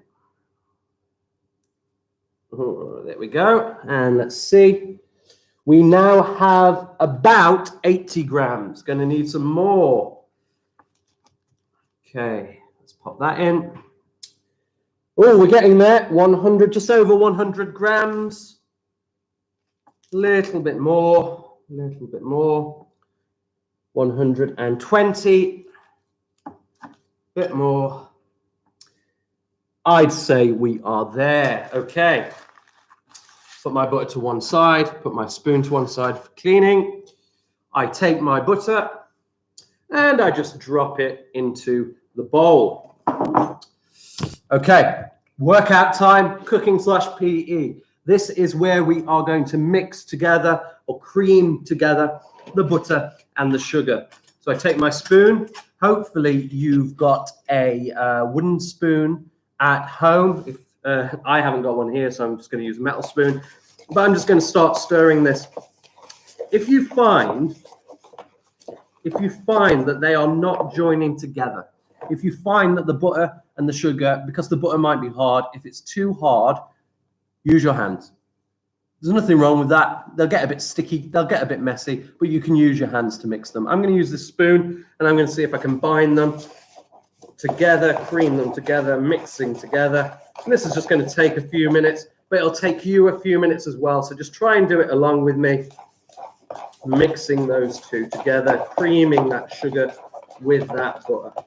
If you find that it's really hard to do that, maybe you cut the sugar down into smaller chunks using the spoon, break it up a little bit, and then you can start rubbing it in together, creaming it together. You should start seeing it coming together the more you mix. And I'll show you once it has creamed. Do you know what? I'm going to get my hands in there and mix it together. Why not? There we go. I washed them. They're clean. Mix those together. The butter with the sugar.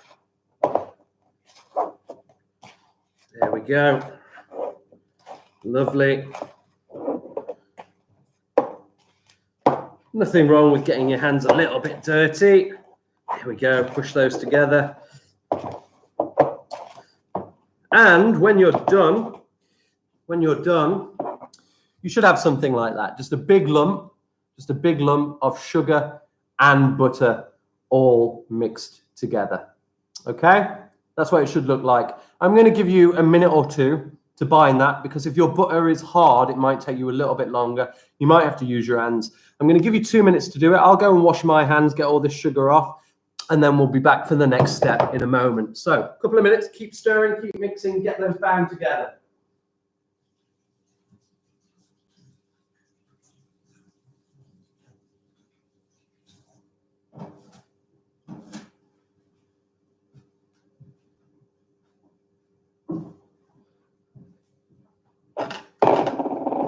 Building those muscles in your arm, keep stirring, keep mixing, using your hands if you need to. Mixing that together. I'm making it right now. It's going to be yummy. Yes, it is. See what else? Sir, you are too fast. I'm sorry, Harris. I'm taking a pause now so that you can do it.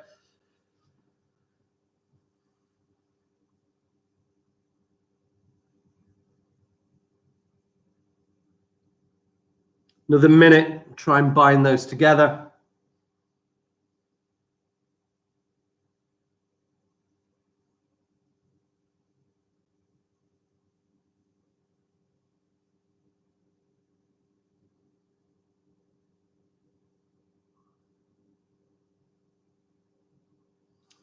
All right, 30 seconds, and we are going to look at what to do next, which I will need another bowl for. 30 seconds.